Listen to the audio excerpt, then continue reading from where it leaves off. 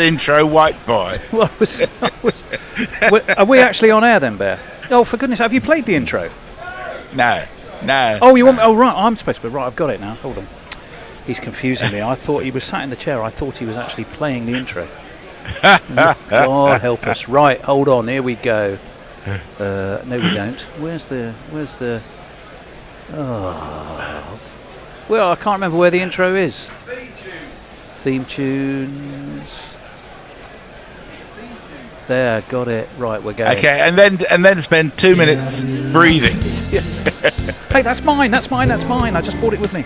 Guinea's after me, coffee and everything.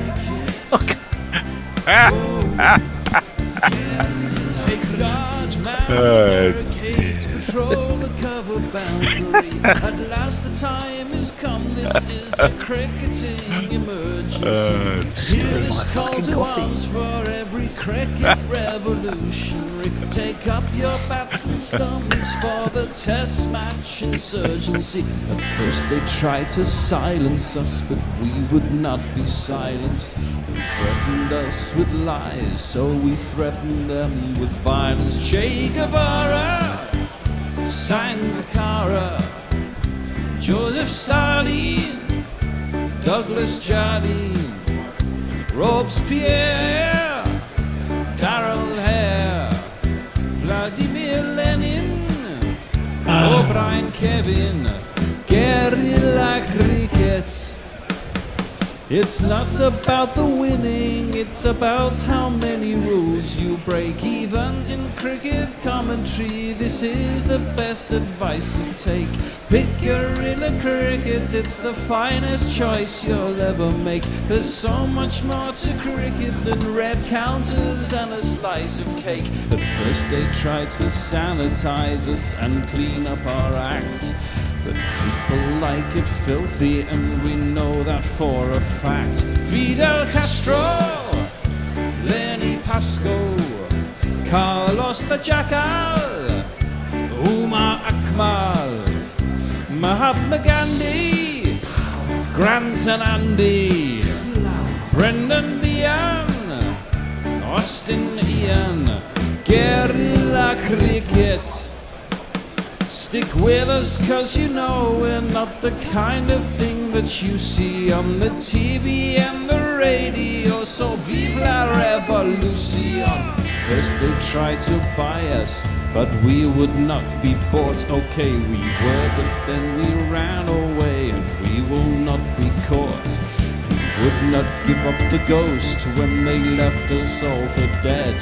They decapitated us, but we just grew another head. Chairman Mao, Jamie Howe, Ho Chi Minh, Asif Din, Václav Havel, Graham Saville, No Surrender, Percy Fender, Che Guevara, Sangakkara, Joseph Stalin, Douglas Jardine, Robespierre, Darrell Hare, Vladimir Lenin, O'Brien Kevin, guerrilla cricket. Well, good morning to welcome to Guerrilla Cricket, Day 2 at Lord's, England. 251 for 4. Joe Root 99. Stokes and his dodgy groin 39. 17 players have been on 99 overnight in tests. All so far have gone on to make 100. Right, who put the speed limiter in the Bazball engine? Our baseball took the day off. It needed a rest between tests. Pope and Root yesterday was the second slowest century partnership of the Bazball era. The other was actually also Joe Root and Folks in Ranchy a year ago, and that cost Folks his place. Just 70 runs in the afternoon session. Ben Stokes' dodgy groin, he was struggling. That could make not an impact not just on these innings, not just on this match, potentially the series. We'll have to be watching that really closely. Right, well, we were hoping that Matron and Nurse Prodworthy would have given an Indo the all clear this morning. But he's not with us, sadly, so hope all is well there. Immediately stepping into his commentary chair, not his hospital bed, is the inimitable Grubby. Hello, Grubs. Hello, Tone. Hello, Messrs. Hello. G'day, Grubby. Messrs looking extremely sharp there in his jacket, where it's about -4 in Perth, apparently. And It was -1.4 this morning. Oh, Lord. Sorry, plus 1.4, Oh, but it Lordy. was still fucking cold. yeah. Well, I was about to say, and a man whose nurse always gives him clearance to come and do cricket. But he's already introduced himself. It's Messi. Hello, Messrs. Hello. My job in the weather cave is easy this week. Hot. Scorchio. You're like the Scorchio, famous indeed. Carolina Hearn, sadly no longer with us. Paula Fish. Yes. Weather scout. And she used to put the little Yeah, stickers the interior. Scorchio. Exterior. Scorchio. Right, well. Scunthorpe. Rain. Yeah, more than likely. Well, Manchester rain. Chaps, more than likely, Joe Root, 99, 17 Yep. before him. They've been on that overnight. Is he going to get there, Grubby? You're a betting man. Yeah. Of course he will. He's fucked. Messrs. I've got previous. Yeah. He's double fucked. Okay. Well, I mean, if he was out for 99, it'd be like having a duck. And Joe Root very, very rarely gets a duck. So there you go. Oh, well, I hope you're right. It's red for Ruth Day at Lord's. So as well as beautiful blue sky, a packed Friday crowd. There's kind of red smoke and a lot of people who've been raising money. It was It's like the Red Arrows, that, wasn't it? well, it was. It used to be Tim Murtaugh's wife, Mrs., who was the chief fundraiser for Andrew Strauss's charity there for his ex-wife. But I think she's passed the mantle on to somebody else now. Messrs, what do you make of Ben Stokes' groin? I'm not suggesting you've examined it up close, but I mean the potential, what you've seen from the from observations yesterday and the potential implications. Well, the thing I do know is never to believe anything that the team tells us about Ben Stokes' state of health. Ben Stokes is a law unto himself. He's always injured. It's just a matter of how injured he is. And I think these things are going to happen from time to time. I actually don't think it's going to stop him from continuing to do what he was doing and bowling, even if it shouldn't be. And then we'll have to see how things are before Old Trafford. Have we had any reports coming out of the camp? Not that I've seen, only we have to hope everything is all right. So this is- interviews from last night is all I've seen. This is pure speculation then, Yes. pretty much. Yeah. Yeah. Now, like you say, Yeah. Messi, he's always got about 12 injuries on the go at any one well, time. we can tell you he's putting his gloves on. He's stood on the boundary edge in front of the bacon, what do they call them? Bacon and Egg Brigade. Bacon and Egg Brigade. He's next to the man on 99, Joe Root, so they're about to take the field. Grubby, a lot of talk. Well, we've chatted about England. We've talked about the breaks being off, the breaks being on. Bazball. That's 70 runs in the afternoon session. There's a couple of things. One, the pitch, sure, but actually, I thought India bowled really, really well. Who'd have thought Prasid Krishna would make bang bang 2 quick breakthroughs in 3 balls? That was Nitish Kumar Reddy, was it not? Him. Yes. But either way, He's not quite Nitish Kumar, but he is Nitish Kumar Reddy. But he was Just ready like at the time. Just to like my take the TV wickets. is not HD, but it is HD ready. That's what he is. He's not quite Nitish Kumar. Anyway, yeah, I know. I mean, well, that first one, he got lucky there because it was a long hop down leg side, and Ben Duckett couldn't believe that he'd feathered it through, and then, yeah, very quickly got Crawley with an absolute beauty. Actually, Crawley's that was was a a superb Jaffa. Yeah. As for all this chat about the B-ball word, which I fucking hate that word, by the way. And people say, "Oh, what's happened to it? It's gone away. It's had the day, all the rest of it." You think it's a 5-day test match. There's time for the pace of the game to increase and come back again, as test matches often do. So, I mean, it's cricket. It was good. It's been interesting cricket. The whole series has been fascinating cricket. Well, so far I'm it has. thoroughly enjoying it. I hope our listeners are, and we're set fair for another wonderful day, hopefully. Well, we're set fair weather-wise, that's for Yep. sure. Quick weather question, although its impact for Messrs. Is the heat creating vaguely slower and more subcontinental pitches in the UK? Lord's was pretty slow yesterday, and I don't see any signs it's going to speed up today as a pitch. So I think there's a fallacy going on here, putting everything in binary terms. Either it's English or it's subcontinental. Can it not be something else? And I think this is an interesting pitch. It's not what I'd regard as a typical subcontinental pitch, and I don't think it's likely to be. I think it's a pitch that's going to be really challenging by day 5. I suspect it'll get a little easier to bat on in the next couple of days, but it's still very slow no matter what's going on. But it could be, to that point, and I take what you're saying there, Messrs, we mustn't be binary in that regard. It is its own pitch, it's got some English traits, it's got possibly, as the game goes on, more subcontinental traits, but it's not 100% one thing or 100% the other. Yeah. The other thing to say is, because England have batted first here and the weather conditions are like they are, and we expect the pitch will deteriorate so we get to day 5, Shoaib Bashir, could be your moment. Indeed. You know, the pressure's going to be on him, isn't it? Yeah, if we get that far. We're leaping way ahead, though. Going to come on to that. Well, the first order of the day is, Shubman Gill, rather like an air traffic controller, marshalling a plane to its stand at an airport. He's waving his arms around, but where he's settled is, I think, 2 slips and a gully. And then we're closed in on J Root. I can't really tell you the rest. Lords is utterly, utterly beautiful looking today. The sky is about as blue as it could be. Free water all day. Apparently lots of queues to get it, but you can go and help yourself to any of the taps, which is as it should be, really. Jasprit Bumrah has ball in hand. He's bowling to Joe Root, former England captain, the man on 99. Please don't become the first statistic. Root gets an outside edge a little bit. He's steered it away past third slip. It's gone all the way to third man, and he has that 100 off the first ball of the morning. He isn't going to be a statistic that we didn't want. What he is going to be is a centurion, and that is a fantastic effort. If I can find milestones, here they are, and he's one of these. 10, 20, 30, 40, 50, 60, 70, 80, 90, 100. Congratulations, sir. You are a centurion. Well. Now, an Indo has joined us, although he looks somewhat frozen. 2 slips, a gully. Bumrah over the wicket, into Root, who leaves. And through it goes to now. Who's behind the stumps? Is it still Juve Jarrell? I think it is. It didn't look like Rishabh Pant to me. Well, it may have been a good thing for India yesterday. That catch that he took was very good.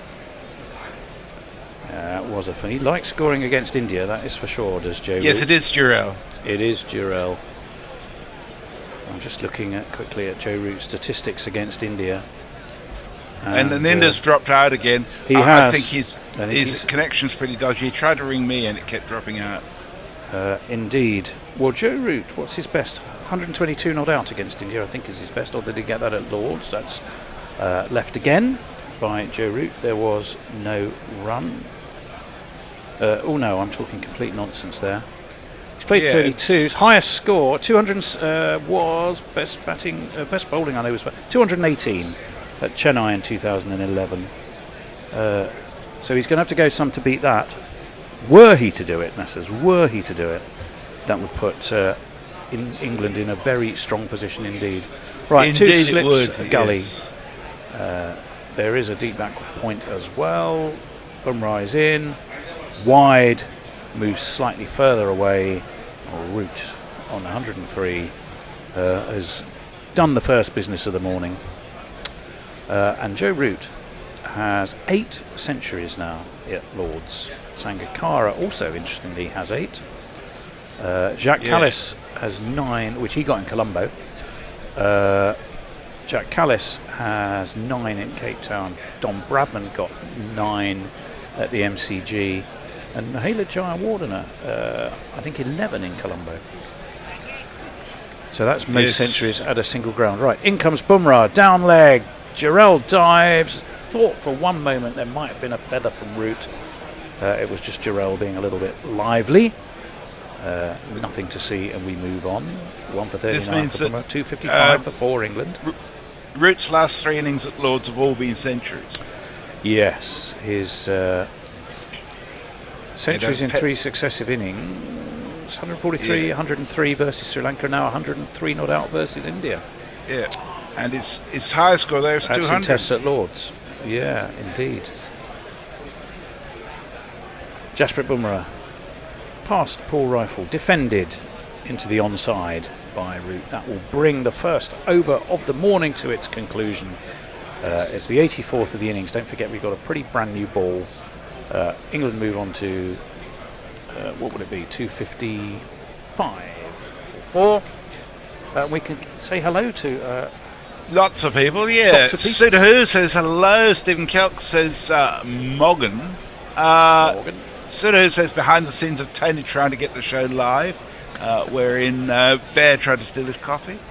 Stephen Kelk has got my life in order, Messi. Today I can follow the cricket. I berated him yesterday for his life choices that stopped him watching the cricket.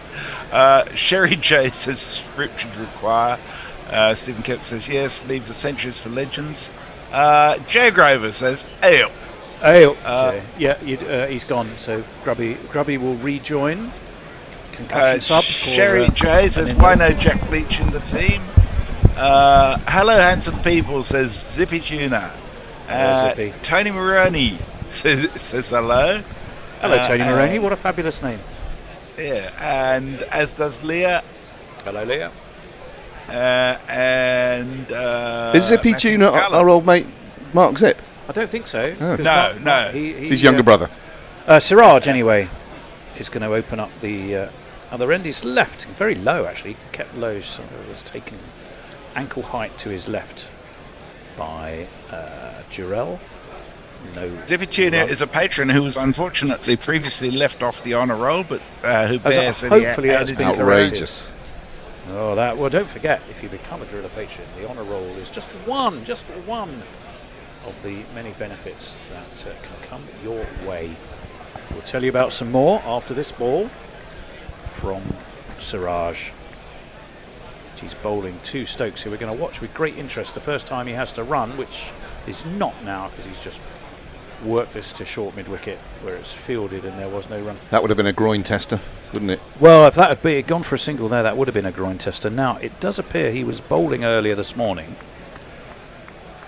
and comparatively free in his movement. The problem for him would be... It's all relative, isn't it? It is all relative. He never moves particularly freely, does he? No, well, it was...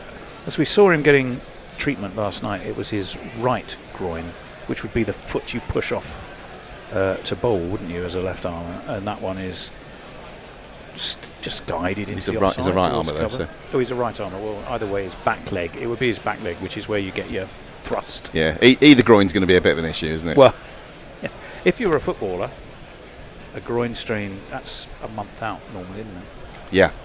If you're Ben Stokes, it's a mere inconvenience. If you're Ben Stokes, bowl me another one. Throw me the ball, I'll bowl you a 12 over spell. 2:55 for 4. Ben Stokes is very much the knight from the fight on the bridge in except he wins. Monty Python, the Holy Grail. It's just a flesh wound. Defended well in front of his off stump by Stokes into the offside. No run. Could be quite a big innings for Stokes as well, actually. Not with his injuries notwithstanding. This, I think, is just about his highest score. I think he got a couple of 30s, didn't he, and a couple of single-figure scores so far in the series. So he's on 39 now. Hasn't been in great form with the bat in the last year, 18 months. Well, no, he absolutely hasn't. Averaging in the 20s, I think, in that period. So it could be a red letter day for him. We get 9 against Zimbabwe, 27. We're going back to December. Didn't play in the Lions game when he could have done. 27. Could have played just New as a batsman Zealand. in that game. 2 and 49 not out. He did get an 80 in New Zealand, and that's well defended again in front of his off stump. Steered towards point. No run. He's chewing furiously. Hopefully he won't get a jaw strain to add to his groin strain. Lockjaw as well to add to his list of ailments. It's just a flesh wound. Don't hear about lockjaw much these days, do you? Well, probably just as well. Was it to do with tetanus, lockjaw? It was. Mm. It was. It Sounds was. awful. I sometimes think when I do a really big yawn, oh God, I was really close to dislocating my jaw at that point. I hope that never happens. That would be horrendous. Anyone dislocated their jaw? Anyone out there dislocated your jaw? I'd love to hear about it. That's not when I woke up this morning thinking, what do I really want to know about today? I know, people dislocating their jaw. That's quite full. Driven into the offside, but fielded. They do take a quick single. And as you rightly say, the throw came in from Jaiswal. Hands are on heads, absolutely everyone. Indian hands are on Indian heads. And that was because I think Grubby's spot on. Not sure Stokes would have made it. He'd given it and up. To be fair, he seemed to be moving freely enough and still could have. That would be ironic. Well, if he has no problem with his groin and still gets himself run out. I don't think Ben Johnson would have made that one. I think what it was, he thought that whatever he'd taken. He thought that Jaiswal had. Yeah, exactly. I think Jaiswal hadn't picked it up, but he had picked it up brilliantly one-handed in the extra cover region. He'd set off for the run already, Stokes. Well, he had. Stokes steers it left-handed, brilliant pick up, and then he had to. It was sort of awkward the way he had to throw it with his right hand. He's gone by a mile. Well, he picked it up with his left. Yeah. Transferred it to his right, and was about probably 8-9 yards from the stumps, pretty much parallel with them when he put in the right-handed throw. Ben Stokes was 2 yards short, probably more. And it was close, actually, the throw. But he's still there, crucially. He's on 40. Joe Root is on 103. And England are 256 for Bumrah, who's operating again. He's going to be from the nursery end. Smashed! Oh, It shot. was a short, it was wide. Smashed backward a point by Ben Stokes all the way for 4 runs. And for some reason, that was the Eiswei Drivier, and then suddenly you've got the Vroomp 6 in there, and it's still in the 4 Jingles cart, and it throws me from time to time. Please send all your condolences to Tony for his production suffering. I've got to say, in the great scheme of life and the various troubles of the world at the moment, it's a comparatively minor one. So I probably shouldn't really complain. Yeah, probably. Bumrah, round the wicket, beats him all ends up. The bed. Back goes the off stump. Stokes won't get to his 50. He is now limping off. But goodness me, what a ball that was. Nipped back into the left-hander from outside his off stump. Back and out the ground went that stump. England are 260 for 5. Stokes has gone. And... well, what sort of... I'm not quite sure what sort of send-off to give him, really, after that. I think just one of these.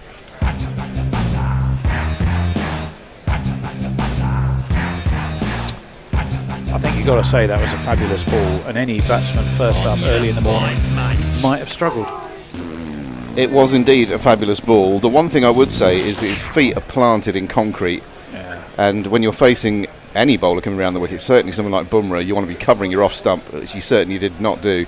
If he got a stride in and covered up with a combination of bat and pad, he might have got away with that, but he didn't move his feet at all. Whether that's got anything to do with the groin strain, don't know.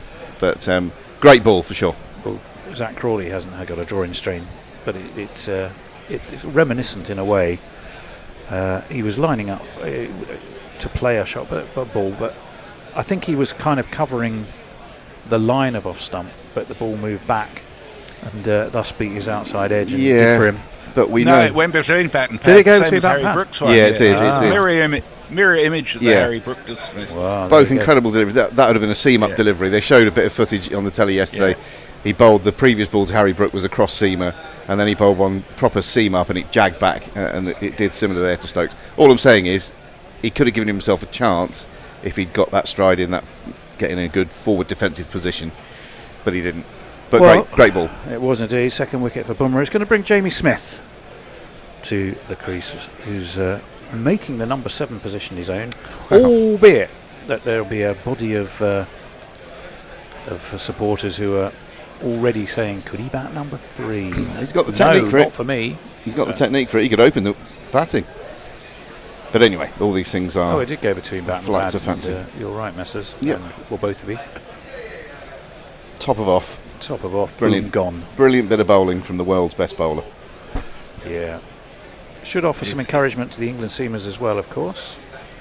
It's very much Bumrah's signature delivery for me, that. Bumrah in, left alone quite carefully by the new man at the crease, Jamie Smith. So he survived his first ball without having to lay bat upon it, and it remains 260 for 5.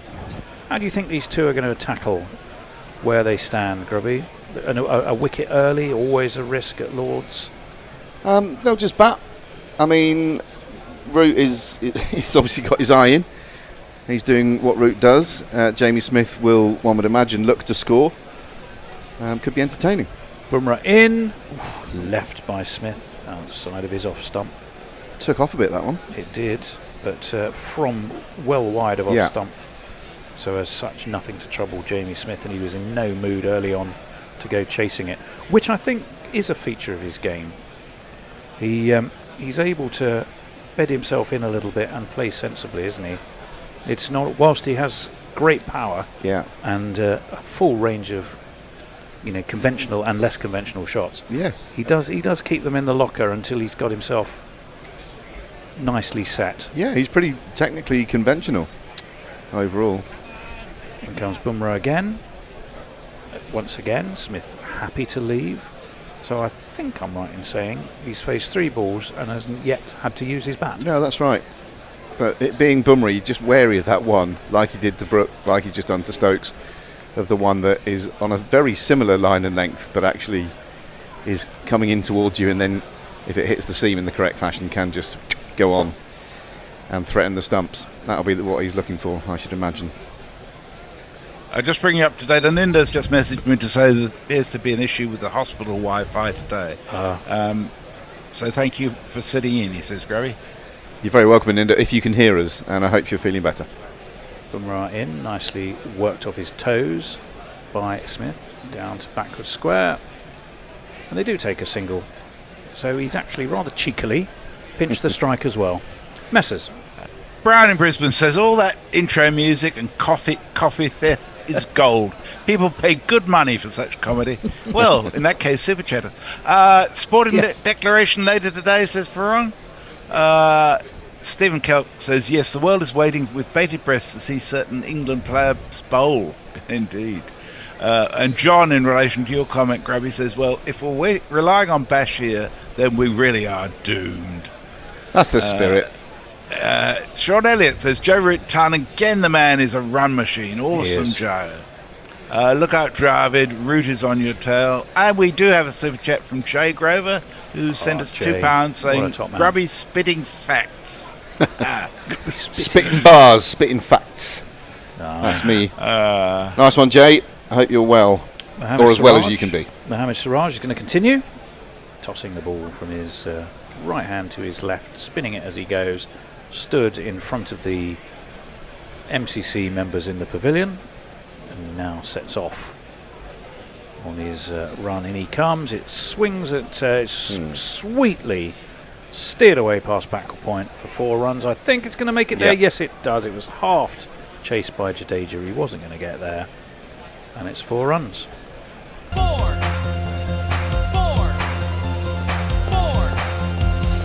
F-O-R. All the England kit today is smart red. Everything is red for Ruth. Poor Andrew Strauss, we were looking at him earlier and saying his head seems to be getting bigger, but his face seems to be getting smaller every time we see him interview. It's some weird kind of sort of odd. What's the picture in the Dorian Gray thing going on? In comes Siraj, left sensibly by Smith. So when he's fully confident of one slightly wider, he's able to sweetly play a drive. Bit too close to his body, he decides, no, going to leave that alone. He's gone to 1,000 runs, Jamie Smith, in Test match cricket. He has. And in next to no time. Of course, that a phenomenal stand. At, wasn't it 70? The one partnership that with Harry Brook made 75% of England's runs in Edgbaston. It was all sorts of records. It was the lowest total that featured a 300-run stand ever in tests. Spitting more fat. Six ducks. Another record, I think. Yeah, that was. Siraj in. That's uppish. It's been dropped at second slip. Now, Siraj puts his... Well, it was odd. I think Jamie Smith tried to pull the bat away from that and didn't succeed. Either that or he was trying to ramp it over slips. But I think it's KL Rahul. Let's have a look. Does he try and get the bat? No, it's a legitimate edge. Wafty. It was shoulder height to KL Rahul. He's possibly standing quite close, possibly, and it certainly came in a lick. It was wafty. It was a shocking drop. You've got to take those in the slips. It was a rotten shot too. That's why I don't think Smith's a number 3 at this stage. Technique-wise, it was Yeah, awful. no, that was a poor shot for sure. I'm just saying he's got the technique overall to play there. But anyway, that's not going to happen in the near future. And the other funny thing here is that Siraj is well pissed off. Well, very. Yeah. Net result is. He wakes up looking pissed off. Well, he's a great character, Siraj. I really like him. Yeah. He's really good for the game. But he has become something of the pantomime villain of this Indian side as far as the England crowds are concerned. Yeah. But he's got a good old smile on oftentimes as well. But he sort of veers between cheeky smirks and utter pissed offness. Oh. And he's in the latter camp at the minute. Joe Root. Well, Joe Root is driving. Well, last night we had the absurd attack of the. Was it Ladybirds? Ladybirds, isn't it? The Yeah. attack of the Ladybirds. We're in Ladywell, watching the attack of the Ladybirds. Brilliant. It was extraordinary. So Root's just picked up a single bug from the pitch, and that interrupted Siraj's run. Now he's saying to Root, "You ready now, love? Are you ready?" Right. Lovely bit of byplay. In comes Siraj. It's full and it's driven. Siraj dives. It's beaten him. It is though fielded at mid-off, and they will only get a single. Yeah, we had the attack of the Ladybirds last night. We also had Spider Cam. I think Root walked away for Spider Cam, didn't he? Spider literally it was probably Siraj again. Was beginning his run up. Spider Cam decided to just go right across the top of Root's eye line. Yeah, well, that's fair enough. Well, no, Yeah, I'm not saying it was wrong. And with the Ladybirds, wasn't there a close-up of Stokes just saying to the umpire, "I'm not playing in this"? Yeah, exactly. Why would she come? The bloody plague. Biblical cricket. It was. Okay, Siraj in. That beats the outside edge of Smith again. It just moved in and then moved away. Smith stood his ground, left his bat, but it could easily have taken another edge. He's got some lovely movement. Lovely movement off the deck in this over, isn't he? Well, that sort of went in the air and off the deck. Well, exactly. It was just starting to move away, and then the pitch just took it that little bit further. It's an absolute peach of a delivery. But Smith crucially survives. England 267 for 5. They're all crucial passages of Pegra, but you feel this one is more crucial than some.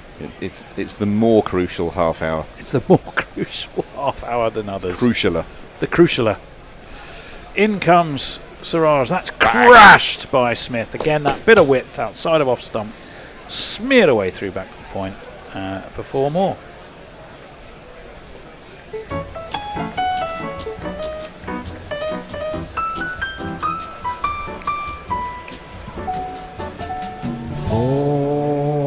Just a little bit shorter as well. Shorter, wider, and that was all Jamie Smith needed to execute that shot.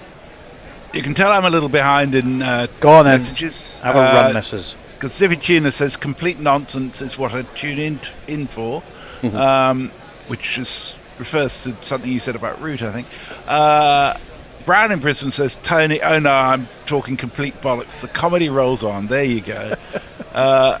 Leah is with us, says, would have been funny if Root had nicked it behind on 99 for the first ball of today. I'm not sure it would have been. Bumrah in. Oh, fucking hell. Smooth Root has gone this time. Bumrah's done the trick. He's pushed back he's ripped out the off stump of Joe Root. Another corking delivery. This Indian attack is quite magnificent. And I'm afraid Joe Root's going to have to go inside edge, middle stump it was, back it went. And England now are 400. It seems an awfully long 350 will be a good score from him. It certainly would. Yeah. Another one bites the dust. I think that is going to be out, Fred. Another one bites the dust. Baby 100. Well, it was a baby 100. He's raising his bat. He's getting a standing ovation. No doubt he's deserved. But, I mean, I've never been at Lord's having just made 100. Oh. Well, I've never played at Lord's having just made 100 in a test match. Got you. But I would imagine it doesn't quite feel the same as if you'd made them all yesterday and got out. Oh, yeah. Getting out the next morning when you've made what? 5 runs this morning, doesn't feel quite the same. Into the long room he goes, takes the left turn towards the home dressing room. He's getting a lovely clap from that beard. He's getting clapped from a beard apparently, which is not really what he wants, but that would add to his disappointment, that's for sure. 271 for 6 is where England are. The first ball of the 88th over did the damage, and it was an absolute jaffa from the world's finest bowler, Jasprit Bumrah. I think he's got 3 wickets, all of them bowled, all of them in very similar fashion. Yes, So out comes Chris Woakes. Absolutely. Well, he likes batting here. He likes bowling here. Yeah, his best 137 not out, that was made here, wasn't it? Against India, am I right? Am I right? Am I right? I don't know. I don't know. Do I need to check my own facts because they've been seen? Well, if they're your facts, Tony. Well, yeah. Except I realise I haven't got my updated notes here. Oh, but no. that's why I stopped earlier. I don't know what's happened. I will tell you, but I'm pretty sure he got his highest score with the bat here. Listen, the game rocks on. The game is another fascinating one, Messers, isn't it? Certainly is. I'm Loving the action. Bumrah, in he comes. And it's a wafty waggle. Bumrah thinks he's got an edge. I don't think KL he's convinced. Rahul thinks he's got an edge. All eyes, from an Indian perspective, are focused on Shubman Gill, who I thought was very cautious yesterday. Didn't get first test or at Edgbaston. He's gone for it. He has gone for it. I think he's managing these quite well. I think he's showing a good degree of maturity, Shubman. He is rapidly acquired. They've still got all 3 available. While he's doing that, a nice message from Kieran Roseblade. He says, "Morning all, can we just take a moment to reflect on how bad the last 13 years of English Test cricket would have been without Joe Root? Not just a generational talent, but maybe an actual messiah." Well, Ashan Raza, well, that's very true, but Ashan Raza, the ball does move away. Woakes doesn't think he's hit it. Woakes is pretty sure he didn't hit it. Well, there but might be a seems feather. to deviate, though, doesn't it? It does seem to on the picture, doesn't it? So we're waiting for the pictures that would actually tell us that. We just saw one view that to the naked eye definitely seemed to suggest the ball went. Here's ultra edge. Oh shit, he's out. It's a big edge. Yep, good call. And a first baller? Yep. It is. First baller, 2 and 2 for Bumrah. And England's plans for the day are in diseffing array. Rapidly turning to bowling. Yes, rapidly turning to Jofra Archer, having to make a spectacular comeback. Well, I give that wicket to Tony, though. He was the one who said Woakes loves to bat at Lords. Well, yeah, quite. We say a lot of things. But, alas, no one was particularly keen. It was half-hearted from Bumrah. There was nothing from Jurel.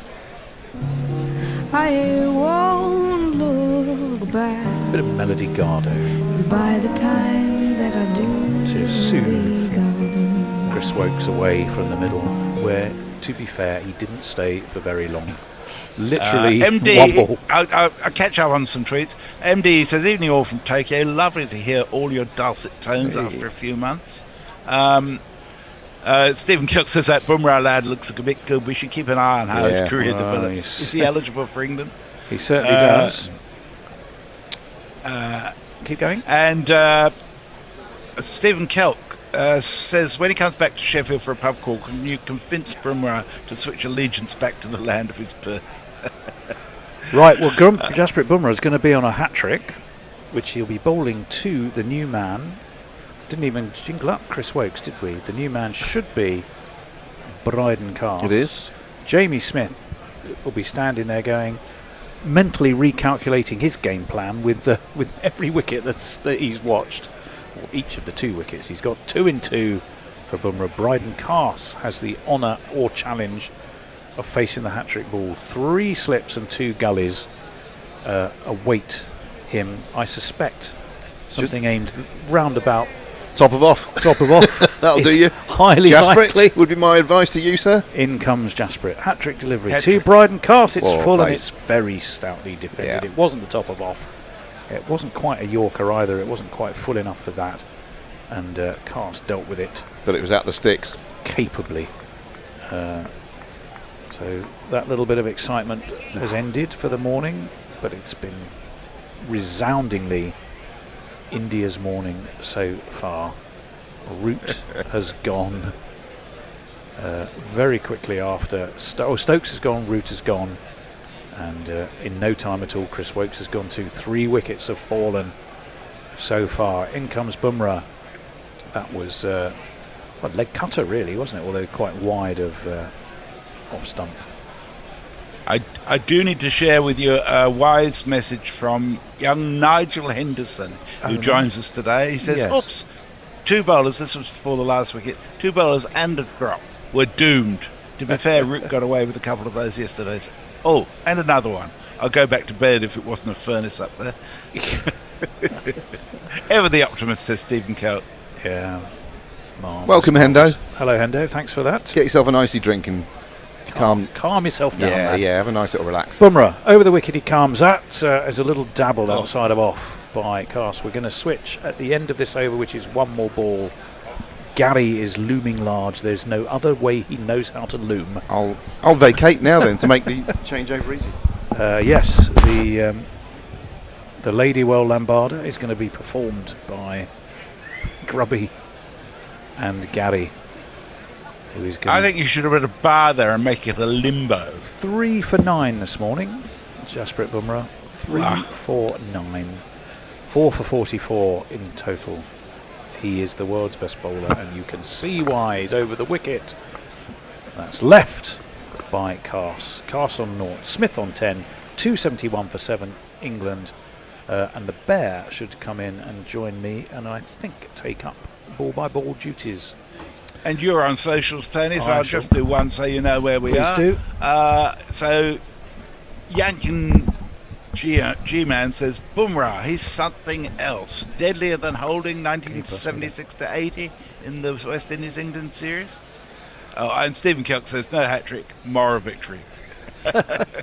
Well, I'm not happy. I'm not happy, and I'll tell you why. This is the 88th over. This over should be bowled last night by Bumrah, who's been out in a hot field for 6 and a bit hours. But because you bowl your overs slowly, you get a new ball the next morning, and a 3 overs. Oh, fuck me. Let me describe that. It's defended by Smith. It was then bounced up, and he's kind of karate kicked away from his stumps. So I thought he was going to kick his stumps down at the same time. Unfortunately, he didn't. But he realised it might drop on his stumps. Yeah, it was a bit Cantona against the racist fan at Crystal Palace. It was a little bit. He didn't actually hit the ball. When he missed the ball, we missed the stumps with everything. So he got away with it. It's quite lucky. Yeah. So just to continue that point, 7 overs were lost yesterday, despite the extra half hour. But that gives you a new ball the next morning to bowl with, fresh bowlers and batsmen who are getting their eyes in. So well played, Jasprit Bumrah, but the rules are at fault here. Yeah, to a degree, that's right. That's down the leg side. Not sure Smith got bat on it or thigh pad, maybe something. It was dropped behind the stumps anyway. Well, is it George Terrell out there, by the way? It is. I don't partly agree with Gary. It is, yes, that's the way the rules work, because England would have done precisely the same thing. Oh, look, it's exploiting the rules. It's not one team or another team. You will give me this. For all of the times that I harp on about this, at least I'm consistent. I say the same about England as I say about anybody else. Yeah, it's very true. No one's arguing with that, Gary. That one's knocked down by Jamie Smith behind square on the offside point. There is no gully. My other bugbear this morning is that I remember reading some years ago that if you're an upper order batsman, you should never be bowled. You should be LBW at worst. And if England's batsmen this morning, particularly Ben Stokes, and to a certain extent Joe Root, but more Ben Stokes, and indeed Harry Brook yesterday, if they get their front foot onto the line of the off stump or beyond, they're LBW at worst, and more likely hit outside the line of the stump. Grubby's in vehement agreement over there on the sofa. That one is defended back to the bowler and there's no run. But as I was saying to you, Gary, the thing is now it's played more hand-eye I agree. than feet to the ball, and consequently more people do get bowled. But this is why you need to work out what the pitch is like, and this pitch actually is a facsimile of the one they played the World Test Championship on, which not quite as lively, but in which similar. Rabada was brilliant and Marco Jansen was also brilliant. So England have had a good idea of what's coming to them, and yet the muscle memory is still like they're playing on a featherbed, where you can stay leg side of the ball and smash it through the offside. Well, yeah, you also have to hand it to Bumrah. That's driven by Smith. Not all of it. Just can't be. I think it's Jai as well, is it? Well, no. It's the skipper. Yeah, mid-off, and there is just a... Oh, did he? Yeah, he took a single. Obviously, I'll finish at this point. You give full credit to Bumrah, but world-class players are allowed to be world-class. And he hasn't had to do that much. He's hit the seam with a new ball on a wicket that's offering a little bit of help, and he's got 3 wickets, has he? Yeah. You know, that's not holding at 1976 at the Oval, because he had nothing to work with. Down the track comes Jamie Smith. Gives it a big heave. No, it's Carr, sorry. Gives it a big heave-ho, misses it. Goes through Drew Durrell, and they're probably going to get 2 byes here. At least I don't think he got any bat on it. We'll see from the umpire. I'm pretty certain it's byes. Yeah, it is. So he remains on 0 for an extra 2 runs. 274. Next target's got to be 300 for England, and anything over that is bonus time. If they could get up to 350, it'd still be good. I was thinking about 400 this morning. I was just thinking, whilst all these wickets were tumbling Tony over there, all my ifs just went out the window in half an hour. Well, I was rather counselling that you needed to be a little bit careful. Well, I did, yes. Yeah, I did agree with you. By the way, there's a we got some fabulous new jingles this morning, I think, from Jeff. I don't know if you... we got them last night. The leg by one. Yeah, we only put one in because one was 24 seconds, and we're not playing that. Well, all right. Have you loaded it? Yes. Okay. And it's exactly there, number 10, leg buys. Got it. No, yes. Yeah, I can see it. Yeah. I was just looking for buys generally, but I don't think we have one of those. No. We don't play... No. You see, Woakes really didn't think he did that either, did he? The last thing I would say to the batters leaving the long room... that one jumps on Smith, but he plays it quite nicely, actually. He's well controlled down into a point and gets a single. This is a spell from Bumrah. You've got to kind of get through this, haven't you? Yeah. I mean, the last thing I would say to batters leaving the long room is don't play outside your silhouette, which is what England have done. They've gone with hands instead of with feet and head. And this is a wicket, and I think we'll see Shubman Gill, and we might see some of the other Indian batsmen much more willing to play inside the silhouette with their eyes over the ball. Because if you've got your eyes over the ball, you've got more chance of covering that movement off the seam. It's not a pitch in which the ball is moving much in the air, but it is doing a bit off the seam. It's moving a bit in the air at times as well. It's quite humid today. That's wide and crashed into the offside. No one out there. Cast gets off the mark with a 4. That's a good shot. He's got first-class tons, hasn't he? 2 of them? Yeah, I think he's got 1.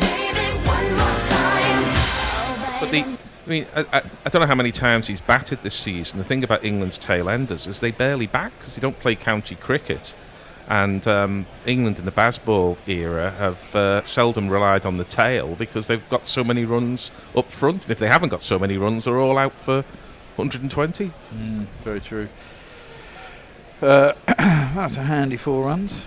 Getting closer to that 300-run mark. 279 for 7 England. Somebody actually said that early yesterday morning, didn't they? Well, I'll hold the thought for a second. Bumrah coming into cast. That's short. He ducks underneath it. Taken by Drew Durrell, and there is no run. Somebody messaged us yesterday morning and said 300 will be a good score. Decent first inning score. Yeah. And I poo-pooed it. We poo-pooed it. Never poo-poo a poo-poo. Well.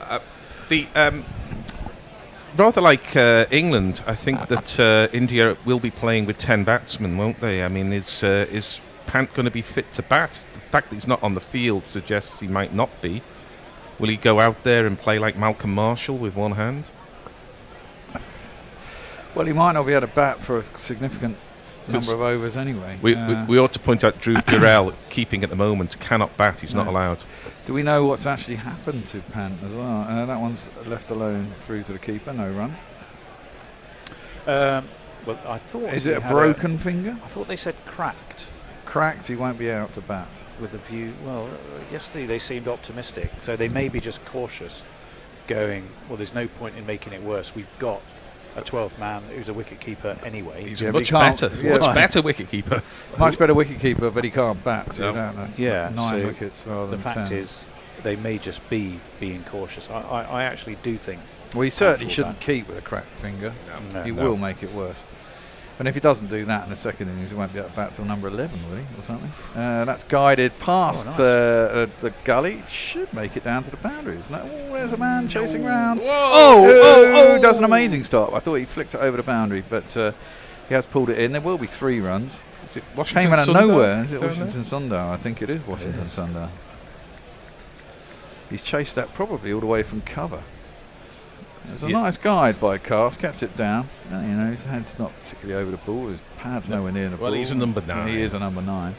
It's a good start. He did kind of flick it back, and it was still travelling towards the boundary, but it did stop. Actually, it wasn't rolling by the time he picked it up. But good bit of fielding, saved a run. Slow greens though, aren't they? At the Lord's outfield. It's going to be quicker than this at the at Port Rush next week for the Open. Yeah. Oh wow, that's an absolute cracker from Bumrah. Somehow it's not taking the wickets, beating the bat, hasn't taken the stumps. It's probably gone over off stump, taken by Jarrell. Went through a hole in the bat, I think, didn't he? Fucking hell, it's a good 282 for 7. Right. Stephen Kelk had said no hat-trick moral victory. Zippy Tuna said England swimming in moral victories. Tim Egan, can you change the banner heading to Lord's Day 2, please? That's the one thing I didn't do yesterday. So yes is the answer, shortly, but not immediately. Jay Solanke, so second new ball will stay hard for the next 15 to 20 overs. Can the tail survive? Well, we'll see.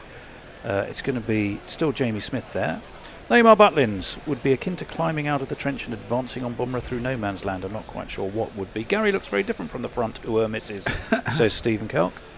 Siraj is continuing, driven by Smith. Again, can't beat the man at mid-off. Was that Cast again? Yeah. God, they look quite similar standing at the crease. The previous delivery from Bumrah was completely unplayable, by the way. Yes. It was just fabulous exhibition of fast bowling, hit a length, and was within a fraction of an inch of hitting the top of off stump, having kicked away off the seam. Can't bowl better than that. Jay Solanke's a bit angry with us. He's saying, why are you blaming the Indian bowlers? Did you not see how many times Root swapped the bowlers midway through? Plus, there was injury from Stokes and Pant. Yes, agree 100% about the injuries. Yeah, and they will take time out of the game. Lovely shot from Smith. God, he hits that hard. He's just forced that basically from the crease off the back foot. Superb timing. It's raced out to the cover boundary and it's 4 runs. Yeah, I'm not having it. I'm not having it with the injuries. They should say with injuries. Of course, if you allow them to do it, well, of course they'll do it. Well, you can't take. Just take them off the field. You can't take Stokes off the field. He's batting. Yeah, you can. No, you can't. You've got Jamie Smith padded up. It doesn't matter. He's the man in the thing. If it's an on-field injury, it can be treated on the field. I don't agree with that at all. There's no other sport that allows that. Everybody else has to get off. Well, not really. In football, it goes on all the fucking time. It doesn't go on for 5 minutes. What are you on about? Of course it does. With concussions, people get it is. concussions. People get concussions is different. Yeah, other people, maybe a leg break or whatever. But they end up lying on the field for sometimes 15 minutes. For concussions, but not for injuries. No, for other injuries too. Not 15 minutes. That one's driven out to cover and there's no run. That will always guarantee that your team, particularly if it's Watford, concedes in about the 98th minute. Yeah, exactly. But I mean, it happens all the time. For all the time how many that's added times on. now do we see, injury time is up? Actually, do time injuries and stoppages, and you see 8, 9, 10 minutes of injury time. It's quite common now, which is fair enough because they do have loads of stoppages in football. And they do actually play the minutes. In cricket, they don't play the minutes. No, that's true. They don't play the minutes. Which is why they should get off. Or you should have the time on the end of the day. So, it's difficult in different countries, isn't it? But here, certainly. I mean, the other thing is in England, you can go on for fucking ever in the height of summer, can't you? That's hauled. It's the only way. Hauled by Smith from well outside his off stump up to mid-on. And there is no run. Leah wants us to play a jingle called Gary's Lament. Oh, no, sorry, not Leah. It's a Mr. Handjob. Gary's Lament. I don't know if it's called Gary's Lament. Gary's Lament. It sounds like something Shelley would have written. Yeah, I'm not sure there is a Gary's Lament. Unless that's a long-haired lover from Liverpool. Is there a lamentable Gary, though? Well... But that wasn't Mog, was it? Gary's Lament. No.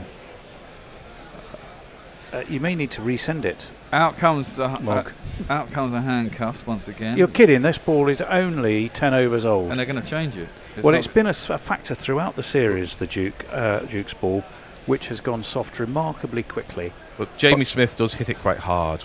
Yeah, come on. All batsmen hit a ball hard. Look, I agree with you. It's only 10 overs old. I agree with you. I completely agree. And as I say, a ball change should take 30 seconds. It doesn't go through the rings. Fourth umpire tosses the designated ball onto the field and they get on with it. none of all this. Which one of this batch of half of a dozen do you want coming out like a group of Russian dolls for them to choose from? Well, we're getting Look, close. here we go. Look, it's ridiculous. We're getting close to that moment where we get to see Jofra bowl again in the Test match. Now he either goes for 60 in 10 overs, or gets a hat full of wickets. Look Choose at the hat this. full of wickets. He's come out with 3 boxes of balls here. Well, Just- while they do that, let me catch up on a couple of messages. Kieran Roseblade is not particularly chuffed with your continuing argument on overs. However, he thinks Eric we should J, have less. Well, Eric J, should have less. on the other hand, is in Camp Gary. So Gary's right to bang on about it. 100% justified. Storm Chaser, 325 isn't a bad score here, if they can get there.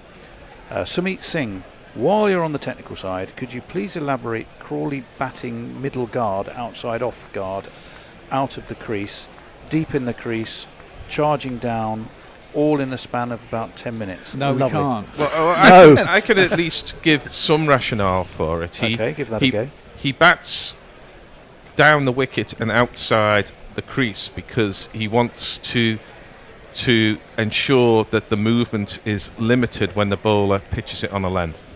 So it's quite commonplace for many batters to bat well outside the crease against a moving and seaming ball. So you might say, well, why did he go back deep in his crease? That was at the time when they put in a short leg. And these days, one of the main obligations of a short leg is if the batsman drops it, just drops the ball down, that they flick the ball back at the stumps. And it's quite hard if you're batting outside your crease and you're on middle and off guard to get back, because you've got to twist the whole way round to get back. So yes, it does look strange, but there is a rationale for it. Stepping outside the crease to cover the moving ball, particularly the seaming ball, and then having to go back once there's a short leg in place. And it's to the credit of the opposition captain that they noticed that and they put the short leg in to stop it. But it's not working. But it's not working for Crawley at the moment. I agree. And no opening batsman spends time continually scoring hundreds. Well, Shubman Gill is really upset about whatever's happened to the change of the ball. Yeah.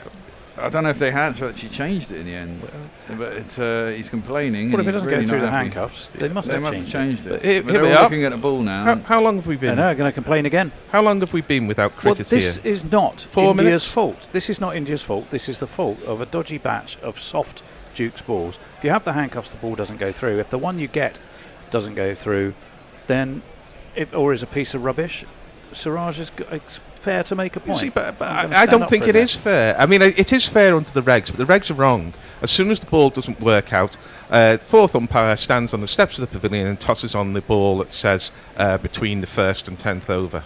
Or you could have intervals of 5. Intervals of 5, intervals of 10. You toss the ball onto the ground. There's none of this arguing over the ball.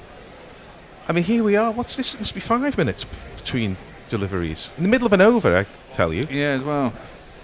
And it's down the leg side and not taken by Drew Jarrell. Scruffy from Jarrell for the first time. Yeah. It was a poor ball. It was a poor ball. He might have got something on it though. But a part of that is about breaking the batsman's concentration. Yes, I agree with that. England have hit 3 or 4 fours in the last 10 minutes. Again, it's not having a pop at India here. Any team would do it because the way sport is, you take every advantage of the regulations. that you can. It is, as I always say, in all sports, it's a transactional game. If it's zero cost, but it's a benefit, you do it. Yeah, absolutely. Especially at the highest level. You're trying to get every advantage you can, aren't you? That's why Neymar rolls down the touchline. Of course. Siraj in, last ball of the over. It's going to be 4 runs. Not sure if it's bat or thigh pad. It is bat. 4 runs to James Smith. England move into the 290s. 291 for 7. It seemed to unsettle Siraj more, but there we go. MD says, only fans for a Grubby and Bear's feet cam. Well, that's an interesting thought. Andrew Kissel, here's a question I think we can all answer in unison. Do you think England will get 500 today? No! Zippy Tuna, an entire regiment totally destroyed by poo-poo. Storm Chaser, Andrew Cassell, it won't surprise me, only Indians know how pesky the tail can be. Well, fair enough. Kieran Roseblade, Eric, to quote Gary himself, Insanity is to do the same thing twice and expect different results. He moaned about it yesterday, nothing happened. He moaned about it today, nothing happened. It is getting worse, though. Eric J, they did the same thing about abolishing slavery. Dear, that's a bit harsh. Kieran says, if it genuinely vexes him, then he should do something about it instead of just moaning to his audience. That's a bit harsh, but okay. He thinks you should be lobbying the ICC. Yeah, exactly. What are we going to actually do? Well, what we can do is that there can be a groundswell of concern about it from fans. Well, there is amongst some, and there are others who, you know, I mean, I'm kind of torn a little bit. That one's played out to point, and there is no run. I mean, it doesn't really bother me how many. I mean, it bothers you, and I get bothered about it because you're talking to me about it. But if I'm honest, when I'm watching a game of cricket, if it's been a fine day's cricket, I'm not actually that worried that they were 7 overs short. Yeah, except for when you have this chat in the morning, it is an obvious reason why that is unfair. But as you say, it's been going on for time immemorial. Certainly for the times I've been watching cricket. That's not live, is it? No. Thank God we used to get 90 in a day. I know. We used to get but they realised there was a tactic which said you get a new ball next morning. Jasper in to nice. Jamie Smith, who creams that through the covers. He's going to beat the man out in mid-wicket. Oh, is he? Yeah. Clips. 4 runs. That's a lovely shot. He does hit it. He's got much more pace across the ground than anyone else, hasn't he? Apart from maybe Stokes when he's in form. I mean, listeners might not like this, but I saw plenty of both of them live. I saw plenty of Jamie Smith live when he was making his way at Surrey. There's a bit of Viv Richards in him.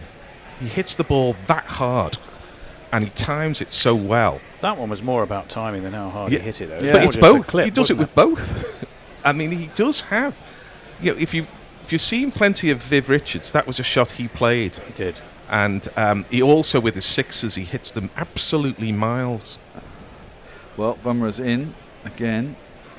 Smith defends that out into the offside cover, and there's no run. I mean, he's not as good a bat as Viv Richards, and he certainly doesn't have the aura which got Richards thousands of runs. Was glorious. Absolutely, he was. I remember seeing him at Old Trafford hitting Bob Willis for 4 after 4 after 4 after a 5-hour rain delay.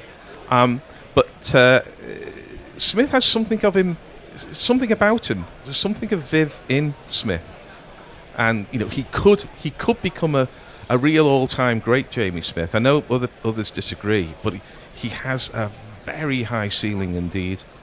He could definitely be England's Gilchrist, couldn't he? That one is punched by Smith out towards point, and it'll just be a single. 297. England move on to 300 coming up soon.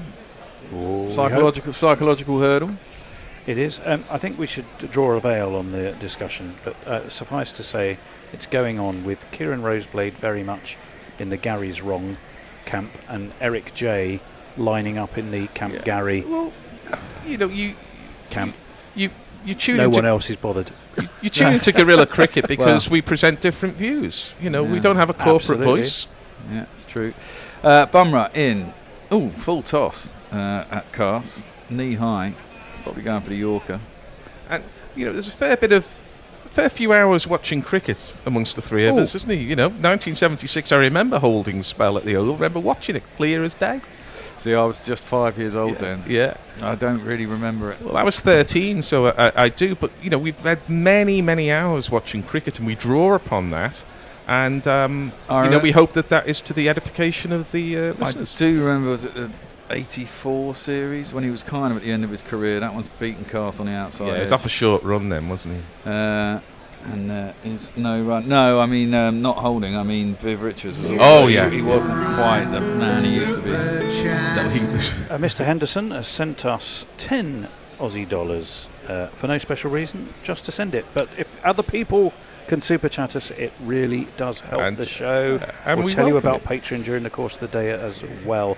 Thank you for your message, Roshan Kassan. You gents, he says, or she, Roshan, he, I think.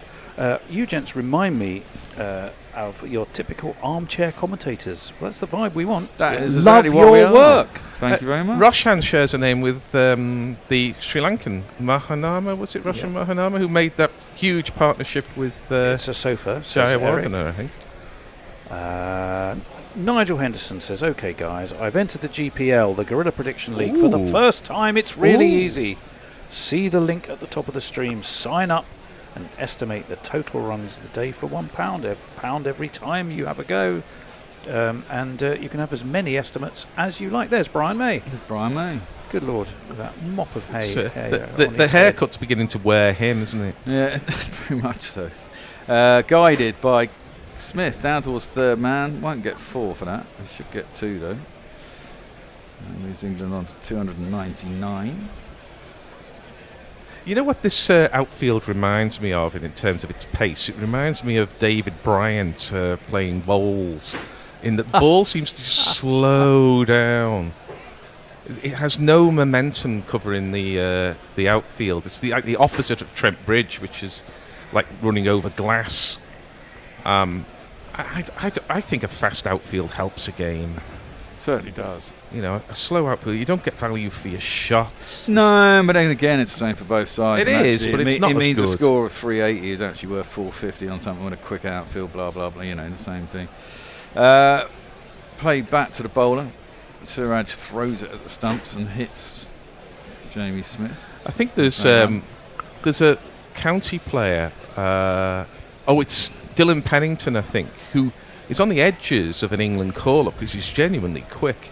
I think he's currently serving a 2-match ban, and I think one of the demerit points was for throwing the ball back at a batter. And I think, from what I heard, and I may be wrong in this, that the batter was completely unmoved by this. It's just what he expected because, you know, he had been out of his crease, but his bat was well back in it. I do think they're a bit quick to punish bowlers because, you know, they want to throw the ball down. They want to keep batsmen in his crease. Yeah. Did nothing wrong there, Siraj, and Jamie Smith took no offence. Yeah, that's onto his hips, and he's clipped that sweetly. Good bit of fielding from mid-wicket, comes around, should get back for 2, and does.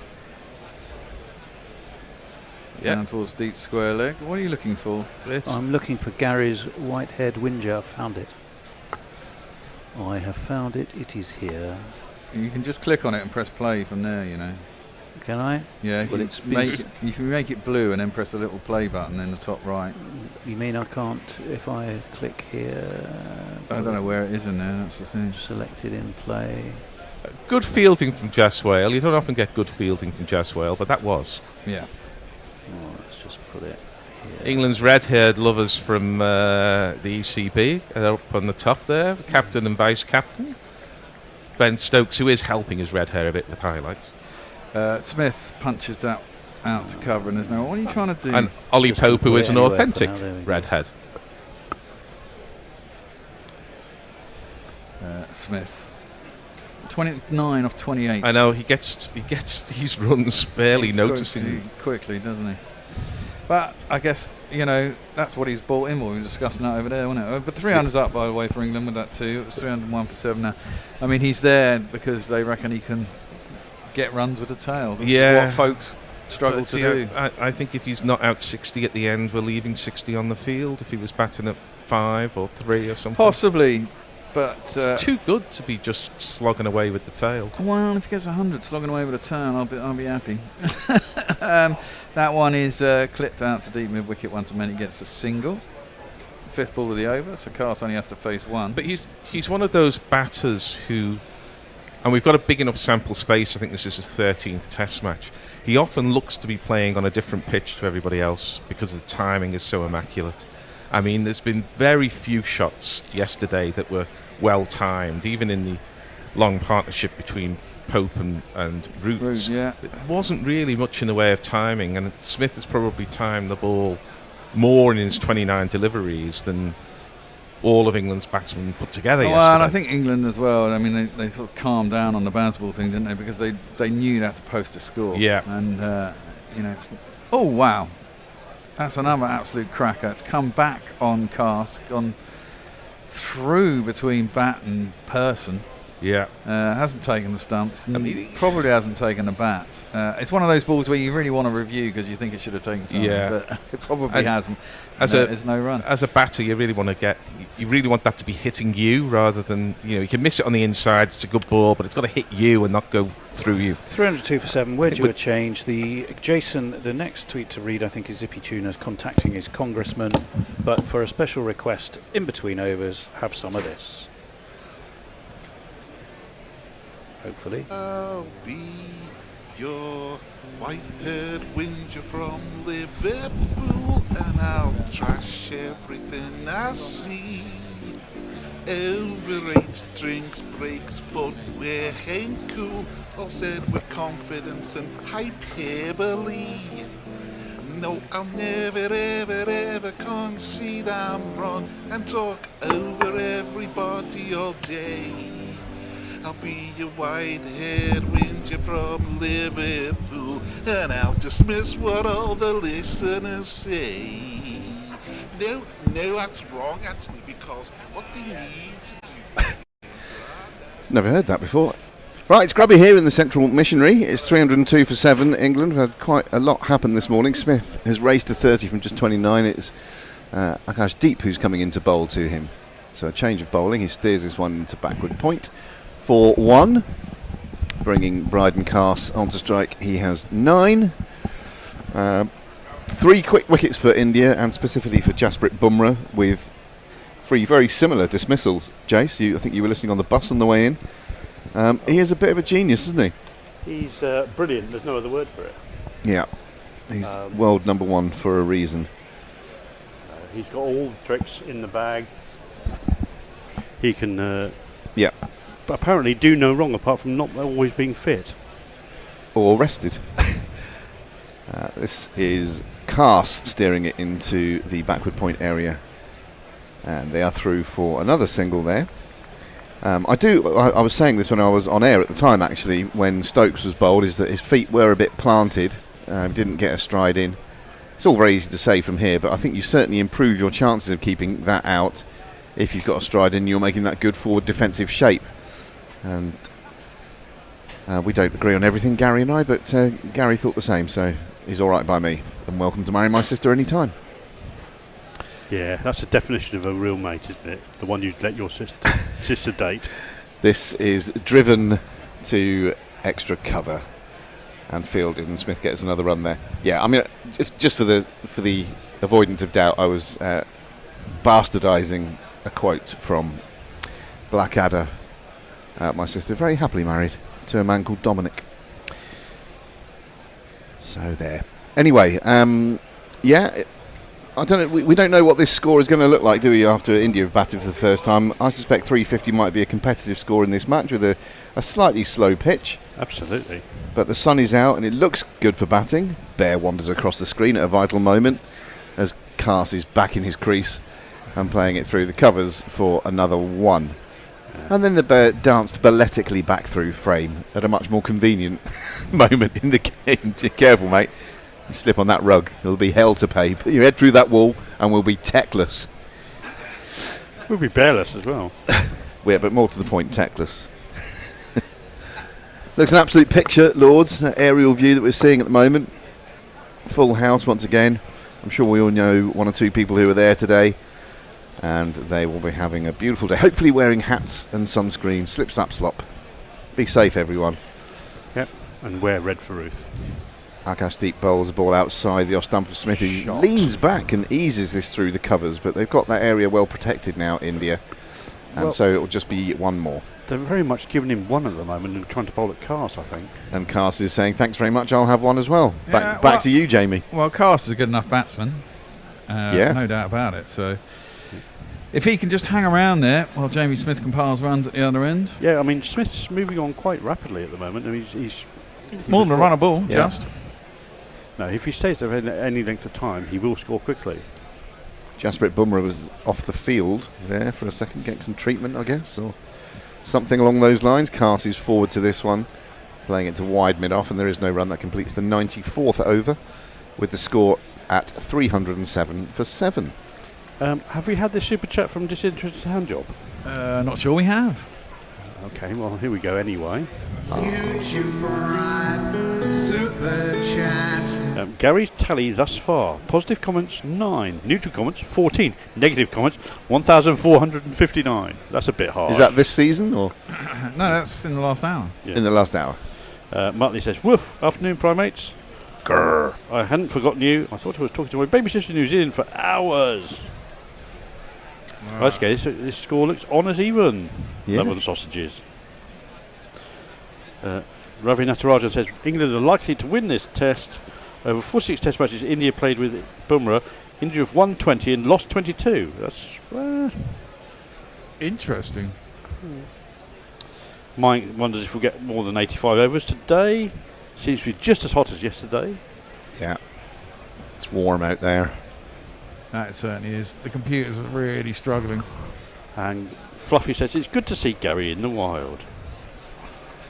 Yes. Wild? I was bloody livid. Yes, Gerald. We're having a break here. Must be a drinks break, I'm guessing. Of course, famously introduced the term of flanger gorillas, which then went on to become a known collective noun. Yeah. On the basis of it, when it was a troop, I think, before. Yeah. Certainly a troop of baboons. Alex says that drinks jingle made my ears bleed. Good. As long as we're providing a service. Absolutely. Muttley corrects my super chat. Says I read that as Gary's made -9 positive comments. Oh, I see. So some negative comments and some that are actively negative. Yeah, some in a some mathematical that are not sense. positive and some that were actively negative. I presume we're on a drinks break. Yeah, we must be. Yeah. Because Bumrah disturbs the bowling pattern, says Sherry J, of other bowlers, entire focus is to accommodate Bumrah as per his convenience. The trouble is when you're that good, everyone else sort of does have to play second fiddle. And that's it's the first time this has happened, isn't it, in this series? Because he tried to play all the tests in India and broke down, in fact, in the last test in Sydney. Yeah. Which if he bowled really well, I seem to remember in the first innings, and they didn't have him for the second innings, they ended up losing. And he just didn't manage, and it was an innings too far. Yeah, and lo and behold, when the game he didn't play, which India won, let's not forget, and both Siraj and Akashdeep bowled really well in that game. And you can see with Siraj that he's the sort of character who relishes being the man. He's number one. He wants to be the main man. You could tell, and he almost stepped it up, whereas when he's bowling the other end, he looks frustrated here. He's had one catch put down. He's been a bit unlucky on a couple of other occasions. He's cutting a slightly more forlorn figure. He's never holding it. He's getting the tag of unlucky bowler this game. But when he was the leader of the attack in the previous game, it seemed to work for him. Anyway, when you play with Bumrah, I'm afraid that is what you have to put up with. Yeah, well, that was a cracking ball that got Stokes. It was, but I'm just saying, if you try to get forward there, he's got a chance. Yeah, I agree. Well, I mean, look, Root got forward and he still got beaten. Yeah, no, of course, there's always a chance. Anytime you get beaten through the gate, then however good the ball is, there's a technical fault there because there's a gap. I'm not saying I'm not taking anything away from the bowler. There've been 3 or 4 extraordinary deliveries that have got his wickets jagging back off the seam. I'd love to know what that conversation was when the ball got changed. Gill was absolutely fuming. Why haven't you got any good 10 overs old balls for me to bowl with, please, umpire? He's still going on about it now. This is live. They're still chuntering away about the ball. I wonder what he can be saying. He's saying that the ball that we had changed because it was out of shape. We were within our rights to have it changed. This ball is no good. Yeah. Is it softer? Is it less shiny? What is it about the ball that he's not happy with? Yeah. He's definitely not happy, by the way. I've never seen Shubman Gill like this. He always seems quite a... Well, he doesn't get the option to choose. Equable character. The umpires choose the ball for him, I think. Could be talking his way into a fine here. Yeah. I mean, this looks really aggressive towards the umpires. The umpire is gesticulating quite animatedly at him, explaining his actions and saying, "You don't have any say anymore. Please go back and bowl." Mm-hmm. So I think that's at least a 10% fine. Still having a go. He snatched that ball from the umpire's hand and is still having a go. This can't be allowed to continue. You've got to say, get on with it. We're reporting you to the match referee. Well, I don't think they need to report you. I think the match referee is going to notice this regardless. Yeah. Anyway, whilst we're waiting for play to continue... How long has this break been, by the way? Nearly 10 minutes now. Yeah. By the way, what's the status on Pant, and how long is Jarrell going to be subbing for him? Don't know. We hear he's got a cracked finger. Is that right, Cracked Ben? finger. Yeah. Well, I would say that's. So he may bat, but he won't keep. Yeah, he certainly won't keep. Could be terminal. Depends how bad the crack is, I guess. If it's bad enough to get him off the field, it's pretty bad because it's painful. He's been off the best part of a day now, hasn't he? Yeah, Was exactly. it the second session yesterday? Yeah, went off? second session, shortly after lunch. Yeah. And presumably that, he might not even be able to bat. I mean, the problem is you can bat with these things, but if you get hit on the hands, Which they will target. yeah, Yeah, inevitably. it's only going to get worse, isn't it? And then you could end up shattering it, and then you'd be out for months or something. So you're probably best off not doing either. He will want to bat though, knowing Well, the sort of character he is. Maybe he'll come out at number 11 if India require him in the second innings, sort of thing. Right. Well, it looks like play might be threatening Yes. to to break out. It's going to be Mohammad Siraj who's going to take up the cudgels after the drinks break, the extended drinks break that was extended to accommodate a further argument about the ball. That's been 10 minutes, pretty much. Yeah, that's ludicrous, isn't it? Two slips quite close together. A nice drive from Smith, who looks in great form. It goes to a deep mid-off, and he's able to get himself another fairly easy single. Play is broken out at Lords. Would you believe it? Shrubman Gill is still gesticulating and venting his ire on his fielders now, I think. This is good for England, to be fair. I think, if Well, they're a bit rattled about something, it's it's not in their control. Well, it depends what they do with that energy. Whether they do a Johnny Bairstow and say, well, if the ball's F you. to be fair, if the ball's got shit, it is going to help England, isn't it? And I would be quite upset as a captain as well if I had a reasonable ball. Well, you're the ones who were pressing for change, at the end of the day. Cast it is now to face up to Siraj, who bowls a shortish delivery. He's up on his toes and defending it to point, and there's no run. I mean, in a way, it's quite interesting to see Shubman Gill expressing himself in that way. Yeah. I didn't have him down as a particularly volatile character. Well, it's only by in comparison with someone like Kohli. Kohli, who's overly bearing his emotions loudly in public. He'd have been going mental now, wouldn't he? Yeah. It's always quite fun to see sports people lose it, isn't it? Yeah. And I'm not saying he totally lost it there, Well, Gill, but he was on the verge. There is competitive and there is ultra competitive. I think this is beyond ultra competitive. And it works for some people. John McEnroe used to use it to wind himself up and play better. Cast steers this one backward of point. One more to the total again. Cast has moved on to 12. Smith has 34. And it's, 309 for 7, I think, now. Kieran Roseplay says, Smith is great with a tail, but he could probably in the side on batting alone. I agree. Oh, yeah. Which paves the way for the greatest wicketkeeper in England, Bairstow. No, wait, folks, no, wait, JB. Forget JB. Forget JB, yeah. I think his time has been and probably gone. Well, yeah, look, I mean, what would you do there? The thing is, if Smith goes up... There's a whole host of wicketkeeper batsmen around the county game now. Yeah. Smith back in his crease and punching this towards mid-off, and that mid-off fielder is fairly deep. So once again, they're able to take a fairly comfortable single. Listen, and we've had this discussion many a time. You'd say there's two spots that are available up for grabs, if you like, for someone who's better, and that would be Crawley and Pope. Now, I could see Smith being a 3, definitely. I'm not sure I can see him opening. No.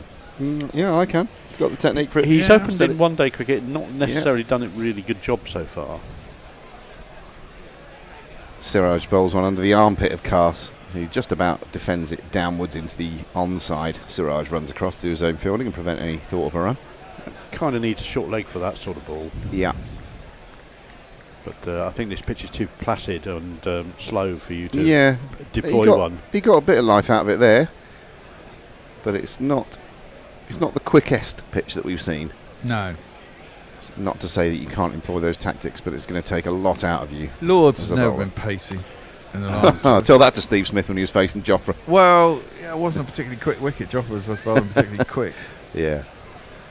And everyone's excited about seeing Jofra bowl probably later today, I would think. Exactly. Not much later today either. A fuller and slower one from Siraj, which is driven backward of points by Cars. He's going to take the strike at the end of that over, which ends with England on 311 for 7. Jace. I don't want to ignite this debate again because you know you debated it endlessly in the previous episode. But Mike says 11 overs in the first hour. We're on track for sub 75 overs today. Yeah, it's shocking. There's a little bit of anti-Tony work from Kieran Roseblade there, saying sometimes he needs to rocket up his arse about something. Kate Eleanor says, hey everyone, so to guess Smith's batting position, we were a 91-year-old father. He's thinking as soon as Smith is moved up high, it could all go horribly wrong. Well, there is that risk that, no, he's much better against an older ball, but you don't know until you try. So many cricket fans are just waiting for the next bad thing to happen so they can have a good old moan up. I know. Right, we're having a change of bowling here. It is this man.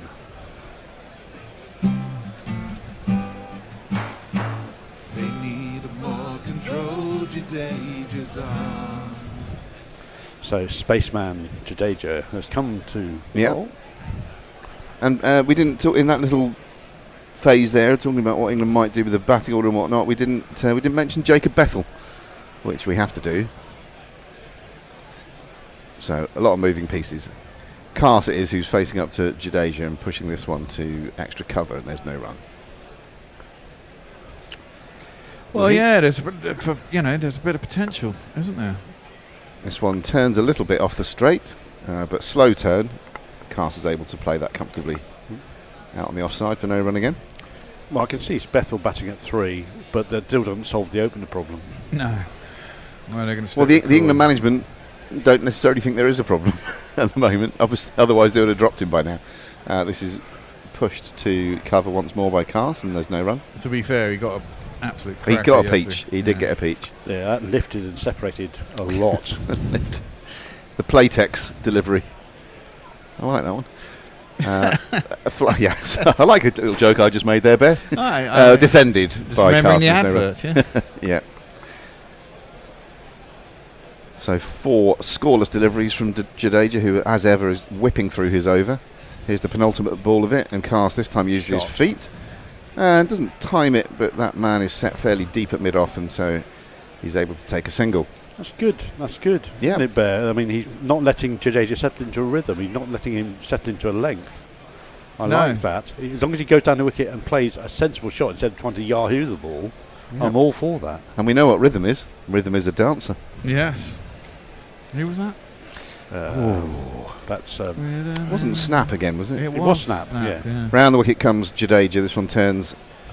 I was going to say sharply, but it was slow turn. Smith bit too short comfortably played it defensively. That finishes that over just one from it. Snap featuring MC Turbo. Sherry says, are they allowed to have drinks during drinks breaks? Do they have an MCC law around it? Permissible lip whilst playing? Well, there's a lot of issues with interruptions, which we've discussed previously. Mayank says, is there any odds for how quickly Archie will break down? I'm going to put a 5 on him having another massive injury by the 60th over in India's innings. I think that's... I just think that's nonsense. Look, he's had a couple of years of bad injuries, and how many other players have had it, and they come back and they play again, you know. This whole idea that he's been broken for life is just bollocks. He does seem to have been cursed, and I'm like most people, I'm really wishing him well for his reappearance. A sharp delivery from Akash Deep starting a new over, and takes Cars on the body. And yeah, so I wish him all the best. But I mean, I was one of those people saying he's never going to play a Test match again in the interim. And until you see it, I'm a massive doubting Thomas. Until you see it, you can't ever say that it's going to happen. But we heard. Did you hear the thing with Aggers on TMS? Not yesterday, where he had talking to Ben Stokes about 3 years ago. Said, "I bet you." Joffa won't play another Test, and he said, "What are you betting?" And he said, "I'll bet you your hat." Right. And so. Cars comes to just a leisurely stride down the wicket here to Deep, who fizzes one past his outside edge. Can't have missed the bat by much. So Aggers is going to be... No, so Aggers went to Stokes at the beginning of this match and said, do you remember that conversation we had 3 years ago? Yeah. Here's my hat. And he thought about it for 3 years and said, you owe me a hat. Very good. To which he then supplied him one with the next day out of the Lord's shop. Good, which he bought with his own money, hopefully. Yep. No, he put it on expenses for BBC, no doubt. I would. I'd imagine the BBC runs a very tight expenses policy. Cast forward in defence. Back down the track, no run. 312 for 7 is the score at the moment. We're in the 97th over.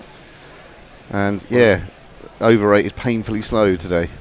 Well, Aggies isn't a fool because he said he'd split the team meal with Ishigua, and then bailed out and left to do the whole bill. Yeah, what? That's cheeky. It is cheeky. He earns enough. What, he did a runner? No, he just didn't do a run. I think he just found that he... Oops. Cast is trying to swing this away on the leg side. Looks a bit ungainly in doing so. Combination of bat and pad, and it balloons out towards square leg. He looks skyward. Weird looking shot. But there's a run to the total. I think it's a leg by, actually. No, I'm sure he got an inside edge. I don't think it's gone on his score, though. No, it didn't. No, he missed it by a mile. Got himself in a weird because he got way too offside of that ball. Yeah. And it thudded into his front pad. He was in no shape to play that shot at all. Of course, Joffrey's going to come out and bat next. Yes. He can give it a big heave-ho, can't he? Yeah. He We've rarely seen it in England colours, to be fair. Mainly in IPL colours it's happened, but... Yeah. There's Gus Atkinson. Yep. Sort of enjoying having a 5-day jolly there, pretty much. Outside the off stump of Smith, and he doesn't time this. It's fielded by the man running in from cover, and there is no run. Yeah, are we looking at England's Ashes attack there, or 2/3 of it? 2/3 of the seam attack, possibly? Could potentially be 100% of it with Stokes. Yeah. And another. Yes, which is liable to be Cast, but... Cast would when fit. Well... The whole point is to get him fit for the Ashes, isn't it? Full delivery by Akash Deep, and it's played to mid-on there by Smith, rather loopily. Didn't time that at all, but once more, another single. A cruise, and it's 314 for 7 at the end of 97. Suter who says, and India is fizzing about the new ball. Sherry J says, Gill looks disrespectful towards the umpires. BCCI immunity. Ooh, that's a bit... conspiracy theory. Indian vlogger says, how can you change the new ball for the old ball? How are we going to justify this? Well, we're just looking at the ball now, and it does... I'd say that's more than 15 overs use on that. Yes. Well, it's had 17, allegedly, now. That's more than that, I'd say. But Situ says, it's not a new ball. No, they have boxes with balls of various ages that they've accumulated over this and the preceding season, I think, which they then pick from. The umpires pick from, and they... Presumably, to be fair, there are less balls that are 10 overs old because they don't really expect to have to change that often at that age. End of first innings, perhaps? Or a final innings chase that only lasts 10 innings. Yeah. Back goes Smith. First ball, Jadeja's over. Plays it to straight mid-on and gets one more. Beautiful. Could they artificially age them in the nets or something? They do artificially age some of them. Sometimes the umpires will pick a ball out. Forward in defence comes Cast, plays it to the man at silly point. There's also a man at a deepish slip position. And then they will wear the ball by bashing it into the ground a few times to what they think is roughly what it was equivalent to the previous ball. I've seen that happen in test matches. Cast forward once more to Jadeja. Fielded again by the man at silly point. Indian vlogger says, before the ball was changed, the ball was doing everything. So, yes, why would you change it then? Well, yeah, it's all a plan to annoy India. That's what it is. Let's go with that. Write that in your vlog. I think it's... this is defended again. Or video that in your vlog if you're a vlogger. But, I mean, that is a valid question. Why are you asking to change the ball? It may be a little bit out of shape, but it's doing all sorts, and you seem to be doing all right with it. Why would you then ask for a ball change, you know? Defended from the crease by Cast. No run once more. I mean, it's such a valid point. Yeah. Jay Shah says, I'm just waiting for... Jay Shah says... This is... Right. Sorry, I've just ruined that. Half driven through point by Cast, who's going to steal the strike again at the end of that over. It is 316 for 7. Farong says, I'm just waiting for Jay Shah to enter the playing field with an alternative ball. What's the odds? Yeah, well... You say John McEnroe, I say Nick Kyrgios, says Sunit Singh. But I think McEnroe's got a better record of getting annoyed and then playing better. Mark Philippousis, any number of tennis players have used arguments with the officials as a method of... Jeff Tarango. But McEnroe was the master of it. Oh, yeah. He would sometimes just create something out of nothing just to wind himself up. That blade of grass is in the wrong place. Yeah. Has everyone seen the Not the 9 o'clock news sketch with Griff Rhys-Jones as John McEnroe comes down for breakfast? Johnny, I got you some orange juice. Mom, is it freshly squeezed? I need freshly squeezed orange juice, Mom. You can imagine how it goes. Yes, I can imagine. Cast facing up to Deep, who bowls him a straight one. It's defending from the crease to the bowler. No run. Can you just imagine the tension and familial issues that were had with a John McEnroe, Patrick McEnroe doubles team? Isn't Patrick a bit less? He's nuts? a bit less, but he's still on that spectrum. Is I think. Although I do remember them saying what was the best doubles team in the world, and he said John McEnroe and anyone. Yeah. He won it later on with Michael Stiek, didn't he? He did. 1990. Who was his regular partner? 1990 or 91, that was. Yeah. McEnroe and Fleming, yeah. Nice looking drive here from Cast, but a bit of a net shot as it's straight to the fielder at mid-off and no run. I mean, Fleming had it great, didn't he? I mean, he won all those titles. Well, same as singles man. Who was it? Pam Shriver. Yes, with Martina Navratilova. Absolutely. Yeah, that is a Jaffa. That's moved half a ball. We're looking at Stokes. So we're looking at Stokes' delivery that he got from Bumrah. But see what we're saying about the feet, Jace. Yeah. Nowhere. It's easy to say, and it's on you very quickly. We know that. But if you're going to take that, if you're going to try and stay leg side of the ball, then you are leaving yourself exposed to the ball that does that. Cast tucks this one backward of square on the leg side and gets himself another one.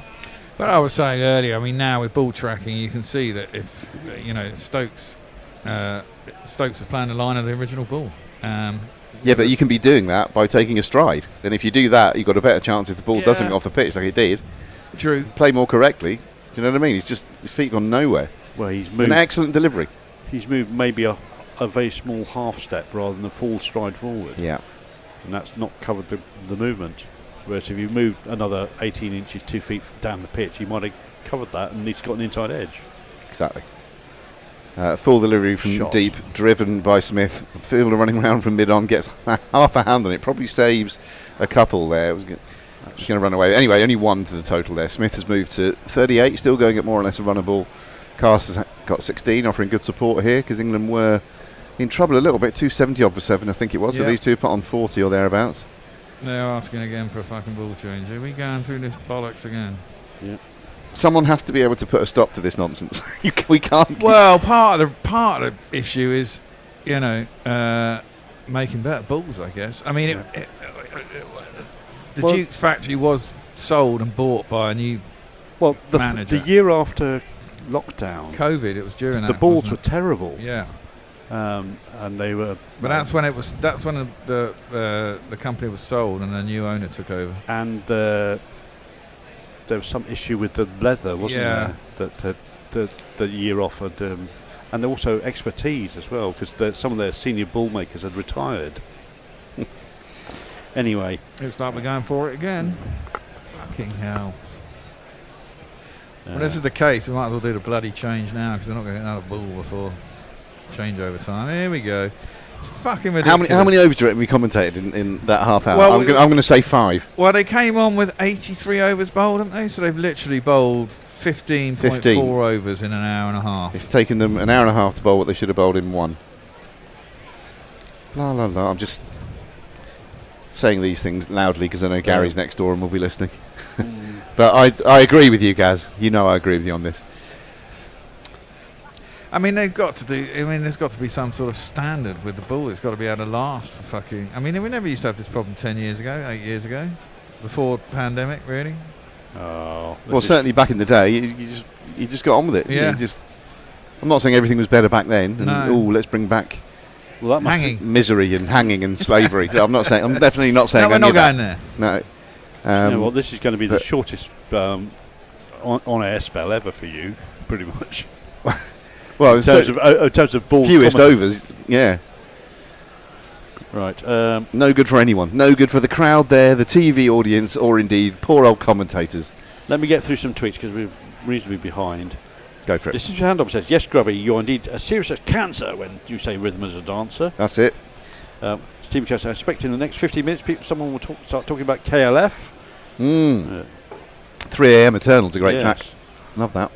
And Doctor in the TARDIS and various other things as well. Well, not so keen on that one. But And burning $1 million on the TV. He did, live. Mike said, I'm just here to roll up the bear about Archer breaking down. Well, you've done that. Well done. Yeah, I don't think he'll break down. Akash Deep is on his way to make a century. Akash Deep is a one-match wonder. Okay. He can always come back again. He bowled very well. Presumably you mean century in terms of runs conceded. His gallon. Now, Shubman Gill seems a lot happier with that ball change. Kieran Roseborough says, Archer to take first ball bounce to the ribs. Out for 2 years. Oh, that's not fair. You're a cruel lot. And Disinterested Handle says, you heard it here first. Jofra to be the permanent new English opener. That ball does look a bit harder, to be fair. It looks a lot better than the one they just changed. But the one they just changed didn't fit through the old handcuff, so No. it's another legitimate change. In Aye. terms of the current rules and regs. Jay Grover sends us a super chat. Jeez. We'll do these last 2 balls and then we'll bugger off. I'll do those. Changeover. Cast faces up to deep. Goes back, fiddles it backward of square on the offside. Can't get a run. The rotor's on Firefox on that computer, I think. Yep. Okay, it is going to be me ball by balling. Messers and Cat, so 2 Can darlings. someone let in Cat on the Tone? Tone leaps into action. Yeah, Tone leaps into action. Yeah. Speedy. So 318 for 7 in this rather cricket-free half hour that we've been covering. Here comes Akash Deep to complete this 99th over. A full delivery driven by Cast to mid-off. Can't get a run there. That completes 99. And as I say, 318 for 7. I'll catch everyone after lunch. Indeed. Whilst we're changing over, Jay Grover sends us £2, saying Smith 3, Pope down to keep. Well, we've discussed that, and that's not the most unlikely scenario. Also, Yihan Ariyatnam says, if England get to 400, have they got this in the test match? It's 19 degrees Celsius in the middle of winter in Western Australia here. I heard it's hot in England right now. Well, it's potentially going to be 31 degrees. Stephen Coates sends $2 to say, leave the bloody ball alone. And with that, welcome Cat. And welcome Messi. Thank you. There's actually another super chat from Pirate Badger. There is. Who's sent us €2. So, for consistency's sake, nationalise the Duke's ball. Yeah, well, that's an interesting solution. Yeah. Considering how much shit is thrown at the Kookaburra, it's ironic to see England suffering so much discussion about the Duke's ball. Anyway, we're going to have a change of bowling. It's going to be Nitesh Reddy, who comes in now. First ball is swinging and driven on the up by Smith. There's nobody at extra cover, so it's relatively safe. And they take a single to the man on the boundary. And Reddy was very dangerous earlier yesterday, but not looking so today. But who knows? It could be just about his moment now in over number 100. Is he going to take some wickets? Yeah, over number 100 when it should be close to 120 based on... Enough about the overrates. I'm my one so point. bored listening to the shit about it. Gary drove me up the wall today. Enough. Yeah. Sorry. Anyway, Cast is... I missed that discussion. I was just going to say, can you redo it for me? No! I didn't mean that at all. I do not want to hear about overrates either. Reddy wide and chased by Cast without much footwork, and that's gone flash to the boundary through point. That's a nice shot with no footwork, but great hand-eye coordination. There's not one more for me. I must have 2 or 3. I need 4. I mean, he kind of almost sat down like he was sitting down to sit on the toilet or something, and that's a very stretched his arms out. Fantastic. Didn't move his feet at all. And Caribbean spanked it sort to the of calypso cricket shot. Great extension to get the bat on the the ball there. But this partnership is now going to be turned into quite sizable nuisance for India, having had England 271 for 7. Now that's taken them 52 runs now from 72 balls, so it's been scored at a decent rate as well. As Reddy steams in, that's on the stumps and driven back to mid-on with some control by Cars. He's been quite selective over the balls he's going to go after at the moment, which is good. He needs to play a decent supporting role to Smith, who has the possibility and the talent to score quickly and bat well with the tail. So for everyone on YouTube, we can see, I think Messi Jez is wearing a jacket, no tie, but you're really getting into the Lord's you've got to wear a jacket when you go to Lord if you want to get into the pavilion. Yes. Well, I haven't worn a tie in 10 they were years, saying you didn't have to wear the jacket yesterday. It was too hot. They still had to wear the tie, though. Yes. Well, it was down to 1.5 degrees here this morning, so jacket required. Tempting outside of stump by Reddy. Cast watches it go past to Drew Jarrell, who's still keeping wicket in the absence of Rishabh Pant, whose crack on his finger for yesterday has not allowed him to resume his keeping duties today. Do we know what he's done to his finger? It isn't broken, is it? We think it's been cracked. We're not sure whether he will be able to resume keeping in this innings, or whether or not he'll be even if he'll be able to bat. I think the finger injury is difficult for keeping. Batting's not so bad, but for keeping, I think it's difficult. I mean, he normally bats at 5. I wouldn't be surprised if he gets to bat at 7. Short, Cast rocks back and tries to fiddle that through point, but the fielder is too good. That's a no run. This is a handy little cameo by Cast, who's showing he's more than just a sort of flat pitch enforcer with the ball. He's got some other talents as well. He's great in the outfield, and he will run for days. But he's also got some talent with the bat. He's got I think 1 or maybe 2 first-class hundreds batting down the order, and he's what Gary would typically call a useful number 8. Ready, swinging on the stumps and flicked through square leg off the inside half of the bat by Cast. Nicks the strike again. That's the end of the over. England are 3-2-4 for 7. Messi, I'm sorry, I don't know where we are in the... It's all right. Kieran Roseblade says, it's the bats, lads. They're crushing the ball with the size of them now. Sort the bats out, and then it will sort the balls. Good point, yes. Kate Eleanor says, I doubt we'll get to 400. Yes, it's 30 degrees plus. Kingdom of Games says Gary is a broken record. Was that a glass of Guinness that Kat was knocking back? No, it's a glass of... It's not Guinness, it's red wine. It's just in a stemless anyway, deep glass. is in now, and that ball is hit into the wide, untenanted areas at mid-wicket by Cast as he advances down. He gets a kind of a top edge, but no distance on the ball, so it plops into the outer areas of field, and they take 2. Of course, it's not the morning or even the early afternoon in Melbourne, in Australia. It is in the evening. It's a Friday night, so having a glass of wine here. And it's presumably nice and cool as a result. Yep, I have a blanket on my knee. Do you have any little friend with you, or are they gone to bed already? No, they are here available for Super Chat. They're asleep though. I'd have to wake them up. Oh, well, let these sleeping dogs lie. Wide and played by Cast with no footwork, trying to repeat his shot from a couple of overs ago where he flashed it through point. Doesn't connect with it this time. It just dribbles out to the point area, and there is no run. So you can also Super Chat if you want to see Dan Libke in his pyjamas.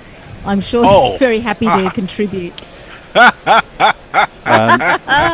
And you'll pay for that one. Yeah, and lastly, unfortunately, I do believe you've got a bookshelf behind you, so you can do a fourth Super Chat and ask to nominate a book.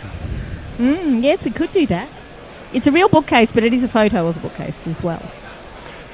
Short and down the leg side and not fielded by Durrell. That's going to go for 4 buys. It's a bit harsh. I might have been wide for the height, but he's gone for 4 nonetheless. I don't think he was capable of stopping that, was he? It wasn't bad keeping, was it? It was just a difficult ball. Well, it died a little bit into the pitch and it swung as well. That's what caused it. I mean, you can see he was on line to get his left hand to it, and then it just swung away from it. Maybe he moved a little bit slowly, and he's not a left-hander, is he, Jarrell? So I guess he's going to his weaker hand, side. But yeah, it moved significantly after it went over the stump, so I'm not surprised he had problems. That's rising again. Played well by Cast. He got on top of that and knocked it into the ground in the offside. You better tell Dan to get ready. Oh no! He's going to regret. We're going to regret this. I hope it's a lot of money, Messi. It's $5 Australian. You might need to. Of course, when Pant has gone, can't keep anymore. We have some relative of Superman who's keeping now, right? Oh, Jarrell. Yes. That's a lovely shot there by Cast. He's just played that nicely past extra cover, all along the floor. Lovely shot, and it just dribbles into the boundary for 4 runs. It's Nissan She. It's Nissan She. Lovely shot. Everything looked right about that. He's played on the up. He's played weight moving nicely into the ball. Timed not necessarily to perfection, but well enough to beat the man. And after that, the Lord's pitch does all the work for him. And middle of the bat, beautiful. Yeah. Deep. Comes back with a good ball. It comes back at him, at Cast. He lets it go past outside the off stump. I believe that's the end of the over. 3-3-4 for 7. So there's a super chat of $5 just says Dan's pajamas have to be worth the super chat. So he's coming now. This could be difficult with my screen on. Here we go. Here's Dan in his pajamas. Look. Oh, and there's a bonus. We get Batman as well. Oh, excellent.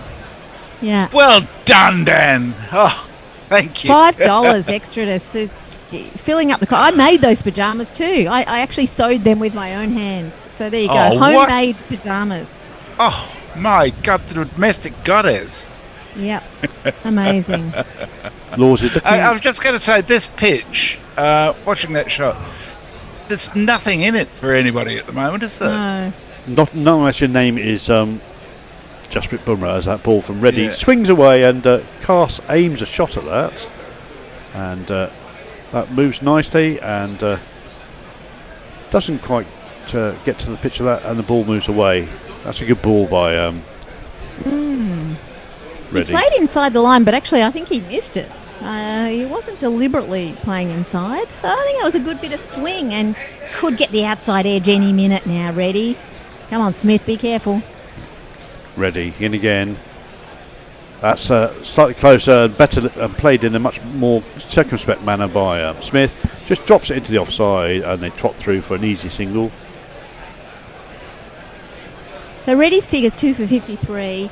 I mean, it's poor old Akash who's he's coming up none for 89, I think, off his overs. So yeah, he's going to get a century soon. He's regressing to the mean after his 10 for in the last game.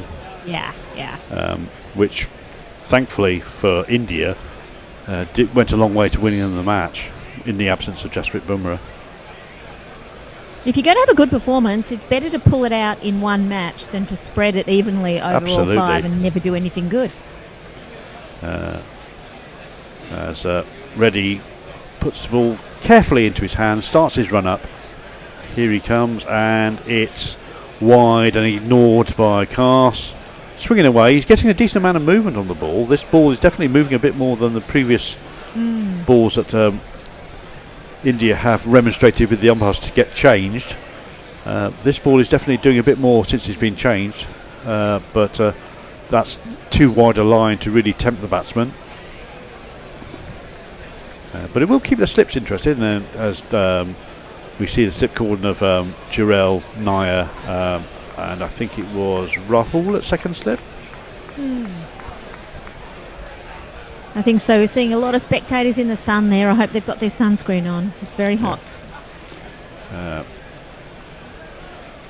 Full and driven, but there's a straight to extra cover where I think it's Jaiswal or Gill fields that. So I've got my glass of wine. What have you got there, chaps? What are you drinking? Cup of tea? I'm actually on the water at the moment. I have I a flask of lime juice or lime cordial, which I've not broken open yet. We're cracking out the dessert from the lolly jar. The lolly jar has mint leaves and musk sticks and milk bottles. So that's our milk dessert. bottles. Yeah, God, we want to know I've what had your a favourite milk lollies do- are. Messy Jez would love that to come through on the socials. I would. Full and advanced by Cast. He drives the ball off the toe of the bat down to mid-off, and they scamper through for a single. Cast moves to 28, Smith's on 40, and England are 3-3-6 for 7 with one ball to go of this over. I haven't had a milk bottle since my kids were little. Really? Milk bottles are good, but you got to get the right brand. Some of them taste like, they're a bit tasteless chalky jelly, sometimes. and some of them are delicious. Some of them can be a bit chalky sometimes. Yes, they don't taste like anything, do they? As we watch people enjoying themselves at Lord's with ice cream, that looks really good right now, I have to say. Someone's gone for the double cone with lots of ice cream. He's obviously making the most of it. A good Yorker, swinging and Yorker, and that's well played by Smith in the end, off the outside half of the bat, through point. They get a single, he nicks a strike. That's the end of the 102nd over. Kingdom of Games says, hello, good day, Cat. Sherry Jays says there have been murmurs in the cricketing corridors that Zach Crawley's rich dad manipulates via his media friends to get him selected. Lately I'm getting convinced with these murmurs.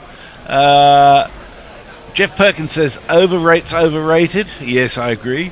The White House says, from a radiographer, a cracked finger is a broken finger. Yes, yes, indeed. Yeah, it's just a question of how bad and how painful. Stephen Kelk says, I assume Cat was drinking cola, so the fact that it is red wine is fantastic. It's the stemless glass that is deceptive, and sometimes I have my cup of coffee in a glass and people think it's wine, unfortunately. Deep, down the leg side, Smith tries to pull the ball, doesn't connect with it, and Jarrell takes a nice tumbling catch down the leg side. He's doing a good job, Jarrell, as a replacement keeper. Yeah, really good. As a man who has previously played as a keeper batsman in the Test side. As we see a man on the boundary. Is that today? That's Bumrah. Jasprit getting ready and warmed up for perhaps a 2-over blast just before lunch. Speaking of lunch, that's the closing time for the GPL. It is. As that is inside edge by Smith onto his pads. And there is no run. It's currently at £56. And you can click on the competitions. Well, at the top of the feed on YouTube, you just click on that, and that's the link to the GPL. And yesterday we had the menu at Lord's read out to us. I don't know if anyone has the menu again. I'll find it might again. Be the same. No, I'm sure it isn't. That goes down the hill from deep. Rap Smith on the pads. Mid-wicket cleans up, and there is no run.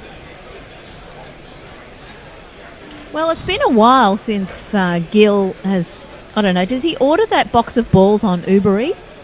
Is that what he does? He just whips out his phone and goes, "Want a new box of balls?" And the Uber Eats guy drags out the balls. It would be Uber Eats though. It would be just plain Uber, because to be delivered in a taxi. Do you think that's a service that Uber should provide? Probably. Anyway, here comes deep again. That's worked into the leg side by Smith off the back foot. They're in between two fielders. They'll take an easy two. In fact, he's walking the last half of that for the second run. Everyone seems to have agreed the two. Even the fielders on the boundary are just lobbing the ball back to Jarrell. Slightly misguided. They're starting to look a by bit Deep. tired, these two batters. I think they are looking forward to probably just some really cold drinks at lunchtime rather than the food. They want a light, refreshing lunch.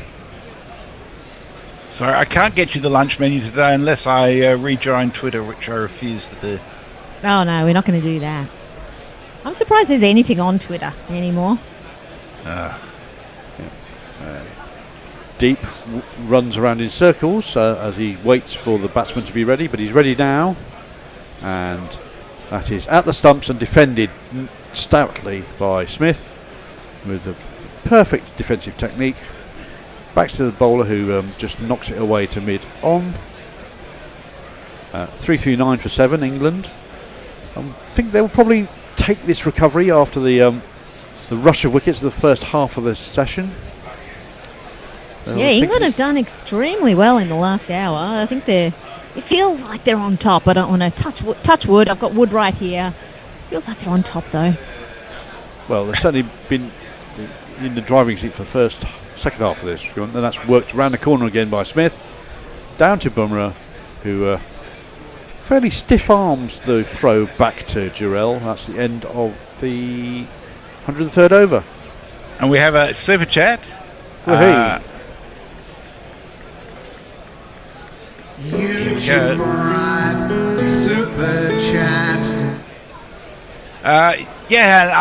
Ariatnam sends us $7.99 Australian.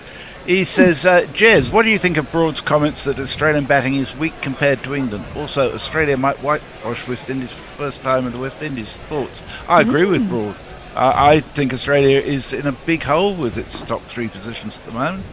As far as whitewash, you can put that down to 4, maybe 5 bowlers who are just amazing. 5 Australian bowlers are in the top 12 ranked test bowlers in the ICC's ranking. And they've got something like 1,200 to 1,400, well, more than that actually, because Lions got nearly 600 now.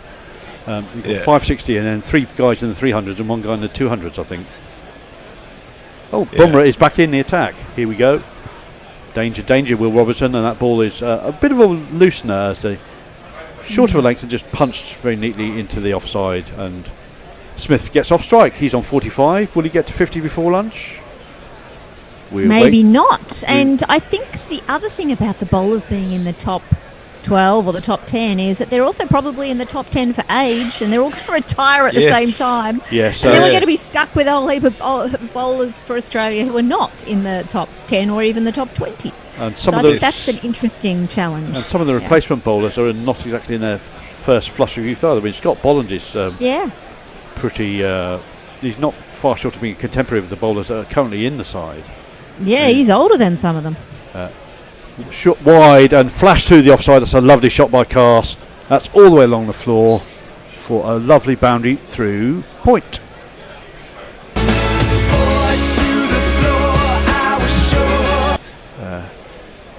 He's not really got warmed up yet, Bumrah. That's very much a kind of hit me ball, and that's been dispatched with ruthless efficiency by Cars. Again, not too much. These batters are certainly well and truly got their eye in. I think they'd probably prefer to keep batting than go to lunch. Not too much of a footwork, but his bat speed was great, and that's better ball. That's defended up to mid-on. They shy at the non-striker stumps, but Smith is back in time, and a lot happening, but no runs result. They're having a little bit of a chat, the two batters. A bit of a laugh and a bit of a chat. Mog says this broadcast is slowly evolving into porn. I don't know what turns you on, Mog. I find that hard to believe. Bumrah off his short run, and that's short and angled down the leg side with the slope. And Cast just ducks underneath it and lets it go through to Jarrell. I think you've got to be careful, Jason, because I'm imagining it's your ball-by-ball description that he's referring to when he refers to porn. I'd say it's certainly not us, is it, Messy Jazz? I mean, the Australian... Well, unless he took offence at your mention of having wood. But oh, touching wood, yeah, maybe. yes. Well, I'm sure that the pawn bot will wake up and make his presence known if that is the case. Anyway, here comes Bumrah again. That's angled in, full and driven through towards cover by Cars. But that's fielded by I think it's Gill at extra cover.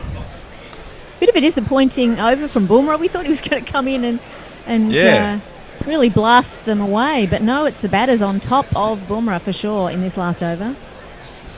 Yeah. I think India will seriously regret asking for that previous ball to be changed. Yeah. I mean, the ball may be harder, it is true, and it swung a bit, but it just meant it's gone across the field quicker. That's defended by Carter, ball that possibly kept a little bit low, and that's the end of the over. There is no run from the last ball. It's 345 for 7. Kingdom of Games asks a self-answering question. Question for Kat. Does she support the Aussie women's team? I'm from England, but in cricket I'm an Aussie. Oh, absolutely. I mean, I sometimes don't support the Aussie men's team. I'm always supporting the Aussie women's team. Yeah. They are absolutely fabulous, and I don't care how ruthlessly they dispatch every other team. Yeah. So, yeah, I'm pretty partisan when it comes to the Australian women. What about you, Messi? Absolutely. Well, I'm partisan in relation to both, but particularly the women. I just think they're so good to watch. I love it. Kingdom Games also says, I really don't see the point supporting England in cricket. We're second best to Australia 9 times out of 10. Football, I'm England all the way. Well, that's a split personality that could do you damage in the end. And Mike says the GPL is going to be tricky considering we're on track for about 72 to 73 overs, including the extra half. Yeah, you've got to factor in the number of overs that are going to be played in today's game for your company. Anyway, here comes ready. That's full and wide, and that's beautifully driven by Smith. All the way along the floor. Threaded the needle between extra cover and mid off. And that's another boundary.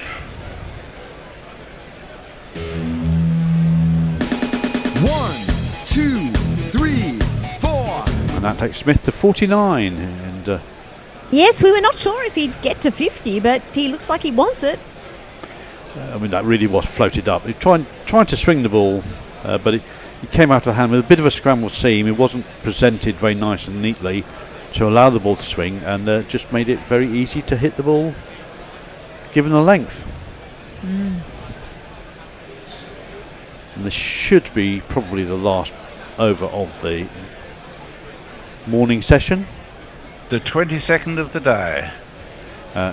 Down, angled down, and that's worked through square leg 2, long leg. That will be Smith's 50. He's taken 52 balls to get to his 50. That's another 50. He's really in prime form at the moment, following up from 184 and 88 in the previous match. Well batted, young man. Milestones.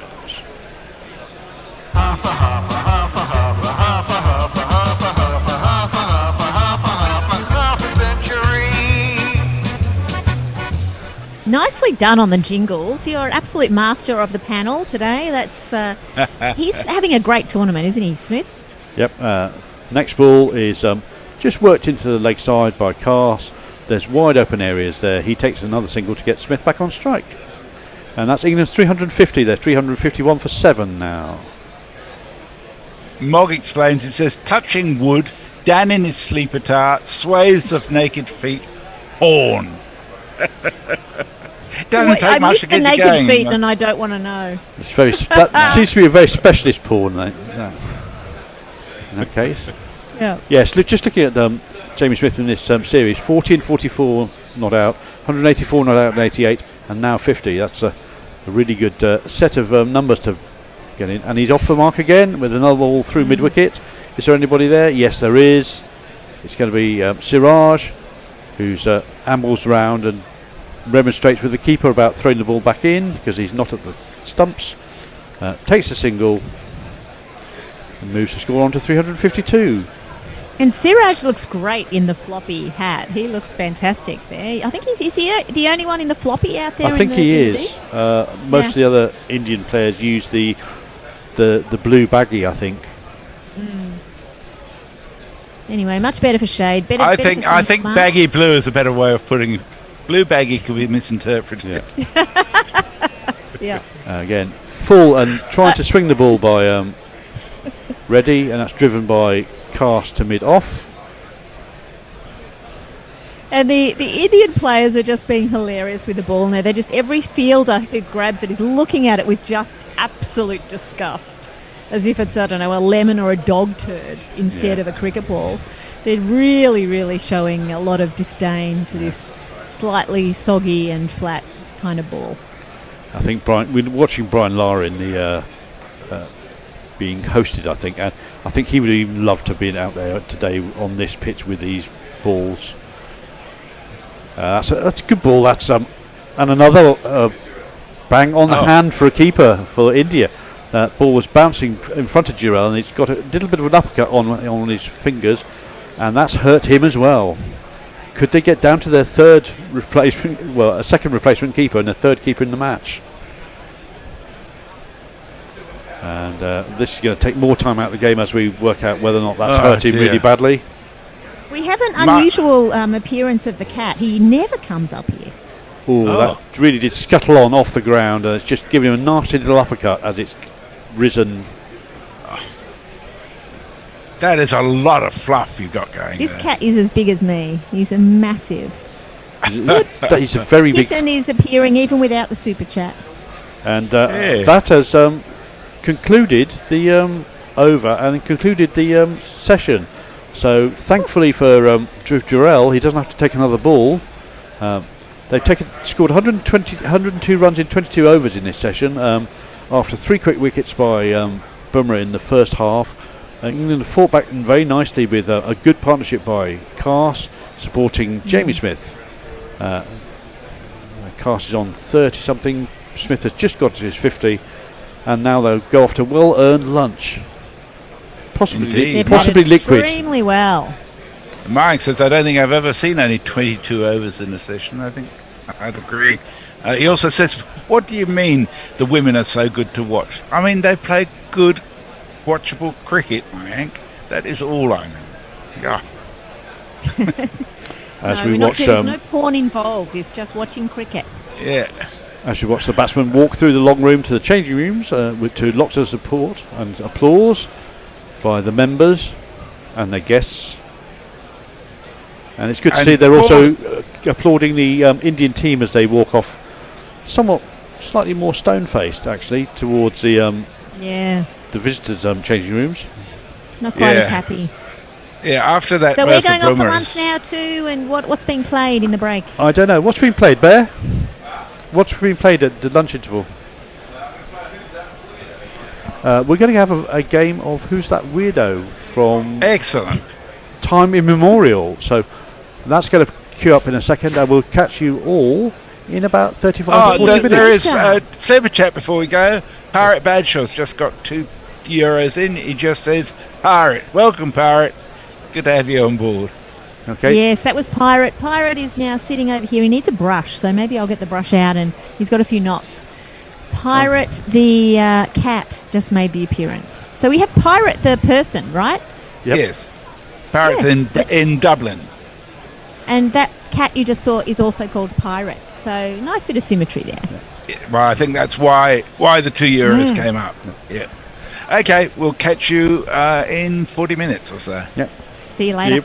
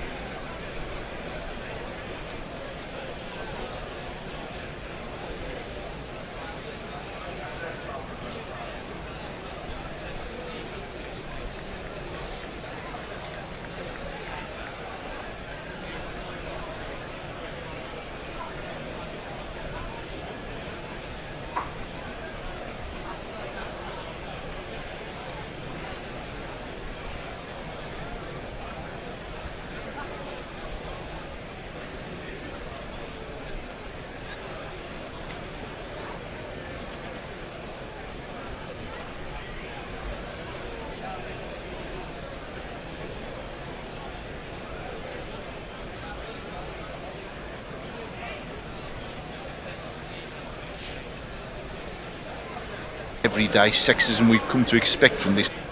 We welcome back, after her dismantling of Grubby 78 in their meeting 2 weeks ago, everyone's favourite county cricket matterer and natterer, it's Annie Chave! Yay! Yay! Tell us a little bit, you've got a new edition out, haven't you? I've got a new edition out, edition number 13, which is unlucky for some, and it's a new look magazine. I've got some youth to design it for me. Bumble. Oh, I've given it away. I was going to say, she's got it out today because she's up against cricket royalty. The man who's probably the most famous voice in the business, the man who's been player, coach, manager, umpire, eventually commentator. Ladies and gentlemen, it's only Bumble himself. Hello, Bumble. Welcome to Gorilla Cricket. Yeah, I should never have done this in the first place. As soon as I knew it was Annie Chave that I'm up against, I know that I'm going to get the silver medal here. It's... Now listen, Bumble. Surely, when you were manager and coach of the England team, you didn't go into the dressing room and say, "Look, we're going to come second here." I need more positivity from you. No, I'm a realist. I know exactly what I'm doing my best, as they always say. Right. You're setting me up for a fall, Bumble. I tell you. Yeah, it's reverse psychology, isn't it? Reverse psychology, is it? How can I compete? When I'll play the game. She is remarkable. She is in so many ways. Anyway, what do you think, Bumble? What's your thoughts on the Test match and what's been going on in Pakistan? I did see that you've been a little bit under the weather, but did you manage to get to see much of the Test? No, I don't have Sky now. Really? Why would that be? Yeah, well, I've been obviously I follow it, and I listen to Aggers a little bit, and Simon Mann, and it's quite remarkable. And the latest stuff that's come out from our captain, he said he might even declare before they've had a bat. He might. I'm a bit worried that the fog is going to be so bad that he'll declare and no one will know. We were up there. I've been to Multan, and I know that it can get foggy, and so they will lose some time. Yeah, in the mornings and the evenings, it looks like the first hour is going to be a bit tricky, doesn't it? Oh well, that's good. Maybe I can stay in bed. Yeah, stay in bed a little bit longer. That would that'd be fine, wouldn't it? Yeah. What do you make, Bumble, of Joe Root batting left-handed? I mean, that's stealing your thunder a little bit, isn't it? Well, he's quite good at that. This morning, I've seen Jimmy Anderson bowling left-handed. Really? Yeah, Jimmy Anderson has bowled very acceptable left-arm spin this morning. Wow. Do you think he's been taught by Jofra Archer? Because I remember seeing Jofra Archer was doing a bit of left-arm spin a couple of years ago as well. He might be less injury-prone if he bowled that as well. The way I think that Jimmy has sort of kicked it on to Jofra. Right. Oh, really? Okay. So Jimmy was he was the man who came up with the left-arm spin, and he's coaching Jofra in the subtle arts. You were a left-arm spinner, weren't you? So I mean, you might have some input there. Yeah, and I perfected that. You know how they call them the shooter and the zooter and the this and the that. I had the gazonner. Gazonner? The gazonner, it's the one that goes on and doesn't spin. Oh, yes, the gazonner with the arm, that one. That's the one. That's the only ball. I didn't bowl anything else, just the gazonner. Not the gazunder, which is something else. Goes underneath. Arrows under the pitch. I don't think you can go under the stumps. Anyway, moving on, I should sort of introduce the other member of the team that's here today, and that is, of course, Tony Bishop. Hello. He's alongside me. He's going to be giving us all sorts of info. He's the Osmond to my Armstrong. He's the yin to my yang, and he's my driver to the studio. Not as and here he is. Or as interesting. Anyway, and he's not as interesting as any of them. Anyway, I will give everyone out there a quick read through of the rules, because I forget them halfway through anyway, so don't worry about it. If you get things wrong, we'll just laugh about it, and no one will be any the better. We'll claim that it was meant. Basically, contestants toss to start with and can elect a battlefield. Then the host, that's me, gives contestant A name and a nationality, and contestant A has to decide whether they are a live cricketer, a dead cricketer, or not a cricketer at all, in which case they have to say, who's that weirdo? They get it right, and it is a live or dead cricketer. Contestant A then has to guess their current age or age at death for a bonus point, which they get if they are within 3 years. If they get it on the nose, they get 4 bonus points. If contestant A is wrong, the question is passed over to their opponent, who goes through the same process. If it is a weirdo, i.e. not a cricketer, age is not required, but you can take a wild guess at the source of their notoriety. It could be a musician, a poet, a businessman, businesswoman, weird record breaker. comedian, politician, etc., etc. So I'm going to toss, and I'm going to let our special guest of the day, Bumble, shout. I'm going to throw it up into the studio air. I'm going to drop it completely, and you can say your tails. Heads. It's tails, would you believe? Honestly. So, Annie. Always go tails, Bumble. Come on. Yeah, I should have done, shouldn't he? I always take heads. I always called heads when I was captain. Yeah. Well, there you go. It's tails. So, Annie, you can just choose whether to bat or bowl. I'm going to go bowl. You're going to bowl. So the first named person is going to go to you, Bumble. Are you ready? Are you steeled for it? I'm ready. Yeah. It's like Jeff Thompson just coming up and going wang. Terry Burrows, England. Live cricketer, dead cricketer, or who's that weirdo? Terry Burrows. Terry Burrows. Who's that weirdo? You know him, don't you? You're absolutely right. You've got points already. Oh, damn it. Oh, no. Clever for us. Is Bumble. And you can have another guess for a bonus point. What does he do, Terry Burrows? Was he No, I'm going to say a crown green bowler. Oh, it's a good guess. But I'm not going to give you an extra point because it's not. He's actually the fastest window cleaner at the National Championships in Blackpool in 2009. Tell us a little bit more, Tony, about Terry Burrows. Well, yes, I've been at great pains to make a few notes about him. He is, as you rightly say, the fastest window cleaner that he won in Blackpool in 2009. Held in Blackpool, of course, to commemorate the 80th anniversary of George Formby's When I'm Cleaning Windows. It takes Terry, known as Terry Turbo Burrows, less than 10 seconds to clean more than 6,000 square inches of glass. Wow. He's a martial arts specialist. He's in the Guinness Book of Records. He's also been a karate specialist and a boxer, which he attributes his speed to. He's been on a show with Usain Bolt, where he once said a couple of years ago on a television show, I met the fastest man and I'm the fastest hands. We could rob a bank together. Hey. Interesting thought. He's still going strong. He's 66 years old. He's from Romford. You can check out his website, which is www.fastestwindowcleaner.com. And he issues you a challenge. Can you beat me? Come and have a go if you're squeegee enough. Does he do it well, though? I mean, I could clean a window that quickly. Could you? Well, surely anyone could. I think we're couldn't going they? to But just wipe across it. Coordination, due to his martial arts skills, is what he attributes his speed to. Well, there you go. Bumble is in the lead. He's 2-0 up. We move to Annie for the second name. Now, this is an interesting one. Oh, sorry. Go on. Go on, Bumble. If he's from Blackpool, I know Blackpool, you need to be a boxer and a karate expert. Yeah, well, I mean, they don't tell you that when they go there on Strictly, do they? They make out it's a really lovely place. But well, it is marvellous for everybody that lives in Blackpool. Absolutely. He says, yes, disappearing off the edge of the tree. But he won it in Blackpool. But there you go. So he's an Essex lad. He's obviously going to be a bit violent. Okay, Annie, moving on. Your first name today is Hendrik Witbooi of Namibia. Is he a live cricketer, a dead cricketer, or who's that weirdo? Hendrik Witbooi of Namibia.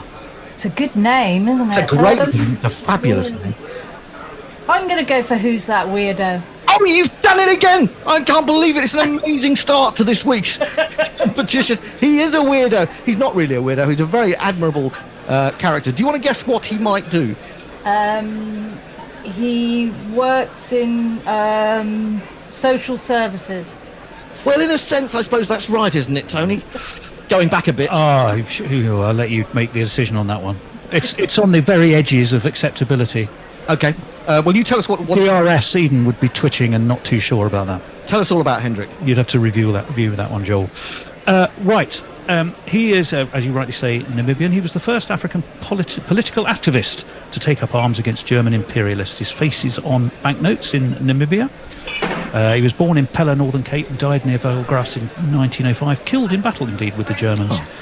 He was the chief of the Khoisan people, a sub-tribe of the Khoisan, and he led the people, the Nama people, during the revolts against German colonial rule.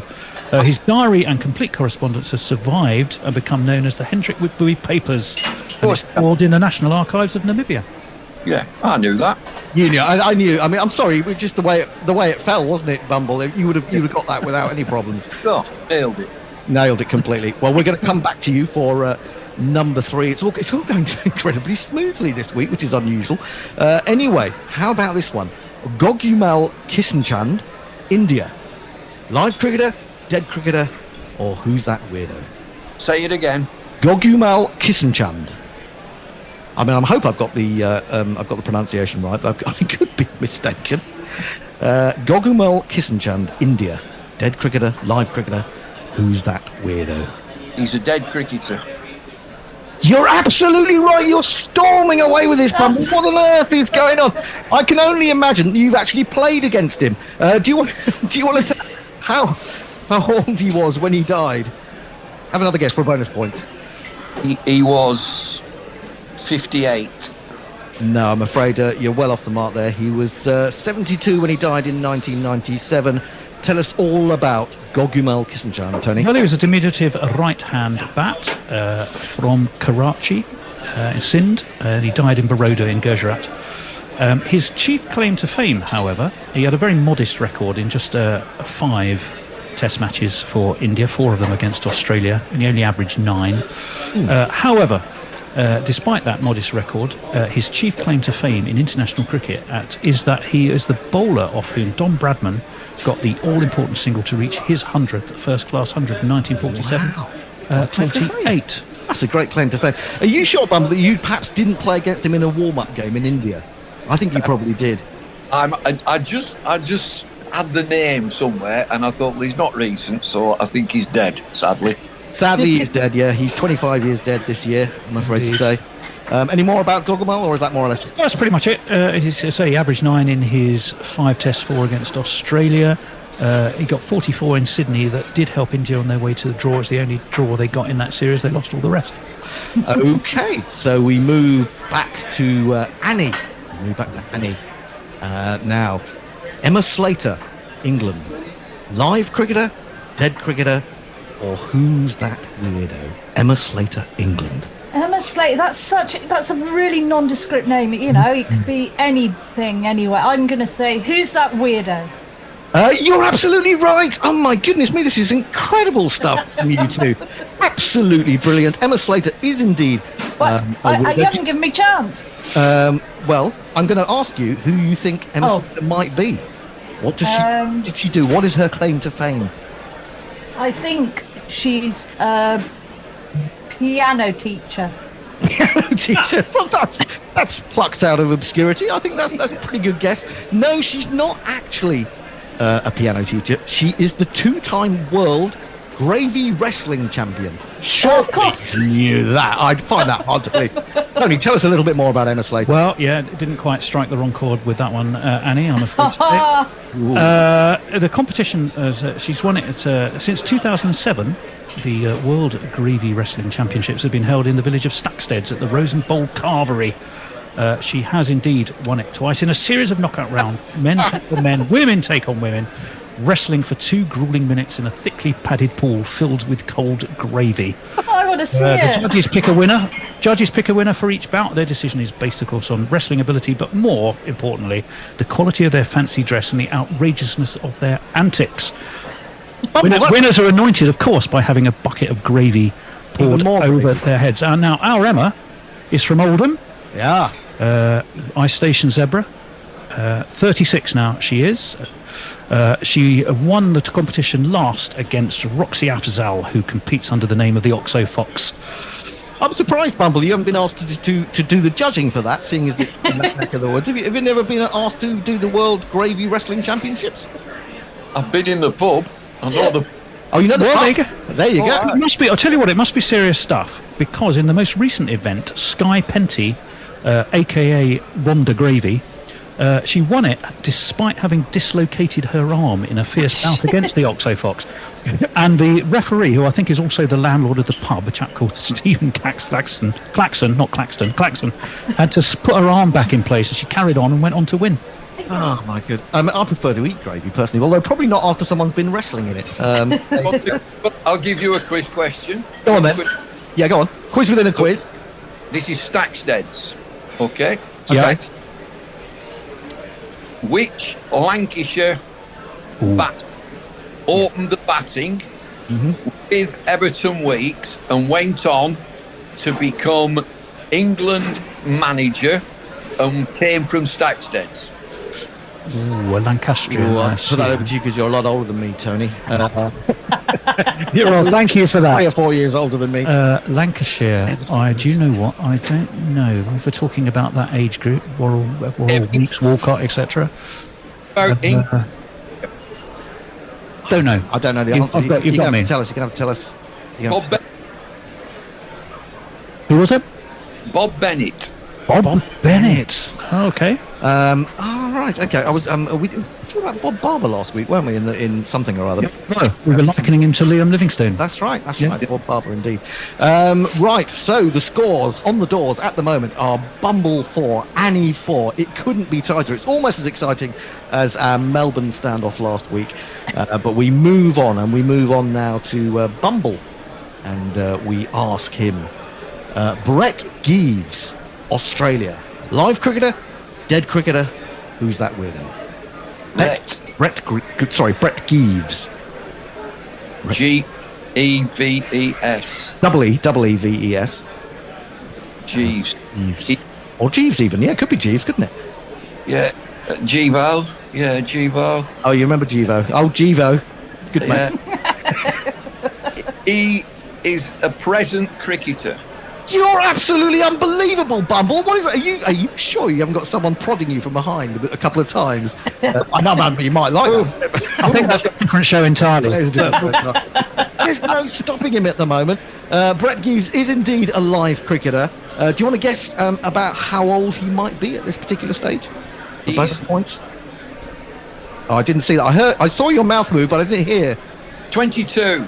No, you're nowhere near, I'm afraid to say. He's about twice that age. Well, nearly. He's actually 40. What do we know about Brett Geeves, Tony? What do we know about Brett Geeves? Well, he's from Claremont in Tasmania. His nickname is Banger, a bit like Marcus Trescothick, isn't it, Annie? Wasn't he called Yeah, he's Banger. Banger, indeed. He's played for Australia, Tasmania, and a couple of games, indeed, for Delhi Daredevils latterly. Right-arm fast medium bowler, right-handed batsman, briefly part of Australia's short-form setup. A back injury, sadly, at 29, forced him into retirement.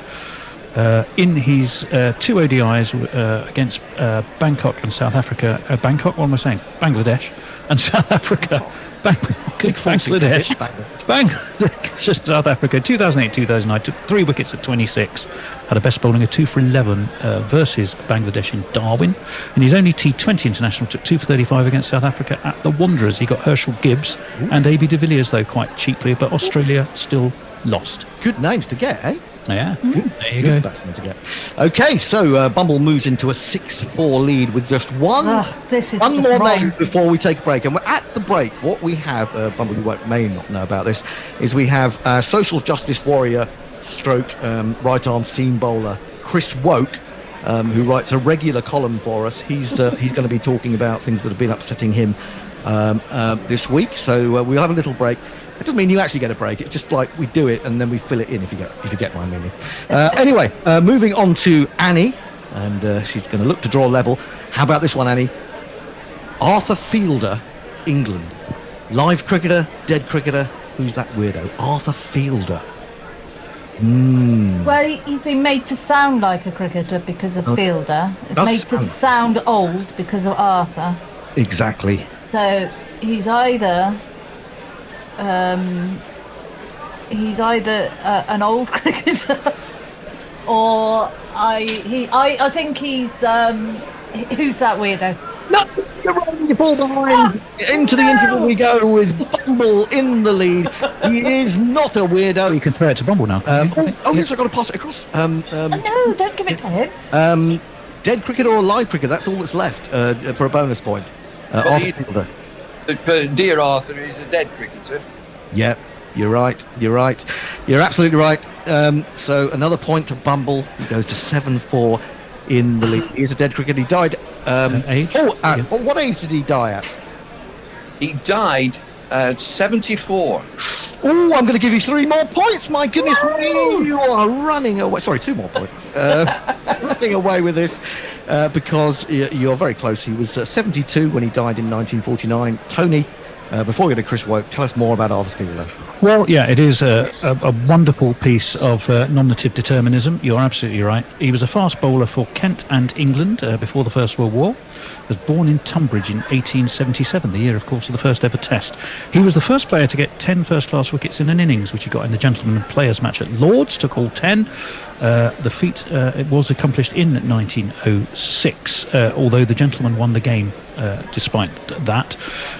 In his first-class matches that season, he took 186 wickets at 20 apiece and did much towards enabling Kent for the first time to carry off the championship. He had 2 tours of Australia for England under Bellum Warner in 1907 and then Arthur Jones.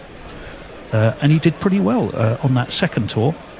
6 for 82 and 3 for 88 at the SCG, 2 for 77 and 1 for 74 at the MCG, 4 for 80 at Adelaide, 4 for 54 and 4 for 91 at the MCG again. In all, he got Victor Trumper and Monty Noble 3 times each in that series, although Australia still won it. Monty Noble, 3-1. Trumper, legendary names. And Bumble knew him, obviously. Bumble, he's you can't put Arthur Fielder past Bumble. I was glad that you got that one, Eddie, because I think he would have sopped that up. As it is, we go into the break as Chris Woakes comes out of the pub in Solihull to say a few words, and with the score at 8-4, Bumble is leading.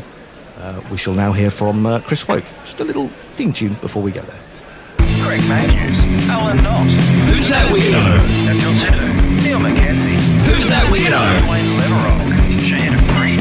Who's that weirdo? Chris Harris. Kevin O'Brien. Who's that weirdo? Sorry I'm late. Yeah, a bloody train strike. Those red union layabout benefit fraud bastards. Right, when does this stuff get switched on? What? We're rolling? Don't you dare broadcast any of that shit. I've a reputation to uphold. Bowling seam up, knocking prejudice down. The phone went the other day. It was the editor of the Smaximum. You filed your copy yet, Wokey?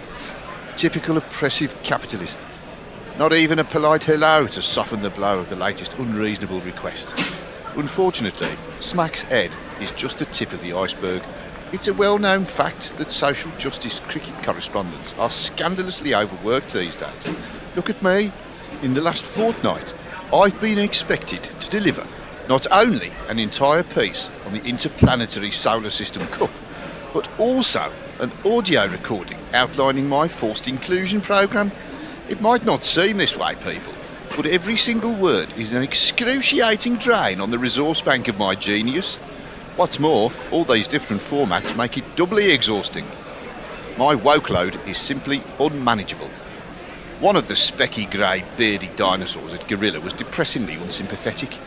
In my day, cricket writers would regularly knock out 1,000-word articles every day at week and still have the strength for a couple of features at weekends.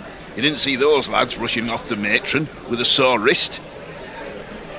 Lads? Matron? This is the everyday sexism we've come to expect from this mob, sadly. Well, this wage slave has had enough.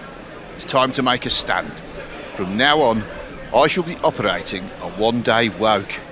This means that within any given 14-day period, I shall insist on 13 days of rest, all expenses paid trip to the spa at Leamington, and 3 meals per day at Birmingham's organic food village, Leaky Blinders. That will leave me fully fit and firing for one day a fortnight to craft world-class content for you, the deserving cricketing public. Busting, eh? This sort of action is the only way to get employers to sit up and take notice. If they do not heed our message, they risk burning people out. And that will only add to the climate change emergency we're all facing. Remember, as England's men found out under Mike Atherton, one out, all out. Until next woke, comrades, ta-ra, me ducks. Greg Matthews, Alan Alan Knott. Who's that weirdo? Until 2. Neil Mackenzie. Who's that weirdo? Dwayne Leverock. Shane Freedy. Who's that weirdo? Chris Harris. Kevin O'Brien. Who's that weirdo? Thanks very much, Chris Woakes. He's always got his finger on the pulse. And I think you should all follow him. He's also available to be read in our weekly news and views letter, The Smaximum, which is available to Patreons, patreon.com/Gorilla Cricket, if you'd like to support the work that Gorilla Cricket does. We are back, and Bumble is 8-4 in the lead. It's going better than you could imagine, isn't it, Bumble? Delirious, are you? You've moved rooms, by the way. You look like you've moved rooms, have you? Yeah, no, I've just moved hands. This time we're going to sleep, so I'm now holding it very primitive. It's an iPhone, which I'm holding in the left hand. Oh, is it? Oh, it's a very good picture on an iPhone, I have to say. It's absolutely brilliant. Although probably shouldn't. Other sort of phones are available, I should say that, shouldn't I? Really? Right, moving on. It's Bumble's turn, and the first after the interval is the great name of Ronald Saggers, Australia. Dead cricketer, live cricketer, or who's that weirdo? Ronald Saggers. Who's the weirdo? No, you're wrong. Chance for Annie to come back into the game. Dead cricketer or live cricketer? Annie? Live cricketer. No bonus point for you, I'm afraid to say. You're all totally wrong. He's a dead cricketer. Everyone knows Ronald Saggers is dead. What's the matter with you two? I can't even pass it over for anyone to have a guess how old he can only just have died, surely. Well, it depends it depends whether you think 1987 is fairly recent. Yes. I'd like to think that, but unfortunately it isn't. Ronald Saggers is a dead Australian cricketer. He died aged 69 in 1987, and Tony's got more information about him. I may be, what's his name? Richard Osman, but I don't think Alexander Armstrong ever punches the air with quite such glee and delight at guests getting things wrong. But then we go. He is indeed, sadly, alas, a dead cricketer. He died at the age of 69 in 1987. Did Ronald Saggers. He was born in Sydenham. What, Sydenham? Sydenham, New South Wales. Not Sydenham, New South Wales. We are, of course. Though he died in Sydney. He is no relation to Martin Saggers. Played for Australia and New South Wales as a wicketkeeper and batsman. Quite tall for a wicketkeeper he was. A very useful right-handed bat. He scored 1,888 runs with an average of 23.89.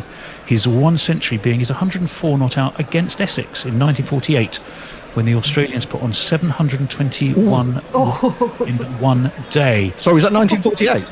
In 19. That was the Invincibles, wasn't it? Yes, it was. That was the Invincibles. 6 tests in all. He averaged 10 and a high score of 14, which he got versus South Africa in Johannesburg, and Australia, which was in 1949, and Australia won that by an innings. He was understudy a lot to Don Talon, somewhat restricted his opportunities, as Bumble will no doubt know. You know a bit about Don Talon? Yeah, I met Don Talon on the centenary test, so that would be 1976. Wasn't it? Australia. Don Talon, he had a brother as well. There were two of them. Talon. Two Talon. Hey, you're having me on there. You're talking about Birds of Prey now, aren't you? No, he was a real character as well. I mean, proper Australian larrikin character, Don Talon, and he had his brother. We'll have to look it up. We'll have to look it up. We'll do that at the end of the show. Moving on then, unfortunately for Annie, she failed to take advantage of Bumble's failure in that particular instance. We move on and we say to Annie, Rafiqul Alam, Bangladesh. Live cricketer, dead cricketer, or who's that weirdo? Rafiqul Alam.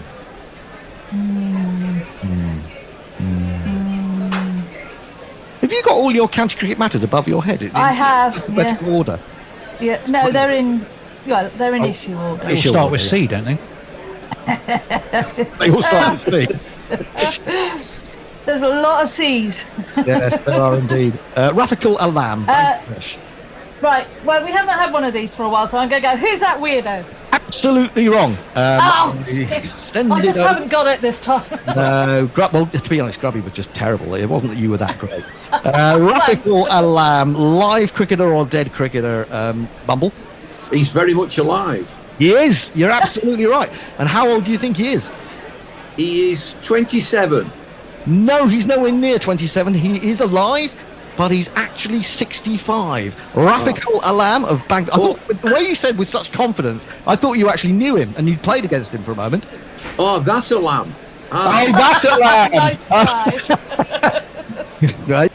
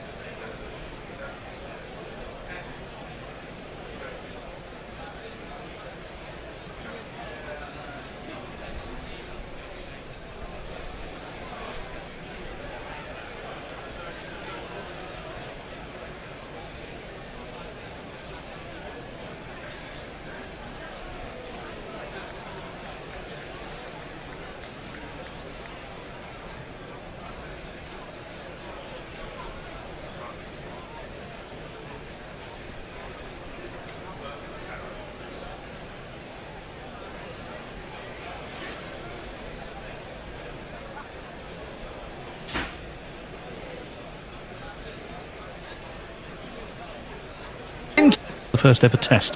He was the first player to get 10 first-class wickets in an innings, which he got in the Gentleman. Rafiqul Alam, a Bangladeshi live cricketer, aged 65. Moving back to Bumble, we only have 4 names to go. It's really hotting up. Bumble has 8. Annie has 4.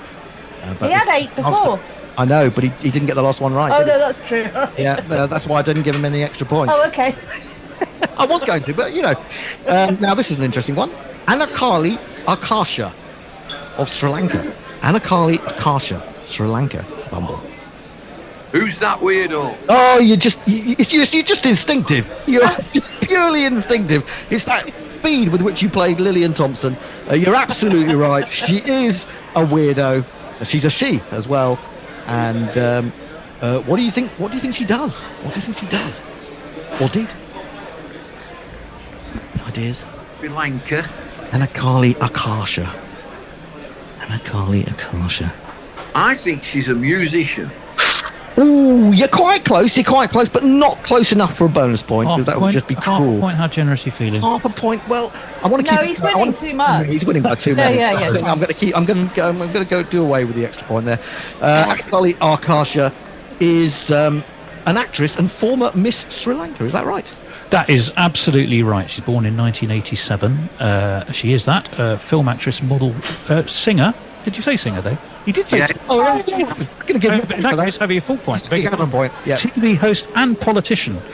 She was crowned Miss Sri Lanka in 2000. Give her a point. Him a point. She does so many things. She could have named anything. Well, it doesn't say sort of plumber, electrician, general handy person. We're back. And I'm looking at a grubby with no headphones on. Right, everyone. Getting them on now. We are back, indeed. It's all a bit chaotic in here today. It's all too hot, and the computers aren't working, and fucking life is lovely because it's lovely, but yeah, technology doesn't hide heat. And what I want is something that's a genuine heat sink that you can put under a computer that has flowing, freezing cold water or something underneath it, so it's always drawing the heat away from it. So if anyone can send one of those, that'll be grand. In the meantime, I'll give you some jingles. Jamie Smith, are you a good keeper or batsman? Either way, all your hopes of getting a game are fucked. Except they're not. He's playing exceptionally well for England. He's got over 1,000 test runs now, averaging about 60, and looks locked in for the foreseeable future. And with him at the crease is this man. Stick your hopes of victory up to broadcast. Your hopes and dreams are flying at half mast. When the brine comes a-calling, all your fears will be falling. Stick it all right up. They're really quiet, I know. I don't understand why they're really quiet. Do they sound quite quiet to anyone out there listening, those jingles? I even just turned them up before we came on. Let's blame the heat. I think it might be a connection on the desk, to be honest. And let's have a look who's going to be bowling. It was an entertaining first session, that I thought. India the upper hand early on with those 3 quick wickets, and then a good fight back from England. We had the ball controversy in the middle of the session where they looked to change the ball. It was only 10 overs old because it has gone out of shape, and then Captain Shubman Gill was as angry as I've ever seen him about anything, and eventually that ball was also changed. Anyway, opening the bowling for India is... We'll do it after this first ball of the afternoon session. Which is bowled by Jasprit Bumrah. I just told you who it is, but hey, defended out to the covers, and there's no run. Give us a jingle. Another mighty Bumrah. Oh, you're bowling again, aren't you? Oh, I thought as much. Yeah, I think there's a connection on the mixing desk. I want to get a new mixing desk. That's another thing I need to get. Patrons, please. Eric J thinks he knows what it is. He says bears are prone to earwax accumulation. No. There's definitely something wrong. I bet you can make some great candles out of bear earwax. There's a lot of it. I tell you, there is a lot of it comes out. Jasprit Bumrah is in, left alone. Swings wildly after it goes past the stumps. Cast is on 33, facing up. Smith is on 51. That's a good partnership. Pretty much 80, isn't it? Because they basically Cast came in when Smith was hardly on anything. Yeah, the drop from Rahul. India will be giving that a good ruining. Yep. We don't know the full extent of that yet, but he was only on about 3, I think, when he was dropped. And it was a nice catchable height, went very quickly. Should have caught it. Could hang on to it. Really? Being made to pay. You'd expect a catch in the slits. Jasprit Bumrah is in again, driven by Cast. Can't beat the man at point. There ain't no run. Yeah, I mean, from 279 we were talking, can they get to 300? And suddenly they're on 350 and another wicket hasn't gone down. So now they'll be looking to try and get to 400, and beyond 400 I think they'll be very happy. Well, now that ball, in its various guises, we're on the 3rd ball of this 80 over stint, but it's 25 overs old theoretically, so as soon as that initial shine and hardness does go off the ball on a pitch like this is perhaps when you need to cash in. Well, yeah, not only that as well, you need to keep them out there and see if it does to them what it did to us. That's off the pads down the leg side and there's no run. I mean, the point is if you can keep them out there for 140 overs, you know, you're a bit fried when you've been out in the field for 5 sessions or nearly 5 sessions. Especially when, I mean, it's 32.3 degrees at Lord's right now, so that's warm enough to fry anybody. Exactly, and you kind of hope that the mental fatigue, you know, does something to the opening batsman. You can get a couple of quick, cheap wickets. Joffre's back in the side. Like, we can't wait to see him bowl with 3 slips and a gully. Maybe 4 slips and a gully. It'll get the crowd going as and when that happens, won't it? Undoubtedly. He's box office. Indeed. As is this chap. Bumrah is in. Oh, that one goes away from Smith. That's a pretty cracking ball. But he survives, goes through to the keeper, and there is no run. There's 1 ball left in his over. I mean, you know, Bumrah's bowled. This is his 25th over. He's bowled a lot of overs. Akashdeep hasn't bowled a lot today, has he? Oh, and this is ready. Siraj has bowled a fair few. They're kind of going back and relying on their 2 gun bowlers, which is kind of fair enough, but everyone else has to chip in. Jadeja has bowled a lot, got a wicket. That one is well defended by Smith. It's direct at the stumps and it's defended back to the bowler. No run. End of the first over after lunch. 354 for 7. Cast 33. Smith 51. Over to you, Messi. Has anyone joined us back after lunch? Indeed, Stephen Kelk says, damn, I have to go and do something uncrickety for 2 hours. That's What? very poor, Stephen. You promised me you were going to be here all day. Eric Chase says, you're going to bat for England. Leah says, I think I'll start calling the bear Esmeralda. I don't know why. I don't know She also either. says, I hope that glass contains straight vodka, Grubby. He's Nope. been a good Straight boy water. today. Straight water. Got to drive later on to the south coast. So just keeping up. Whereabouts? Swanage on the Jurassic coast. Oh, nice. Yeah. Weekend away. Weekend away. Nice. Meeting up with old university chums. You know. That's what I was doing in Devon last weekend. Oh, that's right. I need to speak to you about that. Right. This lad is coming on to bowl. First ball is clunked out through the covers to the man in the deep. They're going to come back for 2. They're going to try. They're not going to bother. It's 2 runs. 1 run. Yep, it's Mohammed Siraj. Yeah, no, it's fun. Except for it was the only 2 days that have rained probably for the last month, and we were in a tent. I was in a tent. You're too old for tents, Bear. When I arrived, and I was basically tenting in a field with a bunch of tenting. So, to tent is Yeah. that a verb? Yeah, I guess so. I was It is tenting now. in a field with a bunch of teenage girls and young 20-somethings boys. That's it. Is he out? Yes. Siraj has Yes. got Smith straight after the break, poking at one that went away from him a little bit in the air, and he was trying to force it. It's what breaks do. And England lose their 8th wicket for 355. That's a bit annoying. That's very annoying. It's a very thin edge. He was trying to drive it, it's really offside. His feet didn't move. Lunch was still heavy in his stomach, and he just flaps at it, really. And then Siraj makes a 2-0 sign. I don't know what the 2-0 thing's about. Yeah, Do you know what the series score is? Yeah. Well, faced 56 balls for his 51, so he certainly moved things along. And now, I guess, it's the big return of the big man. Yes, it is. With the bat. I haven't seen him with a bat for a while. He'll be getting a great ovation there. We're seeing it in the long room now. Exactly. As he leaves the cool shadows of that long room out into the blazing heat there at Lord's. And it is, after a long old break in Test cricket, this fella. He will break your heart, hotter than lava, cooler than Bogart, in your face, at your stumps, on your toes, on your mum. Don't frown.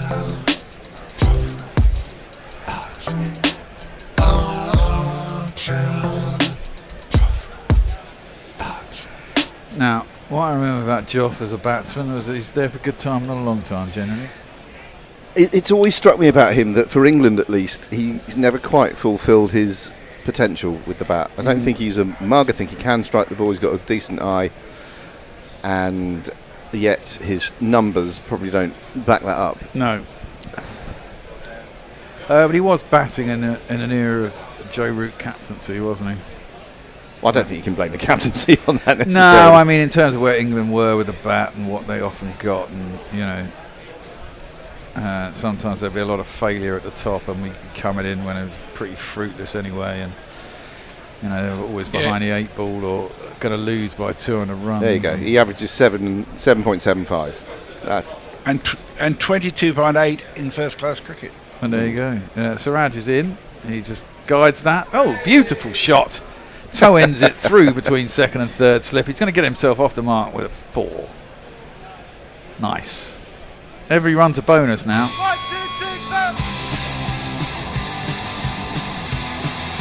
And the Jofra smile returns. That was well guided in the end, really. I mean, it went into the deck. He went to play it, then he went to leave it, then he just sort of left his bat there and it hit it. But yeah, whatever. Lovely shot. Yeah. He'd have been nervous going in, wouldn't he? I mean, he's there as a bowler, of course. Yeah. But any time you walk in, and certainly if you've been away for a while, yeah, you're going to feel those butterflies. Absolutely. It'll be interesting when he comes into bowl. All that pent-up aggression from 4 years away, trying to prove a point. That one is into his pads, and he clips it out to mid-wicket, and there's no run. I always thought he looked quite organised as a bat. He can certainly hit it a long way. I remember hitting 4 sixes in a row in an IPL game, thinking, that's the Jofra that we all know and love. Well, when he came into bat in the famous World Cup final in 2019 with Stokesy, and they batted together in the IPL, and he had to face one ball at the end of the over, and Stokesy had said to him in the IPL game, "You've just got a free hit here because it doesn't really matter." And sure enough, he hit it for 6. And he said the same thing in the 2019 World Cup final, with a rather different result. Yeah, out. Yeah. Jofra facing up. Oh, nice. Drives that quite sweetly up to mid-off. Looks quite good. But there is no run. One ball left. You realise Monday will be the 6th anniversary of that World Cup final. That's right, yeah. The 14 juillet. Bastille Day. Is it Bastille Day as well? 14 juillet. Bastille Day, yep. Good for the French. Well done. Yeah. Yes, I was having a chat with a French person I've been working with and saying that's the day they got rid of their royal family. Yeah. When's ours? That one's left alone outside the off stump by Archer through to the keeper, and there is no run. We did cut off one of our king's heads, didn't we? But but then we bought them back. Yeah. Leah says, I hope... Farong says 32 would be considered cold for most of the Indian players. Kieran says, lads, this isn't a bad innings from England, actually. It might be decent. Might be. Leah explains there is a character called Esmeralda Weatherwicks in the Discworld books, as we were speaking about his earwax production. Cat to take note, says Farong, mediocre effort today, wicketless. Be like the bear. The bear gets wickets. Yeah, you got all 4 wickets today, I think, Bear, haven't Have you? I? Oh, fuck. Well, I better be on an England bowl then, eh? England concentration spans are... lost my thread. Oh, look! There's a bit of a misfield. Cast gets one through. Is that Jaiswal again? No, this time it's Nitish Kumar Reddy who's a gully. It was hit straight at him. He didn't field it, and it's run down to the third man boundary. Another lovely extra 4 runs. These two can somehow push a 50 partnership together. That's poor fielding. He's done a long barrier, but he's done it not as a barrier, as a straight on. He's done it as an adjacent gate. Yeah, and just let it past him because he can't move. And he's going to move into the 360s. 363 for 8. Cast facing out on 38. I don't know what his highest test score is. He's done it again, but this time he can't beat Kumar Reddy. He dives across and fields it. Gully, no run. He got 40, didn't he, in the previous game, and that was his highest. I think he had a 39 prior to that. So I think he's got a 40 or a 40 something. Okay. Trying to get his first international 50 then? What a place to do it. Indeed. Well, he's still a little way off it. See how he goes. 3 decent hits away.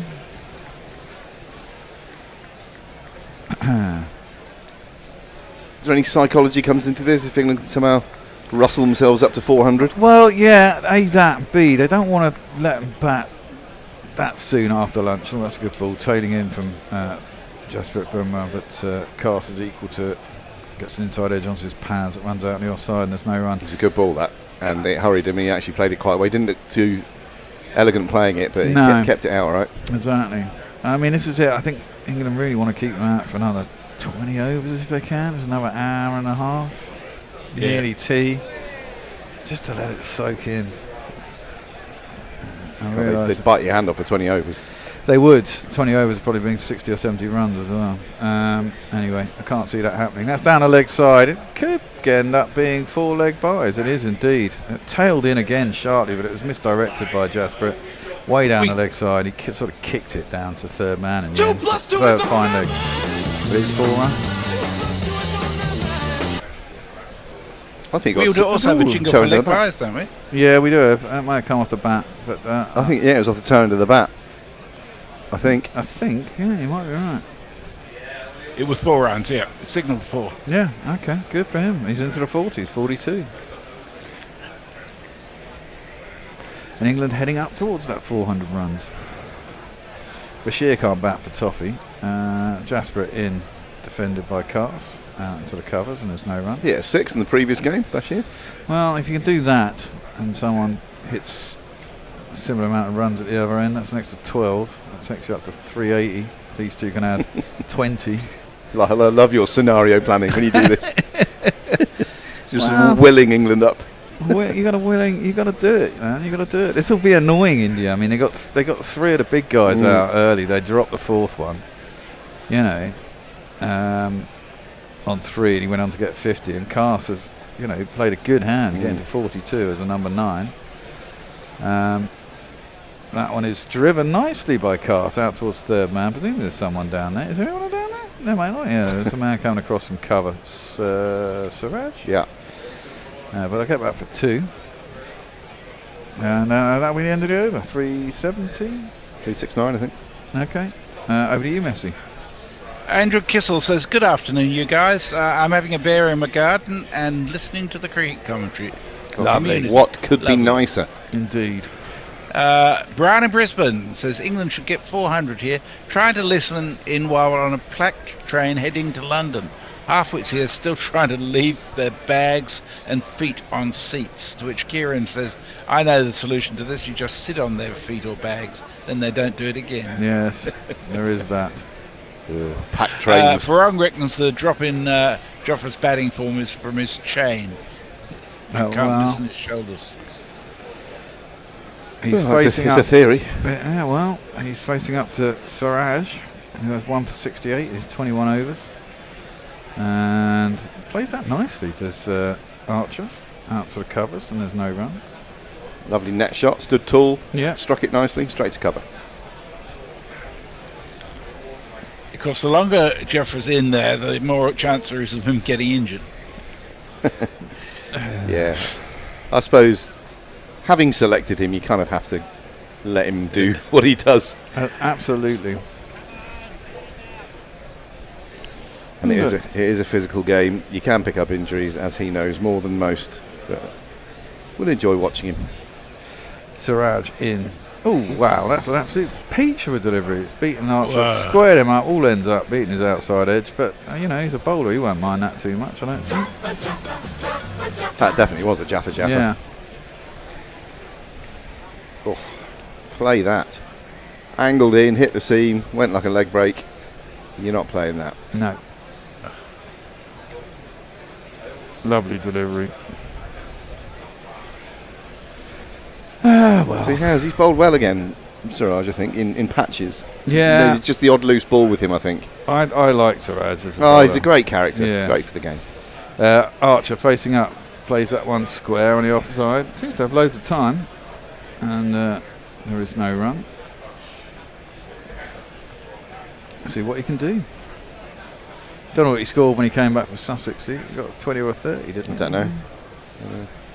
In that one game he played for? Yeah, just he's doing the right thing. He's having a look. He's fairly watchful. He must be playing for his partner here, who's in and on 44. Well, exactly.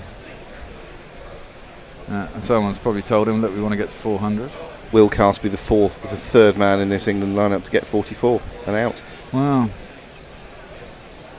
Is it Pope and Stokes? Ooh. That one's come back in. It's too high. Big appeal by Siraj, but it's hit the thigh pad of Archer, and he's a tall lad. Yeah, it's too high doing too much. Yeah.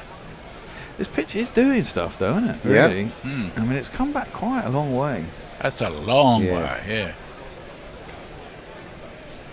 But to no avail.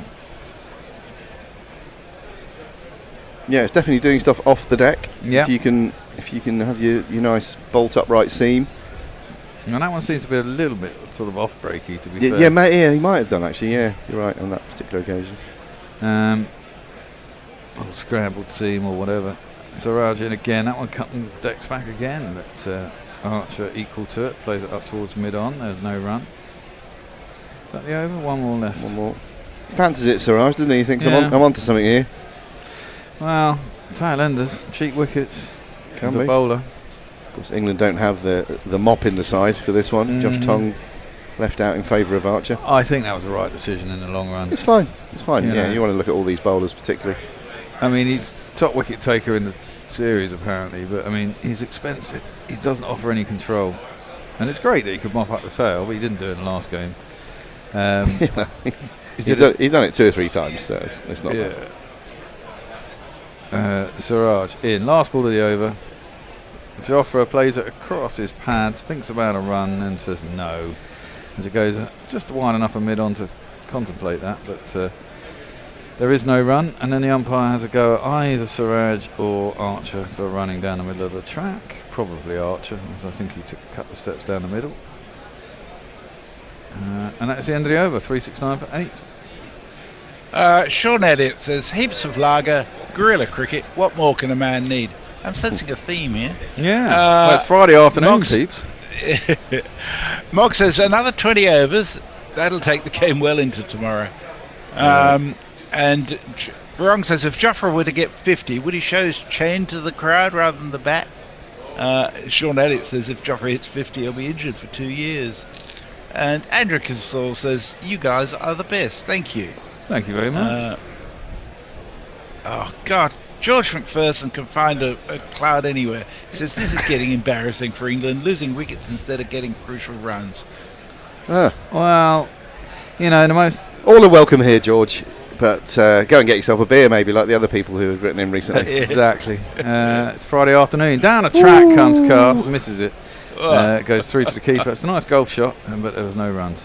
I mean, that's the thing. It's a danger, isn't it? You come back after a 40-minute break, you've got to get yourself in again. You're most vulnerable after breaks, and such was the case for Jamie Smith, unfortunately. Yeah, I don't mind this from Cast. No. I mean, A, he's thinking, wouldn't it be great if I went to my 50 by whacking the get best back bowler over in the the- world over his head for 6. That would be and lovely. B, he's got Jofra and only Shoaib Bashir to come, so Yeah. you may as well be a bit more expansive. Indeed. Don't throw it away, though. This one is into his pads, and he just clips it up to mid-on, and he'll get a single. Bumrah trying to bowl full. Oh, this is a bit different. Robert Brooks says, loving the commentary, thanks. I'm on a bike touring holiday in beautiful northern Spain. In the cloud at 1,500 metres near the mountain pass at Ancares. Cheers, Rob. Oh, wow, that's that lovely. sounds perfect. Wicked. That is lovely to think of as broadcasting. To a man on a bike at 1,500 metres in a mountain range. That's Wow. sweet. Hello, España. Indeed. Tour de France on now, isn't it, as well? Yeah. It is. If you like that sort of thing. If you like that kind of thing. They're going to be hot. Yeah, they are. Archer. Oh, he's bowled him. Shit. That one kept a little bit low, I would say. And it's another. And it came back in a bit. And But it's another Archer- fifer. It's another fifer. Archer stuck on a well crease. bowled. Through the gate. And he's gone for 4. Another one bites the dust. I think that is going to be out, Fred. Another one bites the dust. That is his 15th fifer in 46 tests. Extraordinary. Yeah. I don't always like to talk about production notes on air, but do we have a 5? No, we got rid of it because it was 5. It was the band 5 doing take 5 on it, and it used to get us dinged all the time. Anyway. So we There you did go, have. Mark. We did have, but we got rid of it. Someone might have sent another one, but I don't know. But it's not in the cards. Never mind. Not in the cards. Well. And we got another one here. Matthew Cullen says, currently listening from my lab. It's 31 in here, and I have to wear a lab coat. It's very unpleasant. Ooh, that's unpleasant. Yeah, you wouldn't want to run around naked in your lab doing It's work. not a fur lab coat, I hope. Yeah. It's going to be this fella coming into bat for England.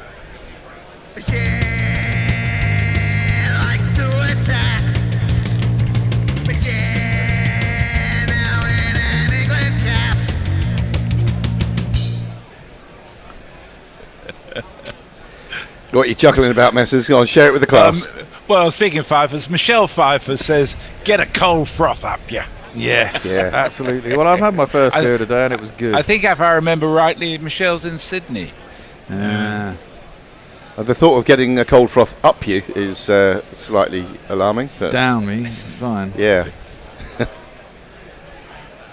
Well, nice big chat in the middle here between Carson Bashir. Yeah. I don't know what Bryden can be saying to him. Just stay there. Come on, mate, I'm near 50 here. Can someone let whoever that's just joined into the chat room? That'll be James Hillhouse, probably, Oh, okay. who's going to be on in just a minute with me and Jace, I think. No, we've got 5 minutes. Someone could just Yeah, well, let them it's into always the good to be Skype. here early, isn't it? Yeah, that kept low. Kept a bit low. Which is good for England, man. Well, They got nearly 380 on the board, you know. 370, in other words. Was it 369 are we on? 370. 370. Carl's going to hit. It's funny, isn't it? He hadn't taken when England were 3 down. He hadn't taken a wicket, Yeah. and now he's taking 5 of the next 6. Yes, because he is the best. Well, he is. Yeah, he is amazing. And he's amazing to watch live too. There's something about him. Yeah. He's unique. I mean, his bowling action obviously has been the thing that marked him out as very different from very early. Yeah. And then you realise quite how skillful he is as a bowler. He brings the crowd to life too. Yeah. When he did it in Perth last year, it was just an amazing vibe going on in the crowd with him doing that. Someone's getting a bit of treatment on the field. I've seen him interviewed as well, Bumrah, and he's a lovely fella. Yeah, he is a lovely fella. Isn't he? I think Shubman Gill's getting his legs stretched. He's having his knickers untwisted. Oh dear. Matthew Cullen says George has overplayed his hand. Now everyone knows his set. To which George says England need to sort out their batting problems. They're making India look like the better side. It's Matthew just Cullen, possible that India are the been better here side. long to see how England have been playing. I don't wear it, George. Well, yeah, the thing I'd say to that, George, is this is a very different wicket to the last wicket we batted on. There's a little bit in it for the bowlers. It's slow, it's nipping away and in.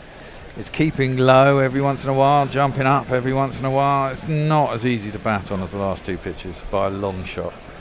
And it's going to be interesting to see how India do. You know, they may not be 500 behind, but on a wicket like this, 370 might end up being a very good score. You know, we got. Leah says, "Have you seen the Ravi Shastri masterclass on how to do a coin toss?" Fuck, a masterclass. It's not that fucking hard. He surely hasn't done that. That would be a rather lame piece of content. It would be. Yeah. Unless his advice was get a double-headed coin, or or double-tailed coin. Burnley Tillady says greetings. Donald Popo says good morning. And Jasper John says Bumrah will have 6. Bashir cannot bat. No, he can't. That's very true. Well, yeah, eventually that'll happen, but for some reason we've got Shubman Gill receiving treatment on the field of play rather than going off the field of play to receive treatment, which is the normal way of going about things. And once again, we're in a place where we're not playing cricket. Looks to me fucking get on with it. That looks to me like a lower back problem.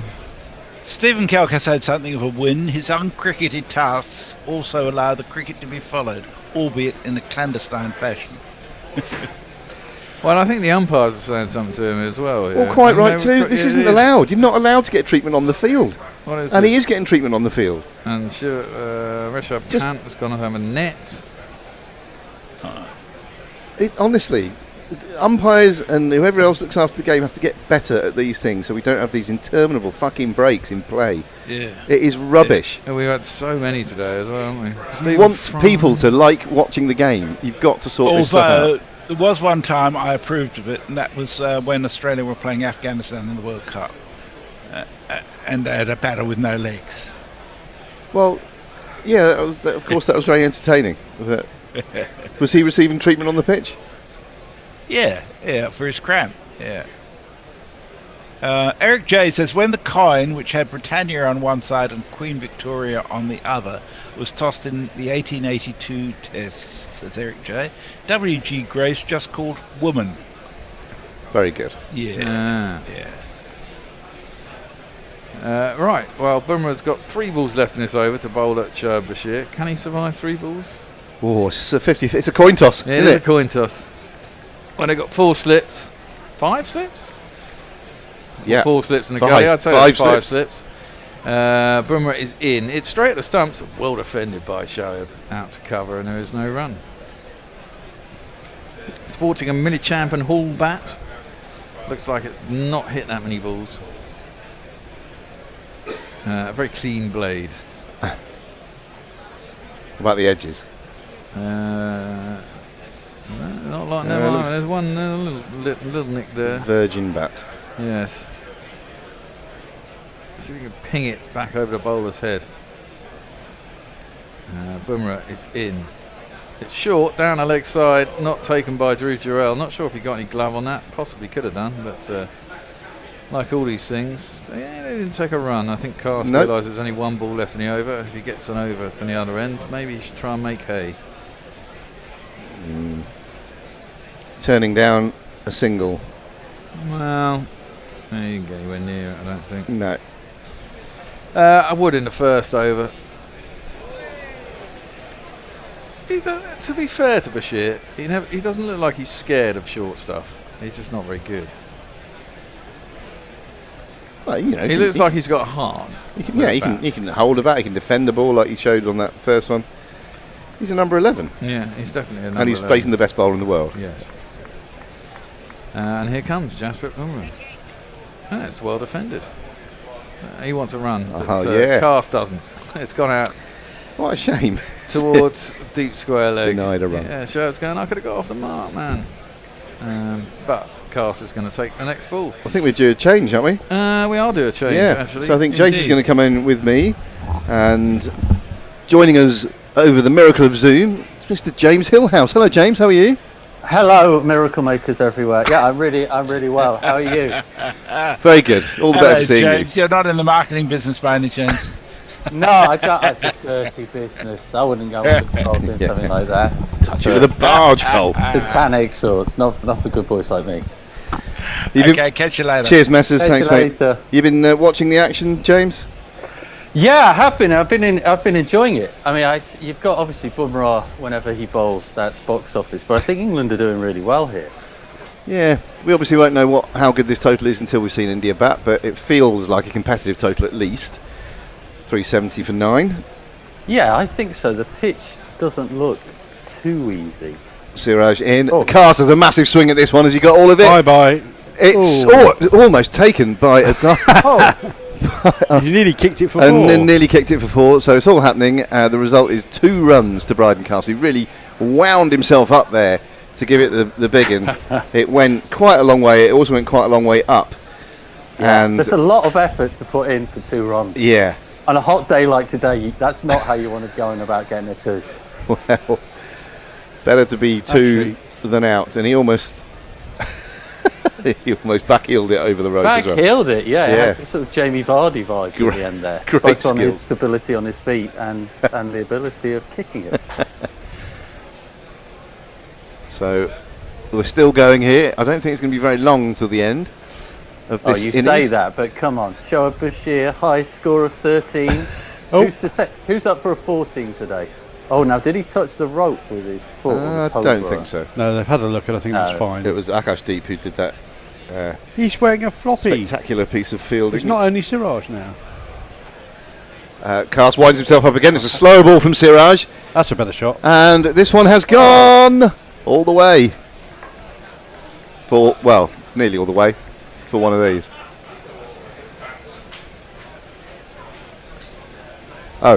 The jingles aren't working at the moment, but let me tell you that was 4. I thought it would gone for 6. It must have just bounced before the rope. And it's a 50. It does take Bryden Cast to a very well played 50. 51 to be precise now. I'll just give him his jingle, see if that works. There's not one boy for me, I must have 2 or 3, I need 4. It feels like there's a quality control going on at the moment with the jingles. Yes. 4 it's nothing, 50 okay. Back goes Cast and looks to slam this one. It goes through extra cover. The field is set back and they're going to come back for 2 once again. So a productive over here for England. 8 coming from it so far off those first 3 balls. 2 for 2. Cast has moved on. A bit of an insult towards Bashir from Cast here. He's suddenly gone into overdrive. Every ball must go. Yeah. Because Bashir's down the other end. Yeah, he started it when Jofra was still there as well. He thought, it's not going to be much longer here. Yeah. But don't you think he's zoomed up again? Yeah. It's like he's had another amphetamine hit, and off he goes. I mean, he looks like he might be on steroids anyway. He does. He's such a roids guy. Yeah. Although he hasn't got a Royd's personality, maybe that's just hidden. Yeah, It's all gone to his toe. He's incredibly muscular, and this is muscular batting from him here. A big swipe, and Jarrell got a big hand to it, but could not take it. And Siraj is down on his haunches with that now familiar look of the world is against me. It's incredible. It's great entertainment. I don't know if he's got children, but he should have them because he's already perfected the disappointed parent look. Yes. So that ball sort of angled into him. Cast is going again on the big wind-up shot, looking to whack it over cow corner. He gets a thick outside edge, and because it was sort of angled down towards the leg side, I think Jarrell's weight would have been on his left foot, so when he got the edge, he had to go back very quickly to his right. It flew. He did get a big mitt to it, and could not hang on. I think he could have got two hands to that if he I wanted to. think he could have. I agree. I think you're being I think Siraj didn't mind though, which is the main thing. He won't be giving him a blast on the boundary later. Do you think he bang one in out of frustration? Bashir has come on to strike in this eventful over. Gets one on leg stump, clips it very pleasantly backward of square. Hopefully they'll take the run this time. Cast denied him the run that would have got him off the mark at the start of the last over. No, they didn't. He has done. Yeah, they took a run. So Bashir is off the mark, and England are up to 380 now for 9. He's kind of looking disappointed there, Bashir, as though he thought a 4 was for the taking. There, maybe he heard he wouldn't get a jingle for it, so he just put out the 1. Lords. How do you think Jarrell has done? Well, the catch he took to get rid of Pope was a brilliant catch from Jadeja. But he has flapped a few. Yeah, he has flapped a few. Yeah. Yeah, he's not a couple that he's not taken cleanly, and one where I think it was Gary pointed out he a bit of a technical deficiency where he could have had his gloves butted up to the ground rather than a gap or something like that. So he's a great keeper, I think, Jarrell, from what I know of him. Cast facing up to this last ball. It's a wide Yorker length delivery from Siraj, which keeps Cast down that end, so it'll be Bashir to face up to the might of Bumrah, which was the plan. Fluffy says they're taking the piss with these stoppages now. I tend to agree. Matthew Cullen asked, didn't Bashir win a 6 hitting competition within the squad? What, for quickest one to get out? Potentially.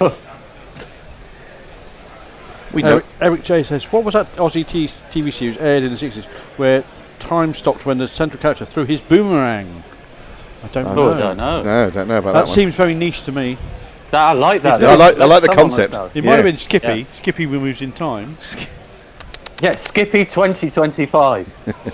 What's that, Skip? And Leah says, and don't forget that Pant might not even bat, so this total looks competitive. Well, we just saw a picture of Pant going off to have a net, I think. So I suspect that he will bat. He will bat. Yeah. Just this will be interesting. You know your team have got confidence in you when they're all sat on the balcony. We've got a surprising change of bowling, actually. Yeah, weird. Which I'll tell you about in just a moment. First ball is wide and harmless and taken by the keeper. It is this fellow who's come back on.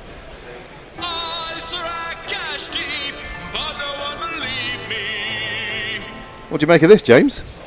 I think it's a peculiar one. I mean, you'd hope if you were Bumrah that you'd be able to knock over Bashir within 6 balls, but I can't. What's the thinking behind this? I can't quite figure it out. Are they minding Bumrah again, saying, "Well, you've done your work. Anyone can get Bashir out"? Is there money on the matchup saying he got him out twice in the last test? Therefore, maybe he's the best bowler to bowl at him in this test. Yeah, that's a good point, Jace. Here he comes. Matchup crazy. Deep, and it's wide and swinging away. Bashir threatened to thread that laser-like through the covers, but instead chose to play and miss by quite some distance. Got that tail ender thing of the actual shot he plays versus the practice shot he plays after missing are two very different things. He looks great when he's playing the ghost shots afterwards. It's the sort of thing that I remember reading in Stephen Fry's Moab is My Washpot, I think, where he says that growing up I could hear these beautiful melodies in my head and beautiful arias, and the moment I opened my mouth it's just nothing like what I could hear in my head. And that's Shoaib Bashir with that previous one. It was a similar thing. The thing he had in his head was nothing like what was on the pitch. This one he defends, does get bat on this, and there is no run. I imagine Bashir might be one of the most infuriating people to bowl at because he'll hit everything that's aimed at the stumps in the main and miss everything that's just outside the stumps. Yeah, he's got one of what are they called? Those things you have outside on fort courts, wind dancers or those, whatever they're called. Yes. Yeah, he's got that sort of vibe in batting. He'll hit something at some point, but may well be a sparrow. There must be a name for those things. Wind dancers I quite like, though. We'll go with that for now. No, I know what they're called, damn it. Outside his outside edge, through to the keeper. Bashir playing, let's give him the benefit of the doubt, deliberately playing inside the line of that one. Ah, interesting. Apparently Pant netted before play, therefore Jurel had to keep today. What? How does that work? No, I don't understand that. No. Shades of Sydney 2021. Says so my understanding is that Jurel wouldn't have been able to bat anyway. And regardless, I should imagine they think a 70% fit Rishabh Pant for batting is going to be better than a 100% fit Jurel, even if that had been an option, which it wasn't. So a totally theoretical and nonsensical discussion, as this one is defended into the offside by Bashir. Well, he's now, Bashir is playing with a little flourish at the end of every stroke. There's a little curlicue coming from him. He's enjoying his stuff. I always think he's got a very elegant bowling action. Yes. And now it turns out that once he's played a shot, he's got quite elegant movements in that as well. Well, I like that. Defend it, hold the pose, and then maybe a little flourish as you... A little flourish, yeah. It's all about the flourish. Yeah. Deep bowls the ball on the off stump of Bashir. He defends it 2 points and then raises his bat, as Joe Root so often does, to say no to his partner. He's growing in confidence, the man. He certainly is. Matthew Cullen says, a decent batting with the tail is my favourite part of cricket. Chaos. Yes. Yeah. Oh, just had a runner in there as well. Oh, God, yeah. Stephen Kemp says, well done, Mr. Cars. Hero. Yeah, he has done well. I'll tell you one thing I noticed yesterday, and if either of you guys picked it up, which is when Root was batting with Pope. And they must have batted together a fair bit these last few years, but their understanding as a pairing, and it was like I must have seen 20 balls over the course of an hour, and I saw 3 potential mix-ups that could have resulted in a run-out.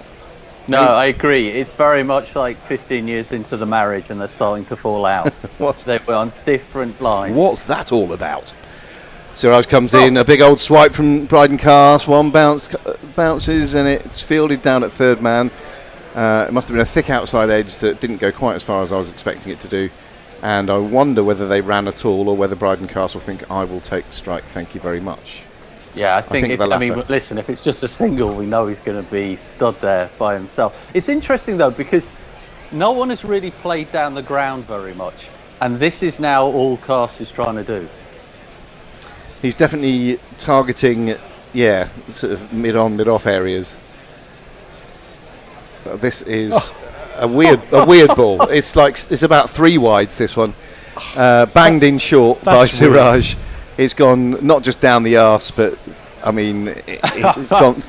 It's gone down the old Kent Road. I thought that hit him and went. I did, yeah, but it didn't. It just went so far off the pitch. Yeah. And imagine if you had a man standing at leg gully, it might have gone to him. That's how wide that was. And so we have to give it one of these, I think. Yeah. Filth. Why? Yeah, it was very much. It made Steve Harmison in Australia look like Brian Statham. Look accurate, yes. It was absolutely ridiculous. Cast facing up to Siraj once again. Another swing, an under edge. The ball goes nowhere, and there is no run. And Cast goes and picks the ball up. And I still hate it when batters do that. Yeah. Just none of your business. You just hover over it until someone says it's okay, mate. Just leave it. You do the batting. It's very much a 1970s BBC talent situation of keep your hands to yourself, young man. 387 for 9 is the score. What do you guys think is a good score here? I think 400 won't be bad. Yeah, I mean, this already looks a competitive score. Agreed. I mean, India can bat long. Lots of players who can do that. We know that. Oh, he's bowled him. Cast went across his stumps. Siraj saw him coming and thought, I'm just going to bowl it full and straight. And Easy Light picks up his second wicket of the innings that wraps up the England innings. So 387 it is, and it will remain. I think that is a half decent score. More than half decent. I mean, we see a fairly animated Gautam Gambhir. Yeah. For the first time in a long time. Yeah, I think this is a good score on this wicket. Scoring it's in hasn't the India been team, very actually, easy. I think. Big ups to Cast for that getting a 50 there. That's made a big difference. Yeah, that's you made it quite easy for Siraj there because he rather telegraphed what he was going to do by leaping across his stumps and exposing all 3 behind him. He was like he'd left. He was leaving the house. Yeah. Before he'd even put his keys in the door. Yeah, it's unfortunate, but like it's so odd, isn't it, with bowlers how they suddenly remember at some point when bowling for tail enders. Yeah. Actually, maybe straight is quite useful. Straight and full. Particularly if that, well, if we can call him a tail ender, he did come in at number 9, has leapt right across and said, there they are, just behind me there. So yeah, he did well. Bumrah walks off with the ball. Of course he does. His 15th, we think, 15th fifer in Test match cricket. What a bowler. Yeah, what a man. What a man. Let's do some messages Go in the for it. meantime. And Farong says this is the 3rd time Durrell has filled in for Pant in 2021. Of course, Durrell can't bat, but Pant sits in the changing room resting his fingers and hand. Andrew Kelsall says, tell James, has he ever been to Scarborough for a holiday in Yorkshire? Yorkshire. Have you been to Scarborough, James? I have been to Scarborough. Yeah? I like Scarborough. Why? Do you think I might get beaten up there or something? Is that or get washed away to sea? Scarborough. I don't know. I have yet to have that privilege of going to Scarborough. No, me too. Farong says KL can also keep Rahul. Yeah. But isn't the substitute keeper? No. You are now to have a dedicated specialist in the latest regulations. Yeah. I reckon if Durrell had been injured and had to go off, KL would have taken the gloves at that point. Well, it looked like he got almost an identical injury yes, to Pant, didn't it, about half an hour ago? Leia says that penultimate delivery from Siraj, the one that went for 4 wides down the leg side, swung a lot. Well, actually, it hit the pitch and seamed a lot, I think. And then the seam went up and it swung even further. Yeah. It was just a dog of a delivery. To which Lockie 6 responds, duck it, we'll swing it round corners on this surface. Well, he's got to get the ball in his hands. Farong, get some new material. Come on. No, that was Lockie 6. Well, get some new. That's not even your material. Just get some. Steal some newer material. And Andrew Kershaw says, do you think it's a good place? I'm assuming you mean Scarborough to go for there for a holiday. Well, I think the answer is probably yes, provided Yorkshire are playing there. Well, no, I think just generally it's good. I tell you where I'd big up for a holiday south of Scarborough is somewhere that is often maligned, Skegness. Anyone out there who's been to Skeggy? That's a great holiday. Is that Lincolnshire? It is Lincolnshire. It is Lincolnshire. I mean, but you very much have to be into arcades, I would suggest. Okay. Is it but near? It's a great holiday. Is there a place called Mablethorpe nearby? Yes, there is. I think. Yeah, is that nice? Yes, you I seem to remember you spent a part of your youth or something like that in Lincolnshire, and then never wanted to go back there again. No, I never went there. There was a girl I used to go out with at school who I think had been there or lived there or something previously. That's probably why I know the name of it. Well, but I do have some relatives in Lincoln or around Lincoln. They used to go to Skeggy for days out at the beach. Come on, Skeggy. You're very much in the Skeggy camp as opposed to the Scarborough camp. Well, probably just because I know Skeggy, but I'd have many a fine holiday there when I was a kid, stuck in a caravan looking at the rain. The best of British holidays. Yes, I think a bit like Cornwall, you've got loads and loads of caravan parks in the general area. I'm going to a caravan park in Swanage later today. Are you indeed? What sort of caravan? Is it like a luxury caravan? Or is it basic? What do you got? Standard one. Is it a permanent installation or is it actually one on wheels? Don't know. It's always there when we go every year. So, well, as soon as you leave, they take it out, they clean it for a year, then it's back again. Is that to go up and have a look at Corfe Castle? No, we have been to Corfe Castle a few times over the years. We just go there every year to meet up with some old university mates of mine, and so it's always very pleasant. But we've got the lovely drive down on a Friday evening to come. Oh, that'll be blissful. That'll be fun, yeah. But anyway, back to Scarborough, which obviously people call Scarbados, don't they? Yeah. And then I was watching a T20 last night from Derby, and I think it was Mark Butcher called it Darbados, which I'd never heard. Yeah, I've heard of Darbados. Derby, for fuck's sake. That's classic Derby to try and get I'm talking to the wrong native of Nottingham. That's the wrong thing to say. That is classic Derby. Derby. Do you know when I might have told you this? I have been to Derby. It's a very nice provincial ground. Very good. It's not. It's a shithole. I tell you what I know. Well, I'm not complaining because I got in there for nothing with about 15 other people. Well, you paid too much. based on the fact that the team who were hosting us on our tour, one of the players for that team was the media manager for Derby. Ah, all right. That's very nice. So I was on the phone to him all the way across from Shropshire, where we were actually on tour, because we had a full fallow day of cricket, saying, what can you do for us? No. Them getting his message back saying, let me see what I can do. I can get you 6 people in. Let me try a bit more. See what I can do. So denying a poor old county some funds there, Jace. I hope you feel good about that. Keeping Derby on its knees. Thank you, Jace, for doing that. I think we put more money across the bars than we did in terms of ticket value. You've done your bit then. Fair enough. When I was at primary school, my school entered a competition where the final, if you got to the finals day of about 8 teams, was going to be play at Lord's. And there was no way we were going to get to the final. And we got to the final. Oh. And they changed it to Derby. Oh, no. I come from Nottingham. That was not a good moment. What a kick in the teeth. It was a real kick in the... And the week before, I'd bumped into John Embury and Graham Gooch at a petrol station in Nottingham and said to them, I'm going to be playing at Lord's next week. And that just turned out to be an absolute lie. Fucking awful.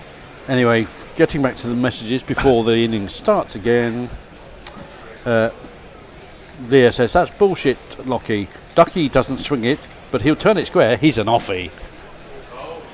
And thought he was meant to be a leg spinner. Andrew Kelso says, tell James I'm going to Scarbados for a month. Yes. Mablethorpe was a favourite of Count Arthur Strong, says Eric J. Oof. Okay. And Lockie says, Ducko can top 90 miles an hour when his blood is up. I thought that was 90 miles an hour off the bat. What, in his go-kart? Down a steep hill. Farong says, so Gill is due for a failure. We have the solution. The bear gets wickets. The lad could do the same. Yeah, I don't know who's on next. We've probably got about 8 minutes, I'd say, of our little stint together left. But whoever's coming in will be right in the guts of the innings by then. Yeah, you really will. Lots of showing Archer. How are you guys feeling about Archer? Excited. Really excited, yeah. I mean, I never thought this day would come, I have to say. Well, isn't the last time he bowled at Lord's that famous spell against Steve Smith? Potentially. Wow. God, that's so long ago. Yeah, that was incredible. 6 long years. Yeah, he's a wizened old pro now. Yeah. I mean, he looks exactly the same. I mean, if that's wizening, I'll have some. Yeah, give me that wizening. Yeah, wizen me up. I need a good wizening right now. He's got that youth gene. Yeah, I know that. You can't ever imagine him being an old man, Steve Smith, can you? Oh God, no! But I think he hasn't got the face for it, has he? No. He could go full Ian Smith. Suppose Just expand. Yeah, pull the parachute cord.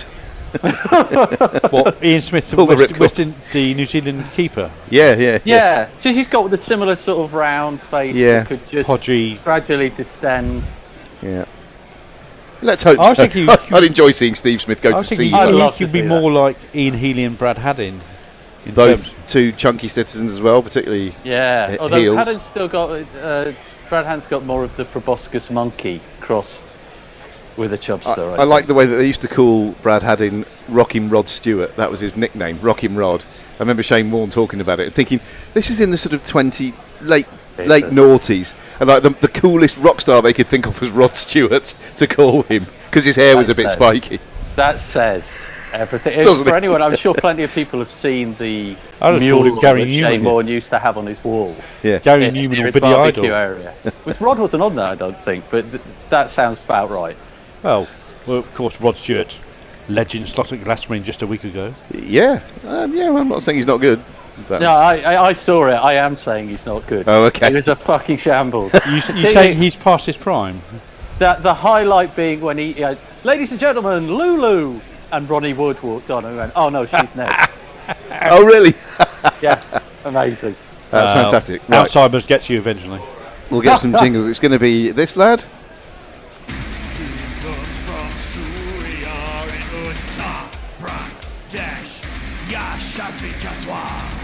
And this recent slip dropper.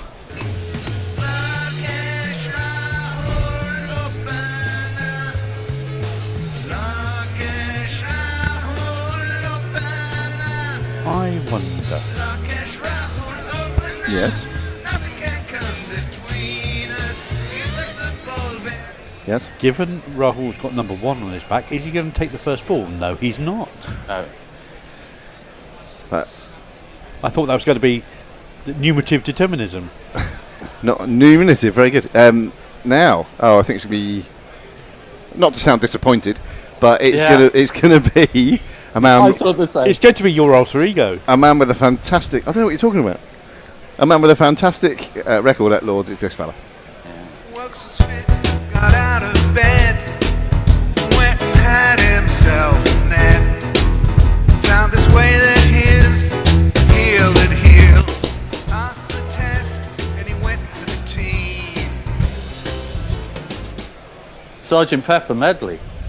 That's right. You've always got that chance though when you play 2 Jeff Perkins jingles in a row. Yeah, there you go. Yeah, let's try and get through a whole album.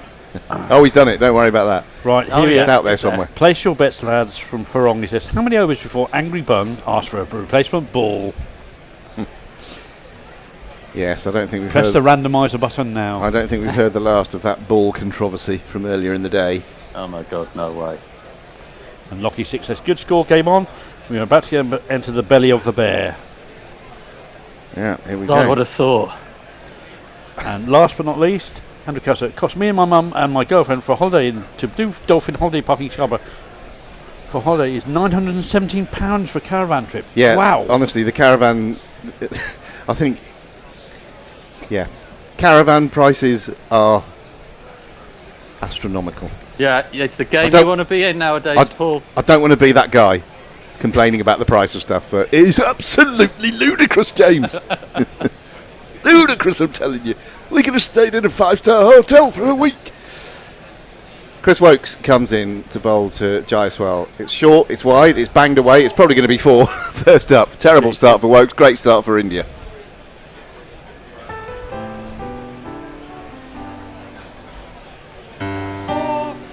Well, I was about to say before he started bowling, I think this could be a good day for Chris Woakes. If it could still be a good day, but he just fell out of bed rather than getting out. Well, so far he's been out for a first baller and bowled an absolute rank long hop and been banged for 4. So it's not going to get any worse, you'd think. He's I thought you were fallen down supposed the to have stairs warmed and his up wife before you has went out left to bowl. 3 slips are in place. This one is on the leg That's stump of better. Jaiswal, turns it into mid-wicket area, and there is no run this time. It'd be interesting to see how these two go and what their tactic is, because obviously England went all retro and started playing like Test cricket with a capital T. Now, will these two do the same? I can't see Jaiswal doing that. Rahul will just play how Rahul plays, I Yeah, think. and same with Jaiswal. He's a naturally more aggressive player. We shall see. Here he is facing up to Woakes again. A decent delivery. This one is angled across him and angled past the diving third slip. It's going to be the second one of these of the over. 1, 2, 3,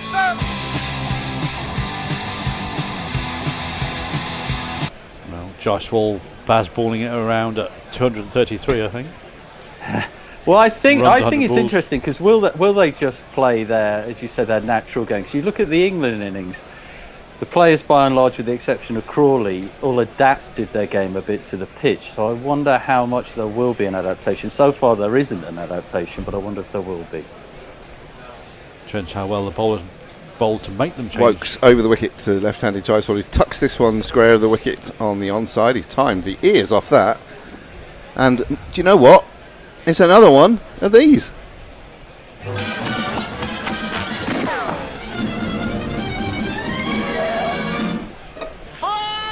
So he's bowled one short and wide, a couple full and on the leg stump. I mean, that wasn't that full, but it was on leg stump, and he just caressed it, timed it. Yeah, no real effort in that. It's beautiful, wasn't it? It's very much, as we know, a new ball pitch, so it's encouraging that Woakes is spraying it around like this. Woakes bowls again. He's back in his crease and playing this square of the wicket on the offside this time to get himself a single. 13 runs, if It's you please. crazy. off I the always love first to 5 see a balls. T20 match played in whites. Yes, a beautiful sight. And At this rate, they're going to be overtaking us by the end of Yeah. play today. We are overdue for a break. Are we overdue? I think we're Just one about on minute time. or something. I think we're due, yeah. Well, Rahul, it'll be interesting to see how he goes. It's been Crawley impressive so only far. allowed one ball this over.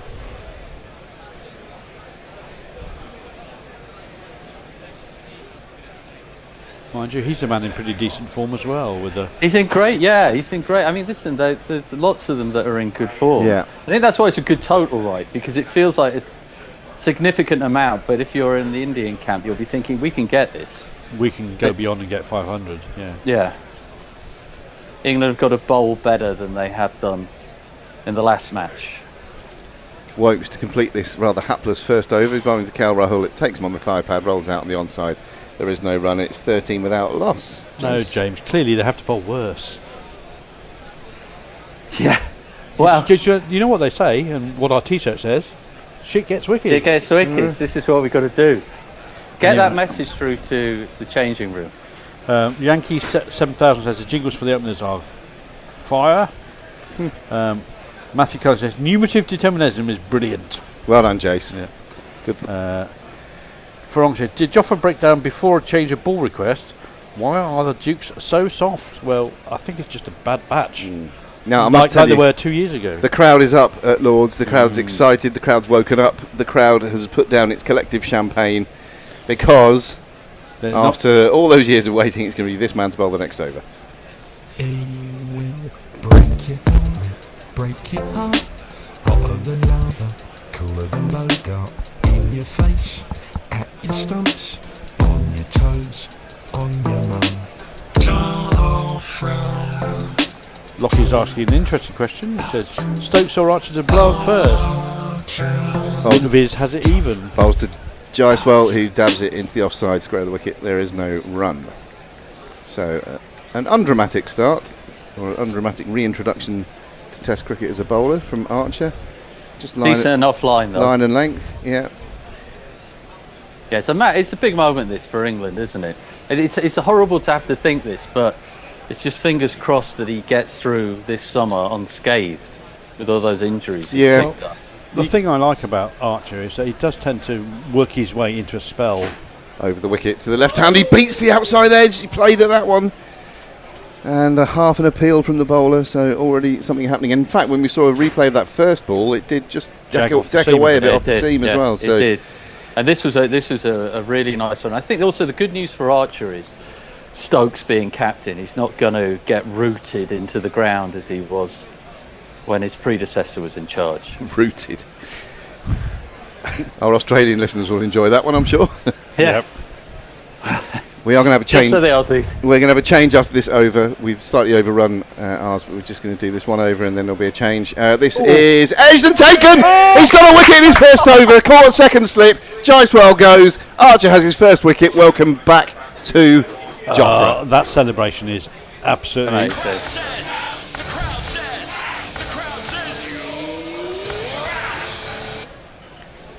Wonderful delivery, finding movement off the deck, and as you said, Jace, the celebration, just pure relief, just running away. Just reminded me of Samar Joseph in Australia when he got that 7-for. And again, he's off to the boundary. That movement off the pitch, taken by Harry Brook at second slip. Archer runs away, and a lot of pent-up energy there. Tony always says I'm a bit of a glory hunter, which of course I am. So having done that, I'm now going to vacate the chair and let someone else come in. Great to see everyone. And great to see you all. See you again soon. Good afternoon to everyone. Oh, hang on. Just stay to talk while the rest come in. Anyway. Very quickly. I'll leave you to that. Lockie6 says, I can't watch. Matthew Kent says, rooted into the ground. Pink Floyd says, out. Right, I shall leave then and see you in half an hour. Okie dokie. That was a cracker, wasn't it? I mean, it's on his leg stump. It's gone away from him. Caught the edge. Absolute classic delivery. God, we've been missing that for 4 years. Oops. Well, it's all happening. Where did we get up to? It's all happening. Fours, wickets. Which one? A redemption story. I think the gold chains got even bigger in his time off. But I tell you what, it is a great celebration. That's a man who wants to play Test cricket. That's a man who wants to play for this England team. Good on you, Jofra. There's a lot of people wanting him to fail. A lot of social messages as well. Pink Floyd out. Lockie 6. He's back, baby. Yeah. Lockie, you sub. Oh dear! Fantastic. We're welcoming Joffre. We're welcoming the light roller. Joff. Stephen Kelp. Thank you. Fantastic. Well, our isn't it? next man in is this man. Give me a bow and nigher, cool stylish liar, swinging, slashing, classy batting action, good and Carolina, triple century holder. He'll maybe one day, maybe he'll play away from Indian against England. He spanked him. Oh yeah, it's Naya. And he's been right on the money, Joffre, hasn't he? You know, he's come in, he's hit the seam, he's hit a line and length. He's got 3 slips in a gully, a leg slip, which I like, a short catching mid-wicket, and this goes past the outside edge at some pace. We haven't seen the speed gun yet. 93 mph, boys! Oh, that's good. 93! Yeah, he looked quick. Yeah, he looked quick first ball, didn't he? He did. He's deceptively quick. He runs in extremely smoothly, and then he's got this very fast arm that comes over. Yeah, and I mean, when you see him live as well, you notice how much quicker he is than else. Yeah. I mean, he reminded me of Michael Holding when I first saw him, I think, at Bristol. He's in again, and this tails in just a little to the right-handed Nair, who gets an inside portion of the bat. And, of course, England are absolutely on their toes in the field. That was 91 mph. He's not yet at Mark Wood's 96 or 97, but we don't often see consistent 90 miles an hour from any bowlers, actually, never mind England bowlers. I'd say Joff is back. 30 years old now. Should be in the absolute prime of a fast bowler's career. Looks lean, I think. Yeah, he does. Looks good. Finishing off this first over with a little inside portion of the bat. Well bowled, Joffre. India are 13 for 1. The Jas Whale has already been sent back by the returning Joffre, and they're on their feet at Lord's. Yeah, Farong's chipping in there. He said he should be known as the Olympian because he gets a wicket every 4 years. Oh, very good. Boom. Yeah, very good. Pink Floyd saying 93 miles per hour. That is quick early in. It is. It is, especially when he doesn't look like he puts any effort in, does he? It looks so easy, doesn't it? Like he's got his slippers on and just stepping up to the crease. Exactly. So smooth. What my father always used to tell me, and he was 100% right, and this goes back to the days when we didn't have a speed gun. He said, don't look at when the speed gun was introduced, said, don't look at the speed gun, look at the batsman. It's the batsman who tells you whether a bowler is fast or not. And he's right. They were hopping about to Joffre there.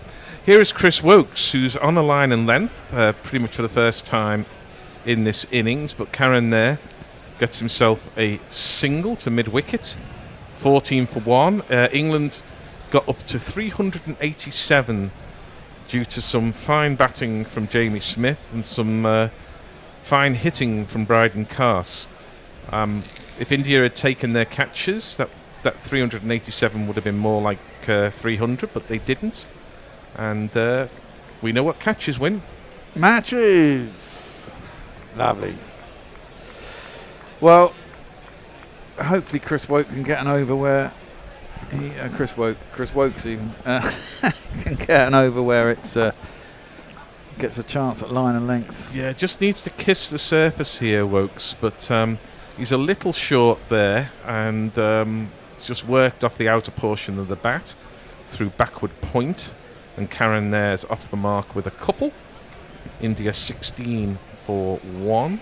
Very attacking fields, as you'd expect from Ben Stokes early on, and that's a good thing, but they will leak runs, will England, but this is Woakes. This is very much Woakes' turf here.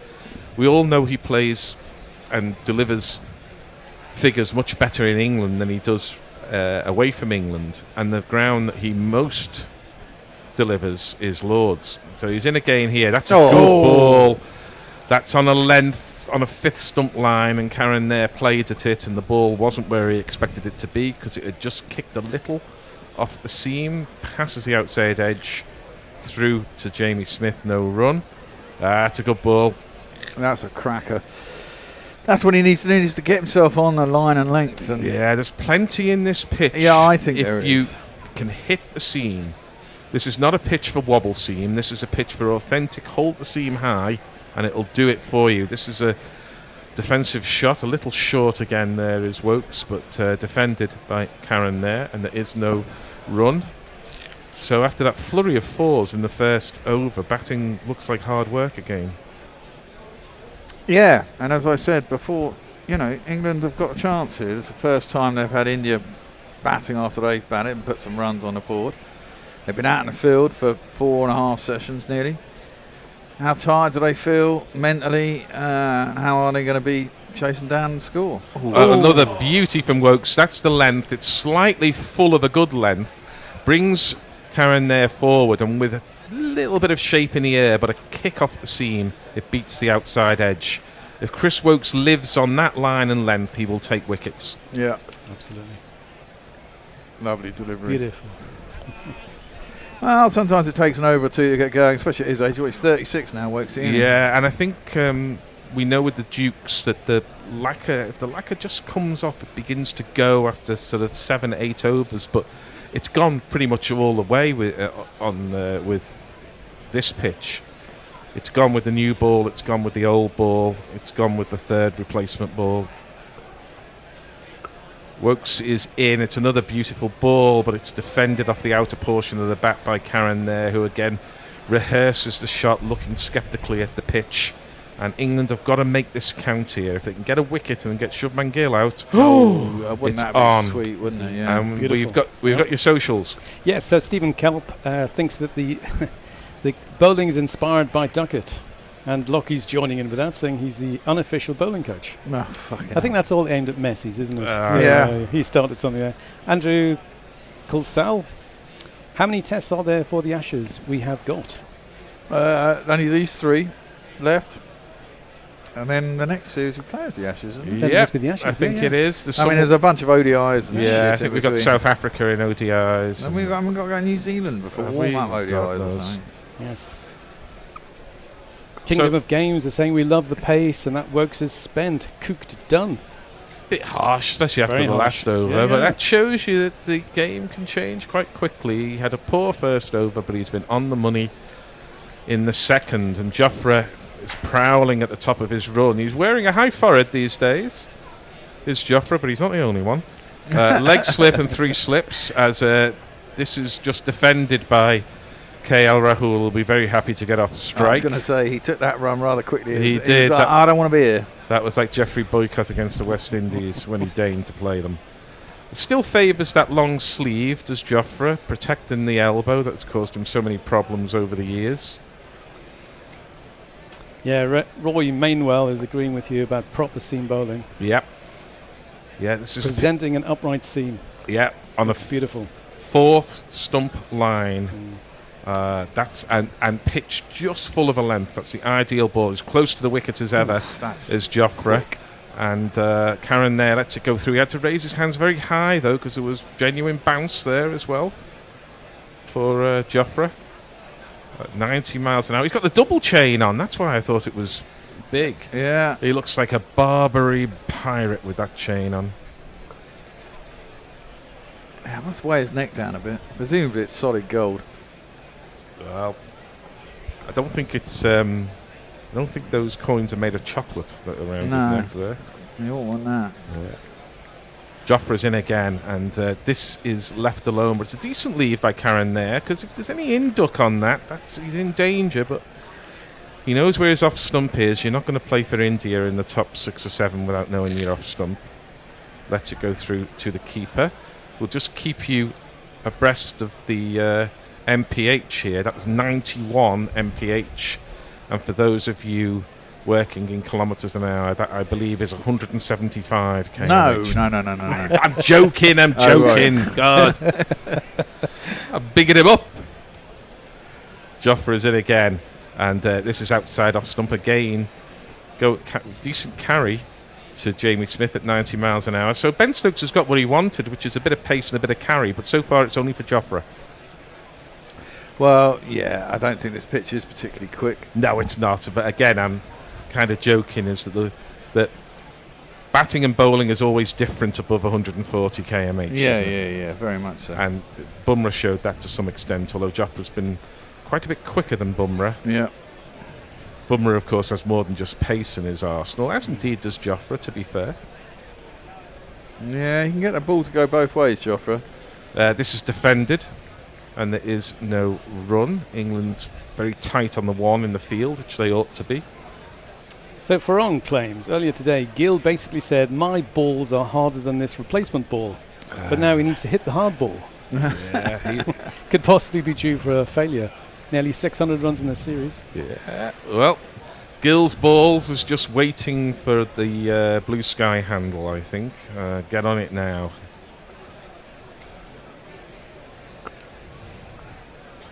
So here's Jofra at the top of his run. It's an economical, but it's a beautifully balanced run. Comes to the crease. That's a half volley, but you get the benefit of being a fast bowler, as you don't like to hit too hard at the half volley, so it just blocks it to extra cover. Finishes with a 92-mile-an-hour delivery, and India are 17 for 1 at the end of that over. They trail by 370. Both batsmen have 2 each. Over to you, Steve. King of Games says that Rahul oozes class. So we didn't think that when he dropped that catch earlier, did we? No. Never mind. He is a good bat, though. Jofra unchained would be 5 miles per hour faster, as opposed to Django. There's a case. Superb batter respect, King of Games goes back. Chains equals 125k. Could become a Patreon. Yes. Yes. There has to be some concern that they may be distracting in the sunlight, because they really are a huge set of chains around the neck here. They are, aren't they? They are serious. They're proper gangster chains. That's right. Serious bling, aren't they? Well, here's Chris Woakes, and he's on leg stump and carrying there. Sort of KL Rahul just tucks him off his legs down to show up Bashir, as usual, down at long leg or so, and they're through for a single. Yeah, what were England? England were 50 for... Well, we didn't lose our first wicket until we got to about 40. Yeah, it was a decent start. I think that Ben Duckett was, first out, but they both got to a slightly fortuitous, I think 18 for Duckett was it, and 20-odd for Crawley. It was a scratchy start. It was a scratchy start. It's a scratchy old wicket. Now, Chris Woakes has got to get this ball on the length. Top of off stump, Chris, and he is top of off stump, and it's just defended, no run. He heard you. I think so. It's not quite World 11 at one end and Ilford seconds at the other, but you're going to notice a 10-mile-an-hour difference, aren't you? Yeah, very much so. But that can quite be quite advantageous, can't it, really? It can if the man who's at 81 is moving it this way and that. Yeah. But Woakes has got to get a little bit of sideways movement, otherwise it'll become a little too easy. But there's plenty of time for that. It's on leg stump, and he's just clipped down to Shoaib, who is returning the ball from long leg, through for another single. After a frenetic start from the Jaiswal, India are settling into more conventional batting. Well, he scored 14 out of 19. He was here for a good time, not a long time. Indeed. Looks lovely at Lord's, doesn't it? Yep, 3 p.m. One of the great cricket grounds and one of the great sporting arenas in the world. We'll be going from the sublime to the ridiculous when we go to Old Trafford next for the next test. It's on leg stump, and KL Rahul is happy just to lean on that, and it goes to Bryden Carse, who for some reason is at mid-wicket. I'm not sure I'd have my fast bowler at mid-wicket, but that's what England are doing. Yeah, why not? I used to Because if you're diving on a hard square and you jar your elbow, you're out. Well, maybe, but I liked to be involved in the game when I was a bowler. Oh, I did. I loved being at mid-off so I could talk to the other bowler, tell him what's going on. That's my favourite position. Hear what they were saying. The few times I captained, I also captained for mid-off. He plays at that a little, does KL Rahul, but he took the bat away, gives Chris Woakes a wink, saying, I didn't really play at that, mate. Through to the keeper. Did go off the seam, though. A little bit. Enough. Yeah, enough. If you can get that one straighter so he has to play, you might well get an edge. Yeah, there's definitely kicking movements. Yeah. And it is kicking movements. It's not just a seam that the ball just sort of apologetically moves a little to the left or right. It's kicking as well as seaming. That's a ball that's on middle stump. It almost yorked KL Rahul, who slightly uncomfortably got enough on it to get it to Shoaib Bashir. It's the end of the over. India are 20 for 1, and we have your socials. So Farang saying Jafra's chains are wider than the rails used in the Bangladesh railways, according to BRU. Dara Very Azizi- narrow gauge. Yeah, I would have thought so. Yeah. Dara Azizi, I love gangster chains. I use them every day. Good. Fair enough. And Jeff Perkins just popped in. Jofra needs them to get a chain reaction. I like that. That's a good one. Very good. Thank you, Jeff. Very good. There's Ravi in the crowd there. So seems to be spending some time in the commentary box and some time in the hospitality box. Jofra definitely prowling at the top of his run here. Comes in again very close to the umpire, bowling a stump-to-stump line, only in this case, for the first time, he's gone down the leg side.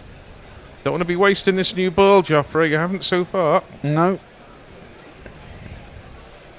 Not a wicket or two in the first 15 overs. Be very nice. I think if England have got India 5 down at the close, they'll be very happy. 6 down, they'll be ecstatic. Indeed. Well, and India didn't really use the spinners that much, did they? No, but they did get some turn. And they did get some turn, yeah. Jofra's in again, and this is on middle stump, and KL Rahul is right in behind it, and there is no run. What's noticeable already is that I do think India are more prepared to play, as I say, inside the silhouette here. We haven't seen them flashing outside off stump. We haven't seen the hands going outside the line of the eyes, and therefore you start guessing where the ball is. Given a lot of respect to Chris Woakes' record and Jofra's pace, I think. Dolly Pope under the lid, a not very short leg. 3 slips eyeing the edge of the bat as KL Rahul just drops a dead bat on it, goes out to point, and they're through for a single.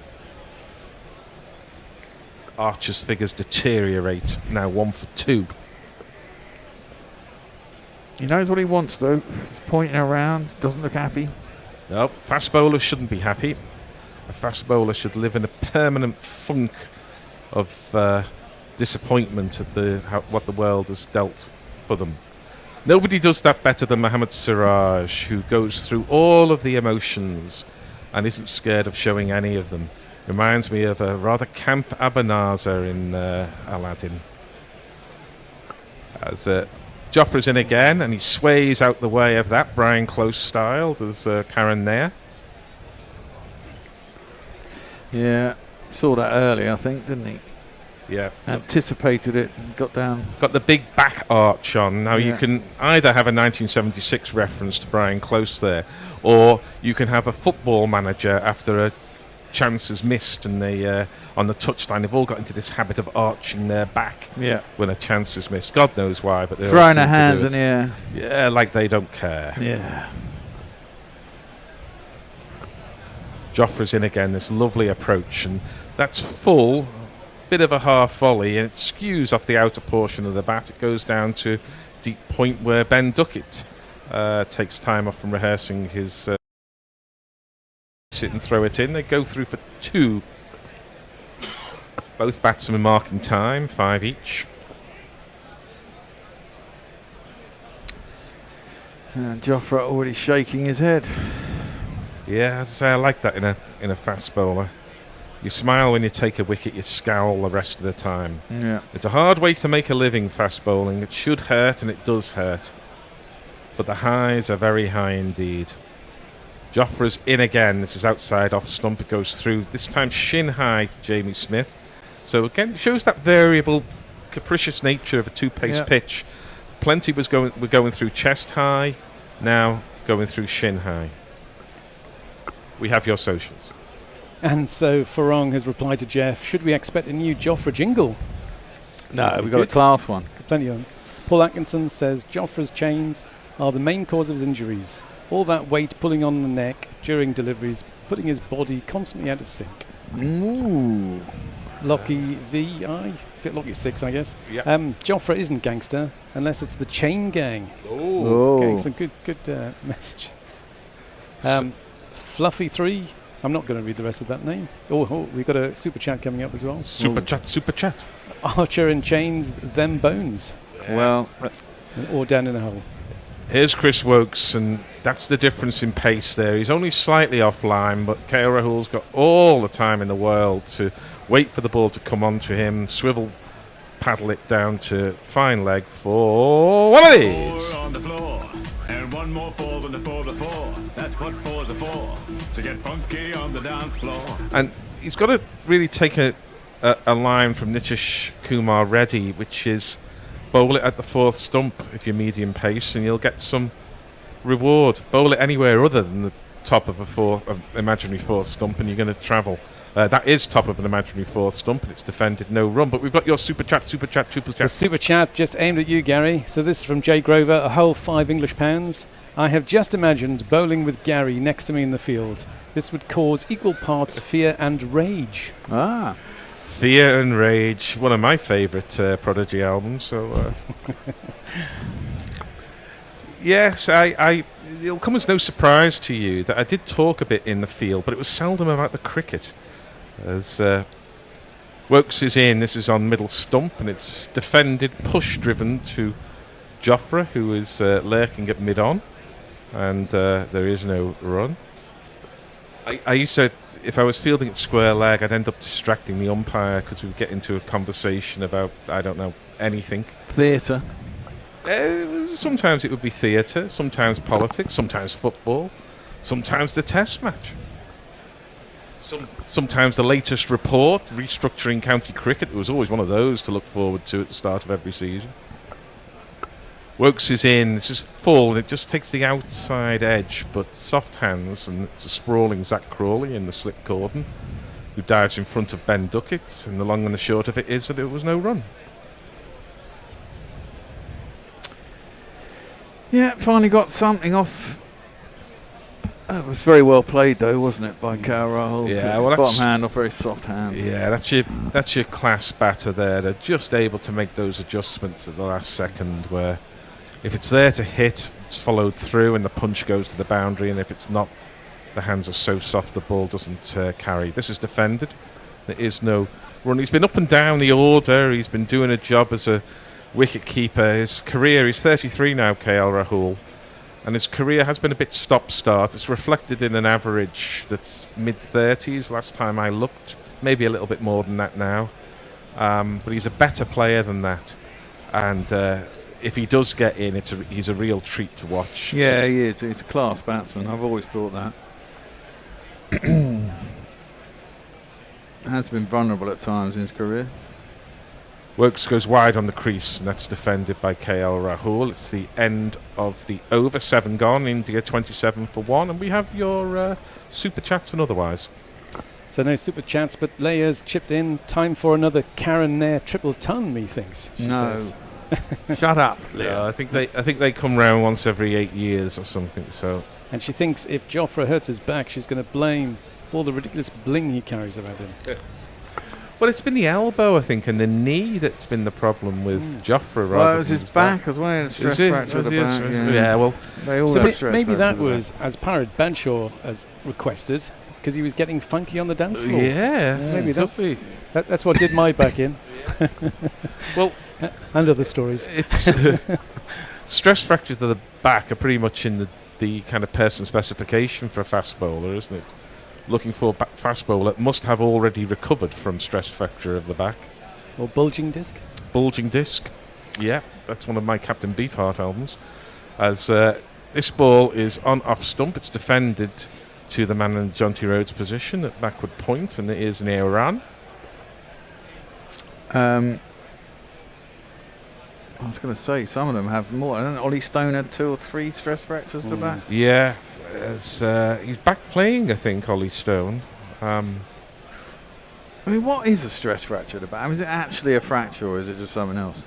Well, you kind of hope it is a fracture, seeing as it's called a fracture, yeah, but one's never quite sure. No, exactly. It seems to be the kind of thing that happens with fatigue. The bone is just collapses under the amount of work. A completely unplayable delivery from Jofra, who gives it the double teapot, because it was a length ball. It pitched on, off, kicked, and went over the top of off. And I don't think many batsmen would have played that with 2 bats in their hand, never mind 1. How did he get anything on that as well? Played slightly across it, slightly sort of from 11 o'clock to 5 o'clock. But yeah, the only way you miss that is through luck.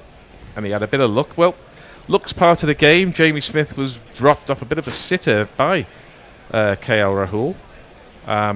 So, you know, it comes and it goes. Again, it doesn't look entirely in behind that, does Karen there, but gets enough bat on it, goes into the covers. There is no runs. Zach Crawley gives it the hands above the head clap from third slip. This is an impressive return to Test cricket from Jofra. Indeed. And I presume Bryden Castle just in. He'll be up next, I presume. He bowls in the high 80s, doesn't he? Yeah, he's more of a kind of skimming bowler, where Jofra has that ability to... It comes with the 4 or 5 miles an hour extra, is to just get that ball to lift. Can't get onto the front foot against Jofra. Although he does get onto the front foot there and drives beautifully. But you're always risking it with Jofra if you drive on the front foot. But it's a lovely shot from Karen there, and he gets 4 runs for his trouble. It's Nissan She. It's Nissan She. And it's a pitch that demands that when the 4 ball comes, you've got to put it away. And if England were guilty of anything in the afternoon yesterday when they scored 70 runs but did not concede a wicket, it was the fact that too many 4 balls were just pushed back instead of driven back. Of course, it's easy to sit here and say that. Yep. But that's the game. Indeed. That's why I'm not selected to bat for England. There are 1 or 2 other reasons, perhaps, but... only 1 or 2. Yeah. You've got to hit the 4 ball for 4. This is almost caught at leg slip there. It got up a little bit, and it was a sprawling, I think, Bryden Cass there. It did come off the... it's Ben Stokes. It did come off the kind of bat handle come glove. It's not quite a chance, but there was no control there from Karen there. Another day, that's a catch at leg slip. Yeah, it was fending it off. Horrible shot. Yeah, it was nowhere near leg slip, who had to have stood a lot finer. But again, it's the trouble that extra pace provides. And that's why Jofra was selected, and he's delivering the job description. You ask where I live, is the address I give. The phone. Jofra's in. It's another full half volley, and it's driven very pleasingly through extra cover by Karen there. Perhaps he's just straining a little pace, losing some of his control, is Archer. It's Chris Woakes who runs back towards the grandstand. The returns, beautiful return actually, just over the stumps. It's the end of the over, 37 for 1, and we're due a change. Yeah, we are. We're going to play a little jingle in the meantime. It is... where was it? The one that Hendo made me put in here today. This one. Get your ass down to Gorilla Cricket's website. A great archive of articles, superbly striped. GorillaCricket.com's the place to be. Features by the ton, competitions, jingles, and heaps of stuff at GorillaCricket.com. Well, it's all change. We're going to have Tony Bishop on the ball by ball. Jason Hiscox is your socials man, and change to report in the bowling. Well, there is. It's Bryden Cass for his first over. He's bowling from the nursery end, so he's replacing Woakes. He was pretty hapless, to be fair, by one little spell of 3 or 4 balls where he got everything right for a while. That's defended by KL Rahul back to Cass. Yeah. Full on his middle and off stump. He looked tired at Edgbaston, did Cass, towards the end. Of course, players do when they're taking a shellacking like England took. He had a shoe problem, which we all thought was a toe problem. Yeah, that sounds a little convenient to me. Yeah, I mean, well, I rather think you're a professional cricketer. You can't get your shoes right. Equipment blaming springs to mind. We know what bad workmen blame. Everyone's been kind of the support act here, though, for Jofra for a while. That's well, it was on leg, but it was going down leg. KL Rahul didn't quite. He was looking to turn it away, didn't quite get hold of it. Here, let's jingle up Bryden Cass. Stick your hopes of victory up, Cass. Your hopes of things are flying at her mast. When the Bryden comes a calling, all your fingers will be falling. Stick it all right up. And now I suppose the whole discussion is going to be, well, how fit is Ben Stokes, and are they going to give Jofra another archer, another over, another archer? Are they going to give Jofra another over? Right, 3 slips, a gully. There's a point, an extra cover, mid-wicket, a long on, and that one's clipped off his toes nicely by KL. Back of the square. The looping figure is the tall Shoaib Bashir who fields, and they take a single, 38 for 1. Yeah, I think if we don't see Ben Stokes before tea, I don't think we'll see him all day, because it's a new ball. The new ball has done plenty all through the series, and the old ball has done less, although it's done a Very fair much bit so. today. So if Ben Stokes isn't really bowling, if he goes to Shoaib Bashir, then I suspect that his injury is more than just inconvenience. Yeah, I think that will be interesting. See root a lot. Cast in, that's well defended by Karen Nair. Back on strike after that. KL Rahul clipped through backward square. No run, pushed into the offside by Karen Nair. 15 for him. He'll want a big score. Unless he scores very big scores, he then tends to miss the next 70 odd tests. Yeah. So it's very harsh. Farong says the problem with Jofra was a fish tank, wasn't it? Elbow hand injury. Oh, I'm glad you asked me. I was just trying to make a list of the various travails. Yeah, and Fluffy said he's had a run in with Fergal Sharkey. Right, Cast over the wicket, and he comes. That's beaten the outside edge of Karen Nair, who looks rather pensively with some concern. At the pitch. Goes away for a little chat with himself as he walks towards square leg. Yeah, I think it's showing the why it's been so difficult for so many batters to time the ball properly, because that ball is taken at ankle height by Jamie Smith, who 15 minutes ago was taking the ball sternum height at least. Sternum, indeed. You just don't know what pace it's coming off this Brian pitch. Cast. That's defended into the offside. Oh, you've lost that down the crack, I'm afraid. I'm afraid that has gone down the cracked sofa, cracked chairs. What? Was that the baby going down the plug hole? It was. Fortunately, it's not a crucial page, I don't think. To point, apropos nothing really, Lockie says, hairline cracking, nature's way of telling you to stop. Well, we're watching multiple replays of Jofra's comeback wicket, removing Jaiswal, caught by Harry Brook in the slips. When pure unbridled joy.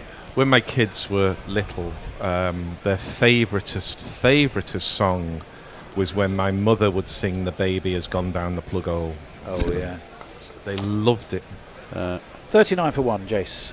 Farong said, I think Lars 400 is safe on this pitch. You're probably right. Very good. And Lockie 6 says, a good watermelon policy is hard to find. Yes, very good. Dara Azizi says, a stretch fracture is exactly what it implies. Tiny fracture of a bone caused by stress. Yeah, precisely. 39 for 1. We are going to see another Jofra over from the pavilion end. This is rather hard for Shivan Reddy Gadam. He says, Stokes is the worst player and the worst captain. 3 slips, a gully. There is a leg slip. There's a man at forward short, as well as a fairly short mid-wicket. Looking for that one that will pop up. That's so is Duckett at short gully then? Very good. He is indeed. Right, Jofra over the wicket to Karen Nair, who pops it up. Doesn't control it. He's going to get 1. They may come back for 2. Had there been a straight mid-on, it would have been literally plopping straight into his hands. But there wasn't. You can't have fielders everywhere. No, you always wonder what the purpose of the on Hayden is, the player that's standing next to the strip, next to the stumps. Exactly that. And that's what it's there for. Very few catches go there, but that one did. But it does stop an awful lot of runs. It does, yeah, that's its purpose. I don't even think on that occasion it was the pace of the ball. I think it just, if anything, it was one of the slower balls he's bowled. Maybe that's what fooled him. It's just coming off the surface at different paces. Like I said, you could see it in the heights that Jamie Smith is taking the ball. Anyway, that's the media centre above his eye line as he's in. That's KL Rahul drops the bat. He's happy to take a single. leave it to you for now, Karen, and they move on to 40 for 1. Well, of course, he burst onto the scene 2019 in the Test match against Australia. 2 for 59 off 29. He got Bancroft and Payne. 3 for 32 in the second innings. Warner, Khawaja, and Payne again. Yeah, I was there, and he was, terrifying sight. They really were put off their game. Left watchfully by Karen there. Through it goes to Jamie Smith. He had played ODIs before, I think. He had. Launched the career of Marnus Labuschagne as concussion sub after smashing poor old Steve Smith. Very scary it was in the media centre, I promise you. Nobody said a word. World Cup final, of course. 1 for 42 he took on that day, as well as bowling the super over. Went for 15, as of course both super overs did, hence the boundary count back. In he comes. Karen there goes up into his toes, dabs it to the man at forward short. There's no run. So it all looked so fabulous for Jofra then, but 2020 had a stress fracture of the elbow for the first time. 2021, of course, he played a test against India, and then that was his most recent test, so that was in 2021. He had elbow surgery in 2021, he had hand surgery in 2021 after the famous fish tank incident, and then he had after that a second bout of elbow surgery. In he comes, those chains are jangling, defended well by Karen there, back to Archer. In 10 years' time, it's a good pub quiz question, isn't it? Which two players return for England against India? One after 7 years out, the other after 4 years out, or whatever it is. It was 2022 when he had the lower stress the stress factor of his lower back. But he did have that cracking ODI against South Africa, where I think he took a 5 for, didn't he? Might have even taken 6. Wasn't that in Kimberley, I think? In he comes, over the wicket. Karen there on the back foot, very careful. And of course, the answer to the question there about the players returning after lengthy absences are the two principals at that moment. Karen there batting, Jofra Archer bowling. Well, indeed, he wasn't fit for the World Cup in 2023, which I'm sure he'll be probably ultimately quite very pleased happy about. Yes. It was Reece Topley, I think, took his place there. Briefly. Took 8 wickets in the World T20 in 2024. Played the one ODI, I think maybe 2 versus Australia. And of course now here we are back in 2025. He had a single red ball game for Sussex at Durham, and he's now taken his first Test wicket. It's been some journey over the last 6 years. Well, he looked anything but rusty in that first 2 or 3 overs, didn't well, he did. How well he's maintaining his pace. I mean, you forgive him. That's it's the an difference. incredibly hot day. Bryden Cass is going to continue from the nursery end to KL Rahul, who defends into the onside. No run, 41 for 1. Two very different approaches to fast bowling we're seeing here. Jofra, super smooth approach, runs through the crease. There's barely any delivery stride at all, really. It's just a very fast arm that comes over and superb balance and timing.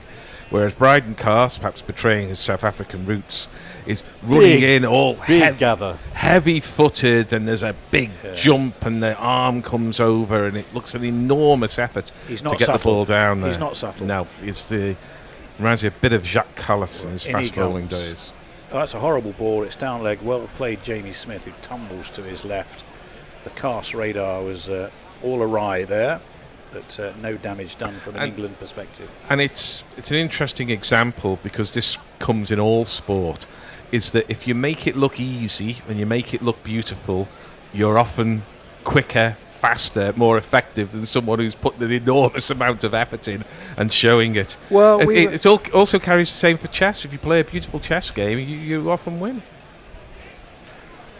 Cass is going to be in from the pavilion end, over the wicket, up onto his toes goes KL Rahul to defend back to the bowler. No run. Jason, do you want to jump in? Yeah, isn't that the case when you're playing? No, if you look smooth, it's all fine. But if you look, if it all looks like effort, then you're fighting against yourself. Well, more than anything else. You are. I mean, it's clearest in motorsport, where bike races and in fact in cycling as well, and in Formula 1, if you're very smooth through the corners, chances are you're going faster. What's the phrase? Alain Smooth Prost. is quick is good. Alain Prost. Yeah. The professor. Juan Fangio. That was nicely worked off his hip this time by Rahul. He should get a single. Bashir again, the man. Ayrton Senna, I think, was the one who... In the rain. Yeah. But he was mad for the first 10 laps, and then he was... By that point, he'd won half the races he was involved in. Yeah, I mean, I started watching bike racing with Fast Freddie Spencer, who barely seemed to be moving on the bike and was lightning quick. Valentino Rossi. Yeah, Rossi was more across the bike. He would fight it a little bit, the professor, in the on the motorbikes, but Fast Freddie Spencer. Fast Freddie was the man. More I like remember. a East End gangster. Yes. Than he does a cyclist. In comes Cass. Beats the outside edge of Karen now. Did he pull the bat inside that? Not too sure. The Duckster's little hands are on his little head. The other one I recall was the Australian, I think, Mick Doohan, as another Super chap. Man and bike were as one. Mick Doohan? Was it Mick Doohan? I think he was. Kenny Roberts was American, wasn't he? Yeah, he had to work a bit harder on the bike. But have we got a super chat? We do. In a moment. Super chat. Wait and see where Cass is on his next delivery. Otherwise, we'll have to cut it off short because he's at the top of his run and coming in. It's full, it's on leg, it's worked to square. Fielded by Woakes, no run. One of these coming up. YouTube Prime Super Chat. Ow. Brian in Brisbane says there's 10 Aussie dollars. Yeah. I heard mention of a £917 caravan holiday in Scarborough. Well, my wife and I are at Searcy's Champagne Bar in King's Cross, en route to Paris for her birthday. Happy birthday, Mrs. Brisbane. And 2 large glasses of champagne is 43 quid. Which champagne bar is it? Searcy's. Searcy's. I think I was there myself a couple of weeks ago. Yeah, it's not cheap. Yeah. It is beautiful. It's not really King's Cross. It's St Pancras under the old train shed there. It's absolutely beautiful. Yeah, 11 overs gone, 42 for 1. AD says, "Hi guys, you guys are looking good. Thank you very much." And I wasn't drinking champagne there. I promise you that. Stephen says, "Crikey, Brian! Think of the volume of cider you could have bought for 43 quid. Well, 8 pints in London, probably 10 pints anywhere else." Yeah, well, if you're on Rive Gauche in Paris, it's not going to be cheap there either, mate. We're now going to have a look at Chris Woakes operating from the pavilion end. And not Ben Stokes. And as you rightly say, not Ben Stokes, who looks as though he's fielding at pretty short mid-off. Defended, good length ball from Stokes. Jason and I were sitting watching Stokes, who literally did have a spell of about 4 or 5 balls where he got it right. And what was noticeable about when he got it right, he wasn't trying to bang it into the deck. He was fuller, and he was letting the ball do the work. It was much, as Jason described it, kissing the surface. Yeah, that's Woakes, you're saying? Or yeah, Stokes? Woakes. Yeah, that's when he's at his best. When he looks a bit like a bowling machine. Like it's almost as though he was down. thinking, if it's Joffre at the other end, I need to be a bit Joffre-ish, which is not really his game. That's nicely dabbed, but dabbed straight square, no run. I felt at Edgbaston in the first spell, where he was a bit unlucky with a couple of umpires' calls. I felt he was bowling faster than he had at Headingley. But he probably does have an ideal pace, which is probably 81 or 82. If he's stretching above that, he's struggling. And if he's 78 or 79, well, he's not test class at that And he doesn't level. need to be doing that. I mean, we saw with Nitish Kumar Reddy, 2 quick wickets. Just bowling, not even quickish medium. That was well defended by Rahul into the offside. No run. 42 for 1. Yeah, and the pitch appears to have gone quiet in the last 20 minutes or so, but we know, because we've seen enough of this pitch already, we're in the 5th session of play here, is that all of a sudden one will just take off and seam away or duck in. England haven't got many in-duckers so far, but that, I suspect, is the technique of the Indian batsmen, who are playing very much for the inside of the bat rather than the outside. Woakes over the wicket. Quite full on off stump. Defended. Ben Stokes comes racing in with that big red number 55 on his back. Red for Ruth Day. Raised, getting on for 250k. Did I see a pop up on the possibly scoreboard there? I mean, we did see Nasser Hussain at lunchtime on the pitch, sort of sweltering in his red jacket, whereas Ian Ward was looking a lot. Yes, I had noticed that. I was going to comment about that. Was that acquired yesterday or some time ago? Defended by Rahul, no run. I think it was 2 or 3 years ago. I bought the wristband at Lord's. I think I hate to drop names here, but I think I may have bought it off Andrew himself, or Sir Andrew himself. Anyway, I had a quick word with him and congratulated him on the work the foundation was doing. I'm not keen on overdoing the red for Ruth Day, but they cut it out Woakes before the over the cricket. wicket. That's a better ball, but it's solidly defended without any elaboration by KL Rahul. No run. Just to continue the point a little bit is that I think in the early days of the red for Ruth Day, it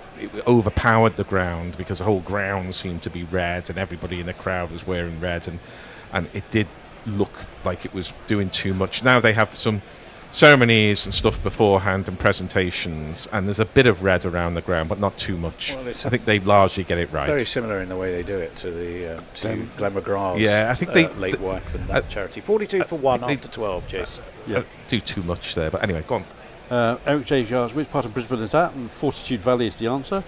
Brian in Brisbane says, talking about the 43 quid for 2 glasses of champagne, says, all pints in spoons. You best make it worth my while going to Paris. I do. I would love to know, Brian, where you're staying. Yeah, in where Paris. are you going? I always walk down the Rue Saint-Denis, which can be a bit dodgy, but there's the... I'll break up. Brian Cass, who's not walking down the Rue Saint-Denis, he's coming in from the nursery end at Lord's. He's on. It's defended for no run. He's on some other kind of road entirely at the moment. Well, he is. Yes, he is. There's what is it called? The roast beef and something or other pub that used to be sort of halfway down if you're walking from Gardiner. The Frog and Roast Beef. Yes, the Frog and Roast Beef, yeah. And they'd always have the rugby on there. It's about halfway down Rue Saint-Denis if you're walking into the centre of town. Well, that's obviously being us who call the French frogs, and they call us Le Roast Beef. Le Roast Beef. Le Roast Beef. Shiban says, Karanaya, short ball, plan to out him. In comes Cass. That's full, looking for the Yorker, but it was well dealt with by Karen there to the man at short mid-off, which I think is Ben Stokes, and there was no run.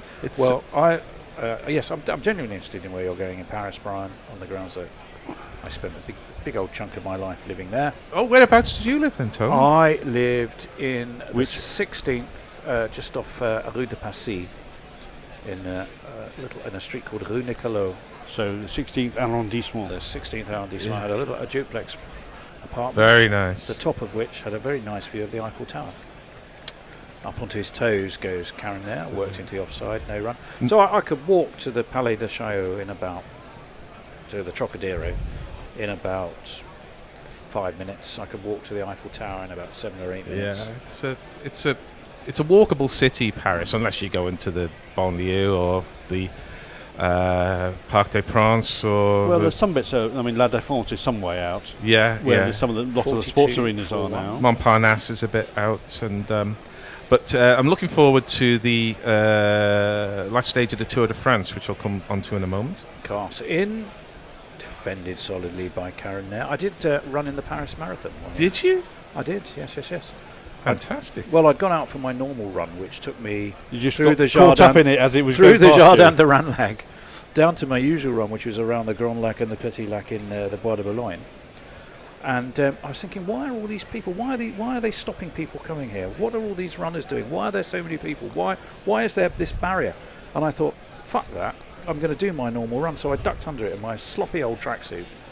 And there's all these like Ethiopians running past me and fast Kenyans and whatever else looking at me. That was well defended.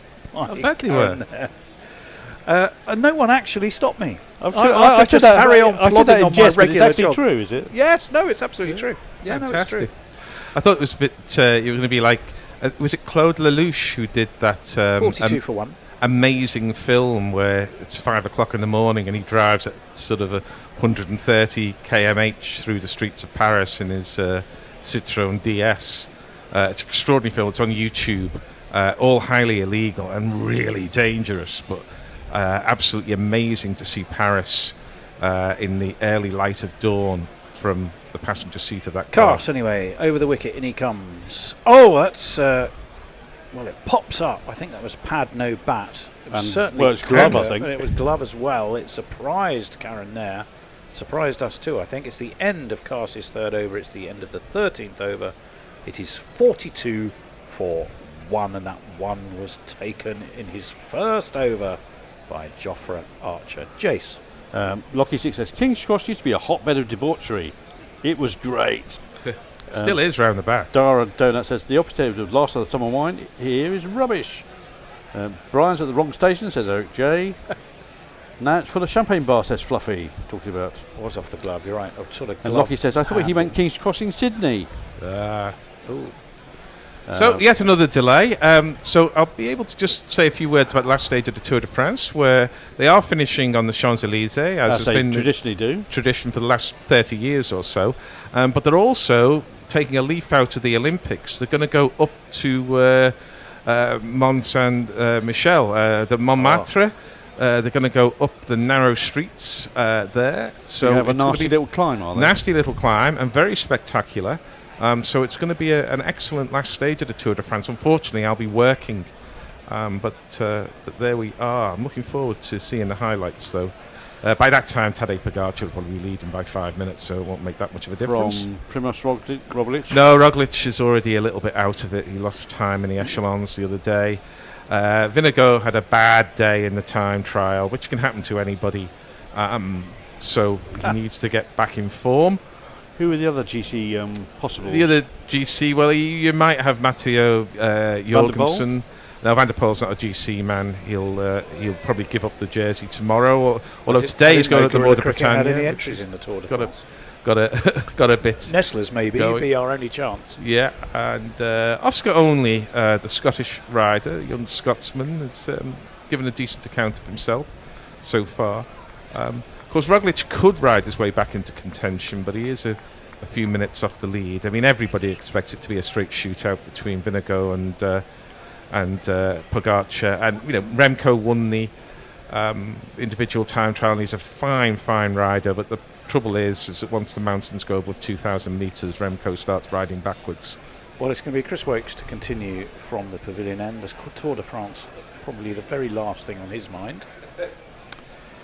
3 slips go down.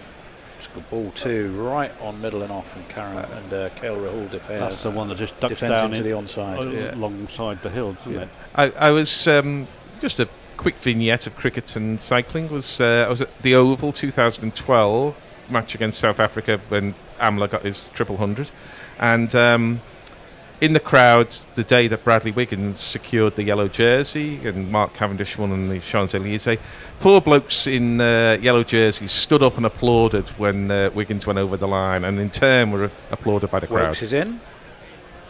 Well defended by Kale Rahul, very solid. Woakes, of course, who has this phenomenal Lord's record, played 7.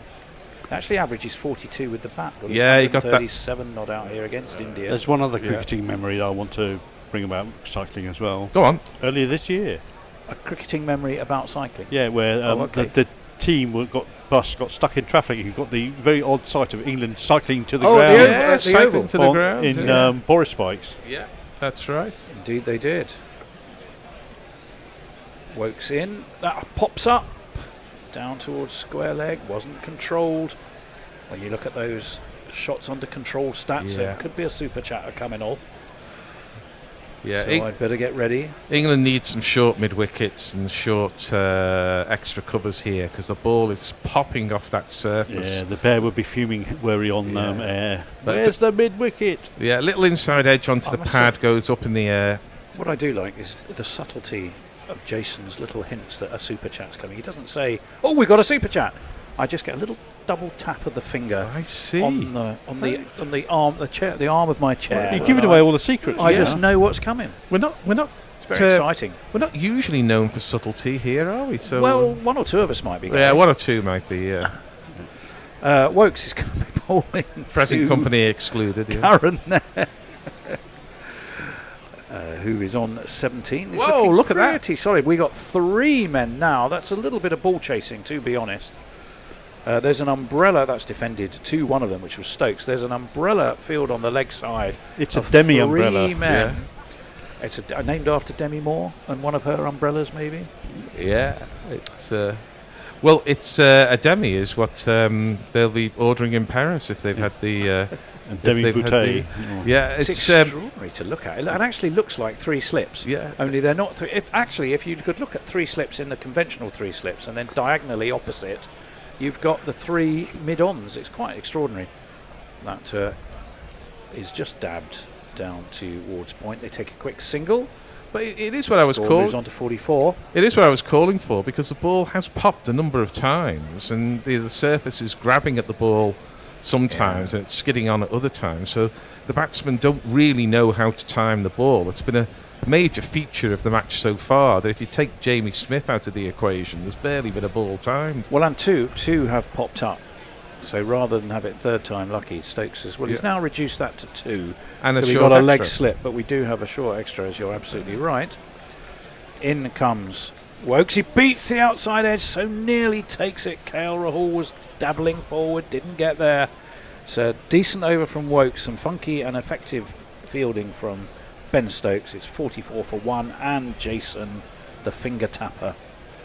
YouTube Prime Super Chat. Fluffy says, for $2 in memory of Goffey's tackle. In whose? Goffey's tackle. I don't know what that's about. In Goffey's tackle? Yep. Brian in Brisbane says, I'm staying near the Dread to Guardian think. Nord, looking to decide some food halls and fruit markets. To which Leah says, ooh, Guardian Nord. Famous train accident happened there. Let me know if you'd like to listen to a podcast about it on location. Oh. I can't imagine you'd want to do anything else. No. Right, that's tea time, of course. Yeah. Which came upon me rather quickly. Yeah, lovely little mini session there. I think fine battle between bat and ball. I think both sides can have something to be pleased about. England, the wickets, and causing considerable trouble to the Indian batsmen, and KL Rahul and Karen there toughing it out. And hopefully Archer will go off, have whatever Michael Marshall used to have at lunchtime, and come back like Michael Marshall after lunch. Yeah. Well, 3-5-3 for 7 is what England were at lunchtime. They lost Root, Stokes and Woakes' first ball in the morning. 102 runs in the morning session, so they were definitely getting on with it more, mainly due to the efforts of Cass and Jamie Smith. 387 all out they were. Cass, the last man to go, bowled by Siraj. Interestingly, as Gary was very quick to point out, 5 caught behind and 5 clean bowled amongst those wickets.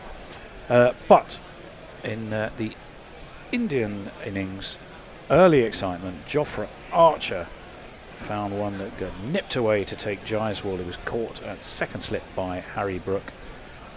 Despite best efforts, no more wickets though for England. So 44 for 1 is where India are at tea. They trail by 343, and we shall find some entertainment to delight you with at tea time. But Jace, have you got any final messages to lead us there? Citroen DS is the most beautiful car ever built. Talking about things French, it's very pretty, I do admit. Paul Atkinson asked if Stokes is as proactive in his plans as he was when he first started. Maybe he's gone a bit more conservative as he's grown into the role. Pirate Batchel says, good on you, Tony. It's always farcical that certain sports are allowed to appropriate public roads. Yes. Personally, I think wacky racist style traps should be laid to professional runners and cyclists. Well, it was. I remember it like it was yesterday. It was very strange. And I was just so innocently thinking, I'll just no one's stopping me nipping under this rope. I'll just crack on and do my normal run around the Bois de Boulogne. And last one from Pirate Batchel. If they're on the diagonal, they must be bishops. Very good. Oh, very good, very good, very good. Anyway, thing as well. We shall take our leave. We shall put on some tea time entertainment to hopefully delight you. Hopefully more of the same from lunchtime. And we will be back after tea. Yep.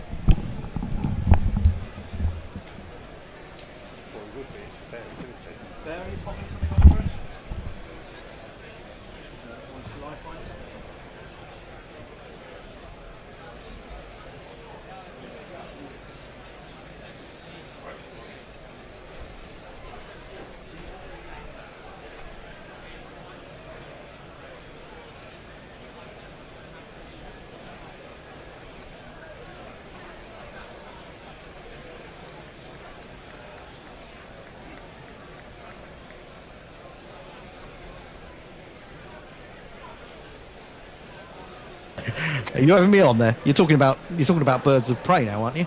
No, he was a real character as well. I mean, a proper Australian larrikin character, Don Talon, and he had his brother. We'll have to look it up. We'll have to look it up. We'll do that at the end of the show.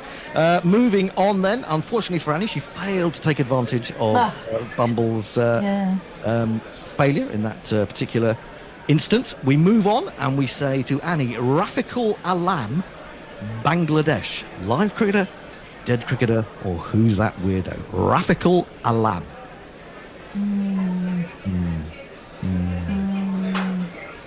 Have you got all your county cricket matters above your head? I have. Alphabetical order. Yeah. No, they're in. Yeah, they're in issue order. They all start with C, don't they? They all start with C. There's a lot of C's. Yes, there are indeed. Rafiqul Alam. Right, well, we haven't had one of these for a while, so I'm going to go, who's that weirdo? Absolutely wrong. I just haven't got it this time. No, well, to be honest, Grubby was just terrible. It wasn't that you were that great. Rafiqul Alam, live cricketer or dead cricketer, Bumble? He's very much alive. He is. You're absolutely right. And how old do you think he is? He is 27. No, he's nowhere near 27. He is alive, but he's actually 65. Rafiqul Alam of Bangladesh. The way you said with such confidence, I thought you actually knew him and you'd played against him for a moment. Oh, that's Alam. Oh, that's Alam. Nice try. Right, it's so easy to get you. Rafiqul Alam, live cricketer or dead cricketer, Bumble? He's very much alive. He is. You're absolutely right. And how old do you think he is? He is 27. No, he's nowhere near 27. He is alive, but he's actually 65. Rafiqul Alam of Bangladesh. The way you said with such confidence, I thought you actually knew him and you'd played against him for a moment. Oh, that's Alam. Oh, that's Alam. Nice try. Right, it's so easy to get your Alams mixed up, isn't it? It really is. Tell us more about the live cricketer, Rafiqul Alam, Tony. Rafiqul Alam, yes. He's 65, as you rightly say. He was born in 1957 in Dhaka as a right-hand bat. He's also been a match referee and a national selector for Bangladesh, renowned for his aggressive batting and all-round qualities. He first played for them in 1980. He represented them in 2 ODIs versus Pakistan and Sri Lanka in 1986. In the first versus Pakistan, he made 14 of 43 balls, was caught Ramiz Raja, bowled Wasim Akram. Versus there's another Akram. There you go. In the second versus Sri Lanka in Kandy, he only made 10 of 20 balls. Bangladesh lost both games. But a man of Lancashire, of course, got him out. There you go. Rafiqul Alam, a Bangladeshi live cricketer aged 65. Moving back to Bumble, we only have 4 names to go. It's really hotting up. Bumble has 8. Annie has 4. He had 8 before. I know, but he didn't get the last one right. Oh, no, that's true. Yeah, that's why I didn't give him any extra points. Oh, okay. I was going to, but you know. Now this is an interesting one. Anakali Akasha of Sri Lanka. Anakali Akasha, Sri Lanka, Bumble. Who's that weirdo? Oh, you're just instinctive. You're just purely instinctive. It's that speed with which you played Lillian Thompson. You're absolutely right. She is a weirdo. She's a she as well. And what do you think? What do you think she does? What do you think she does? Or did? Ideas? Sri Lanka. Anakali Akasha. Anakali Akasha. I think she's a musician. Ooh, you're quite close, but not close enough for a bonus point, because that would just be cruel. Half a point, how generous are you feeling? Half a point, well, I want to keep... No, he's winning too much. He's winning by too many. Yeah. I think I'm going to go do away with the extra point there. Anakali Akasha is an actress and former Miss Sri Lanka, is that right?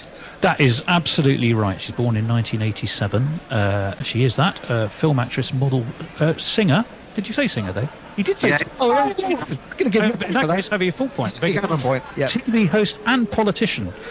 She was crowned Miss Sri Lanka in 2000. Give her a point. Him a point. She does so many things. She could have named anything. Well, it doesn't say sort of plumber, electrician, general handy person here. But, she might even be a cricketer on the sly. She could have been, yeah. But she was crowned Miss Sri Lanka in 2004, represented Sri Lanka at Miss World in 2004 beauty pageant. She's also worked as a brand ambassador and fundraiser. She's got her own YouTube channel if you want to go and check her out. Okay. It's Anna Carly Live. You can find her on YouTube. She's not a window cleaner. She's not a window cleaner. Window cleaner. Although you might want to clean your windows to have a look out and see what she's up to. She probably wrestles with gravy though.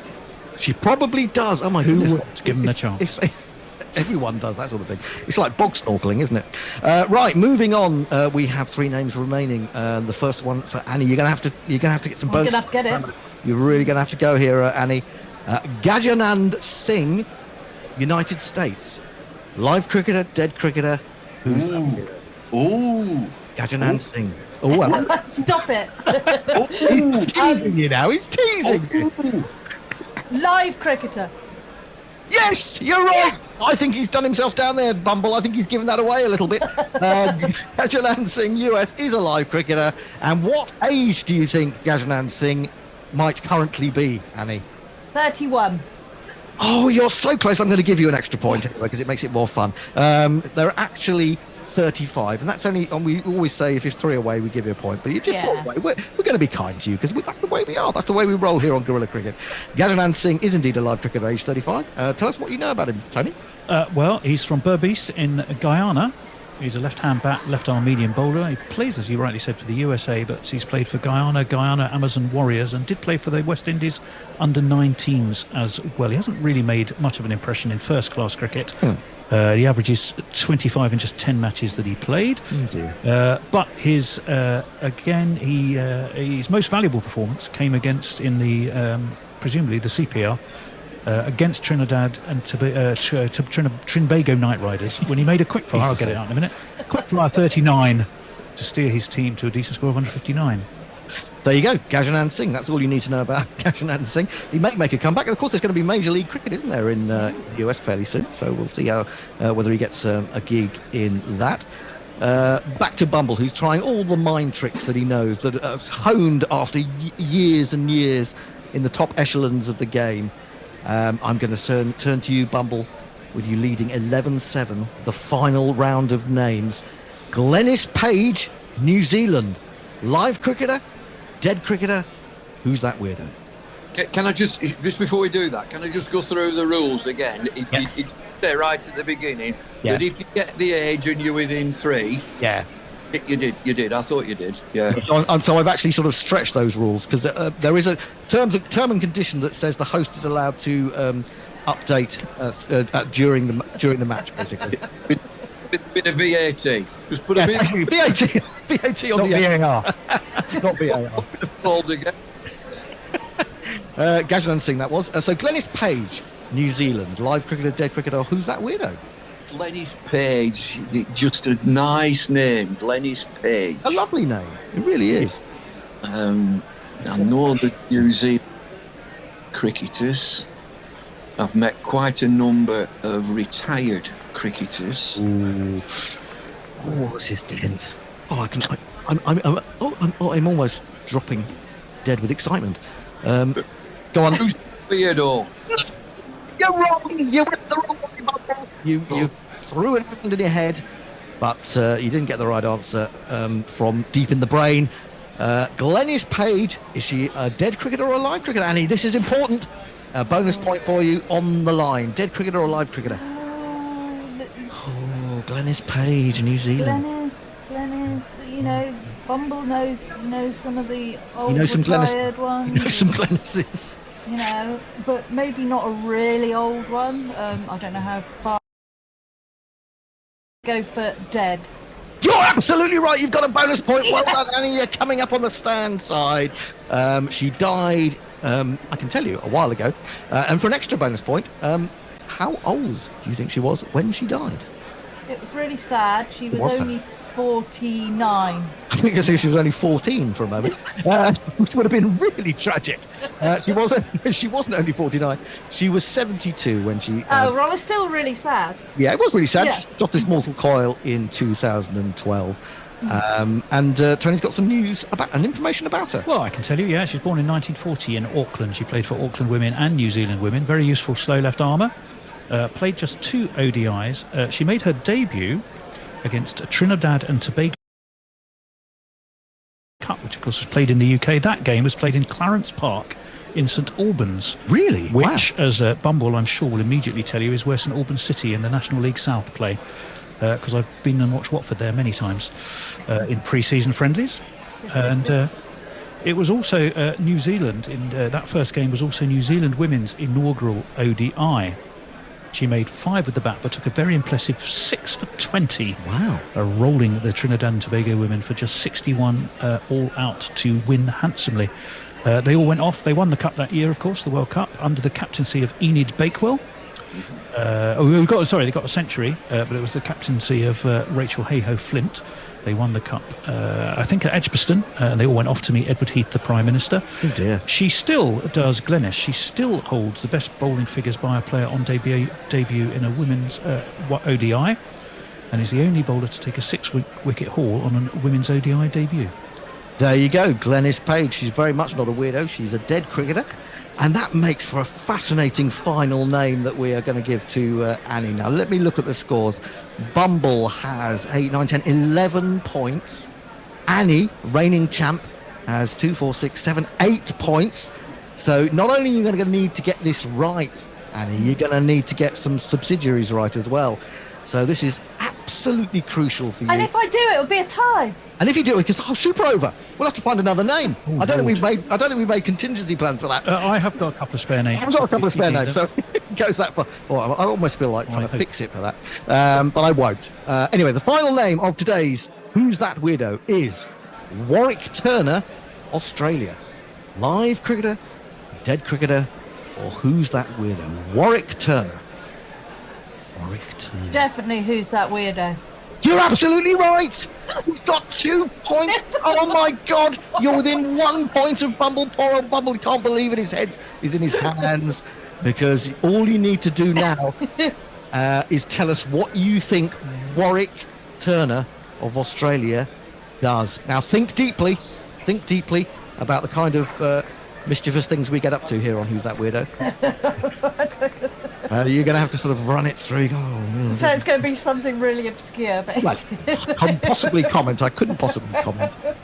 I can hear the sledging from Bumble at this very moment, trying to mess with your mind. Oh, yeah. What do you think? What do you think Warwick Turner did or does? Pornography. Oh, well, in a sense, pornography, because he's involved with food porn. I think you have to say food porn, because he is. I don't know whether. Actually, I should send this over to Bumble, shouldn't I? Because you got that wrong. Bumble, do you want to have a guess about who Warwick Turner is? He's in food. Yep. Yeah. Good. Well, good. Very good. You're absolutely right. How far? A very famous restaurateur. Oh, if only he were. I'm afraid you don't get an extra point for that. It means you're going to probably come out on top. We're going to have to add it up in a minute. But Tony, tell us what Warwick Turner did or does. I absolutely can tell you that. His main claim to fame was achieved in 2011 when he captured the World Black Pudding Championship title in Ramsbottom in Lancashire. He was, however, the second ever Australian winner. Jim Riley had been the first in 2001. Around 700 contestants compete to dislodge the highest number of Yorkshire puddings from a specially designed plinth on a 20-foot ledge by throwing 3 black puddings, and those are in fact supplied by Chadwick's of Bury. Yeah, that's right. I'm sorry, it does sound like... Do you know Chadwick's of Bury? You know Chadwick's of Bury? Yeah, definite. Bury. It is one of the best markets in the world. It is. Oh, right. Excellent. Yeah. The ultimate Lancashire delicacy, Chadwick's original black puddings, is a Bury institution opened in 1929 and now run by Mary and Tony in Bury Market. Yeah. Bury Market. There's good local knowledge, Bumble. Cannot beat a black pudding. absolutely magnificent. No, they are all handmade, of course. Seasoning, according to either Mary or Tony, is the key, but the recipe is a closely guarded secret. For the best results, you either briefly boil, then split open and cover with mustard, or pan fry, preferably in bacon fat.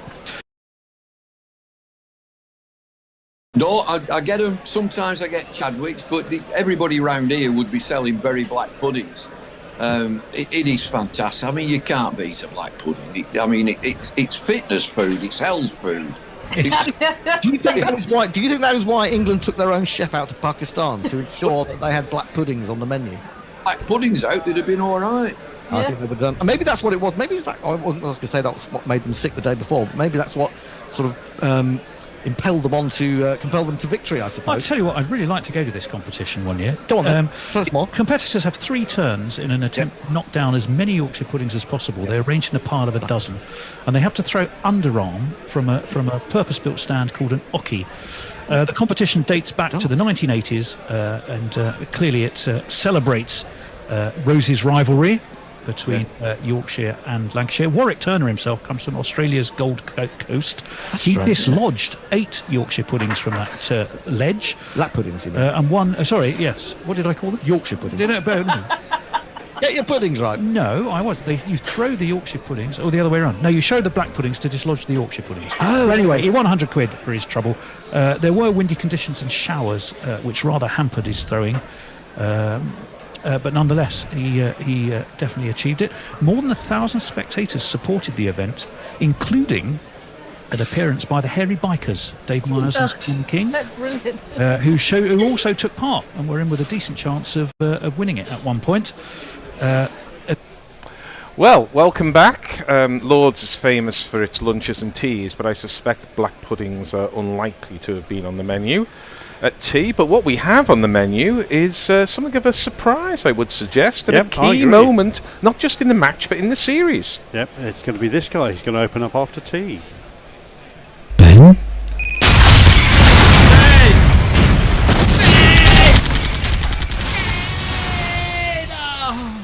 Ben Stokes. Well, if you're going to do it straight away to find out what it's like. Yeah, and it's the somewhat playing against type. It's a crucial final session, I'd say, Jason.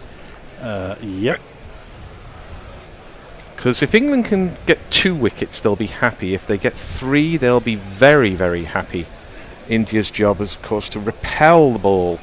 Stokes is in, and immediately he gets a little bit of lift and a little bit of movement. But it's played well by Karen Nair. Goes to backward point, and there is no run. And we welcome Messi Jez, who appears to be at the ground. Jez. In the media centre, in fact. Well, I'm very glad I'm not, because my weather gauge just across the road from the ground is showing is 36.3 36. I mean, we're getting close to a record there. It seldom gets above 35 in London, even in these days of enhanced heat. So, yeah. It's Ben Stokes coming in, delivering much wider on the crease than Jofra, and that's down the leg side. And Jamie Smith, he's out! He's given him out! Extraordinary! That's a little strangle. Yeah, it was just a ball that went down the leg side, and Karen Nair didn't look like he got anywhere near it. Well, he's going to have a discussion with the Rahul about whether he's going to review that. Paul Rifle had the finger up before Jamie Smith had caught the catch. Come on, put the timer on. It's the DRS. It's reviewed here. No, they've already reviewed. Yeah. So we'll wait and see. Jason, what's your view? I wasn't convinced originally. Let's just have a look at the replay. No, that's missed, I think. Unless it's got an absolute scratch, it's missed. I mean, there was virtually no appeal from Jamie Smith. We'll see it now. It's coming through, and yes, there's nothing on it.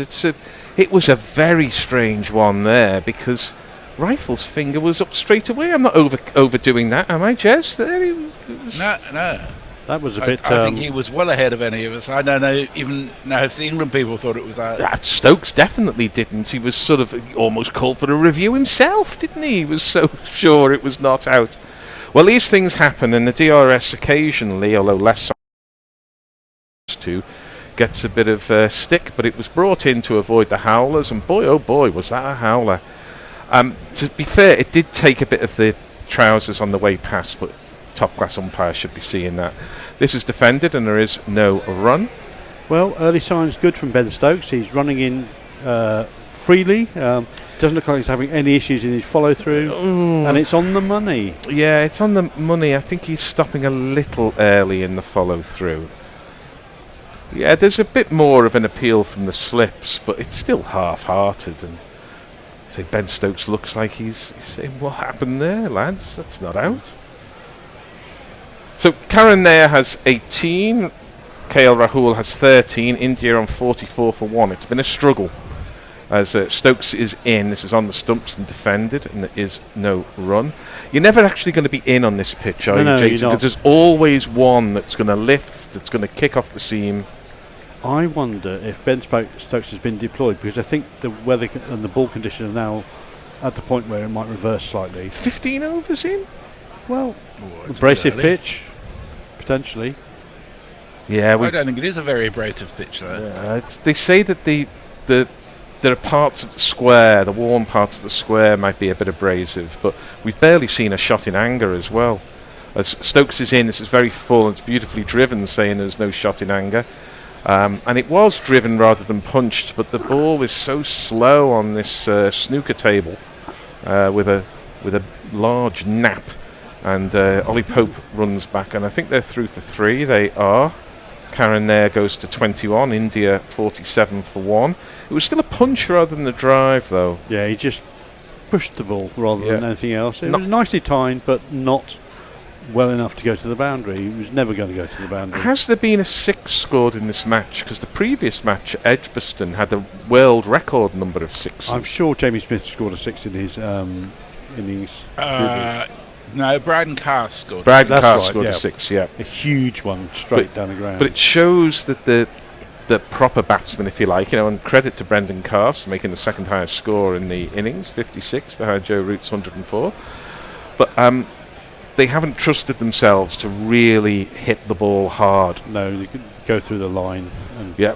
Stokes is in again. It's very full, and it's a perfect example. I know it's first over after the break. KL Rahul, I think in form would have driven that half volley, but he didn't. It's the end of the over, 47 for 1, and we have your socials, Jez. We do indeed. Sorry. I don't know where this comes from out of the blue, but Glenn Easley says, I love Sean Tracy. Well, you'd be pleased to know, Glenn, that he's going to be with us tomorrow via Zoom. He would have been in the studio, but the district line decided to work tomorrow. And Andrew Kissel says, can you tell me when does the Ashes start their test match against England? Can you tell me? Yes, I can. The first test is here in Perth on the 21st of November. Yeah. It will start at 10:30 local time, which for you is going to be 2:30 a.m. Yeah, it's brutal. It's brutal, the Perth test for us on our time scale. But remember the 21st of November, or was it the 24th? I've already forgotten. 21st. That'll be it. And we have opening up from the pavilion end, we have this man. Stick your hopes of victory up to broadcast. Your hopes and dreams are flying at half mast. When the Brighton comes a-calling, all your fears will be falling. Stick it all right up your Brighton cast. And we're seeing one of the rather more esoteric aspects of Lords, where the crowd sit behind the bowler's arm, and there's kind of half a sight screen that they were putting in place, and Cast is in, it's full, just skews off the outer portion of the bat, the backward point, where the diminutive Ben Duckett runs round and does the fielding. We've lost the umbrella fielding we had before too, Jason. Yes, we have. They kind of waiting for an over to get people back into the rhythm before they deploy the funky field. The audience, the supporters behind the bowler's arm is not just at Lords, it happens at the Oval as well, because I've sat in the lower pavilion a lot. Yeah. You get shouted at a lot if you move at all. Yeah, that's right. I've sat there with you, Jason. You have. We've had a long natter. We had a long natter. Probably annoying everyone around us. You can move your lips, but nothing else. Yes, very good. All true. I was moving a few opinions, but I do that. As Cast is in, it's attempted Yorker, turns into a full toss, and it's a bit of a half-hearted block from KL Rahul, but he gets it to the right hand of Woakes at mid-on, and they're through for a single. Bryden Carse now conceded 5 runs from 3.2 overs. He was parsimonious before tea, but he's leaked a little since. That was pretty good. He was attempted a Yorker. It just overcompensated very slightly, and it was maybe a foot too far. Yeah, it's definitely a pitch I would rather they were a little too full and a little too short. You know, this is a absolute perfect example of a top of off stump pitch.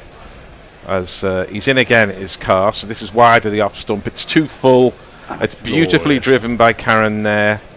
He'll be happy with that. There's no sweeper.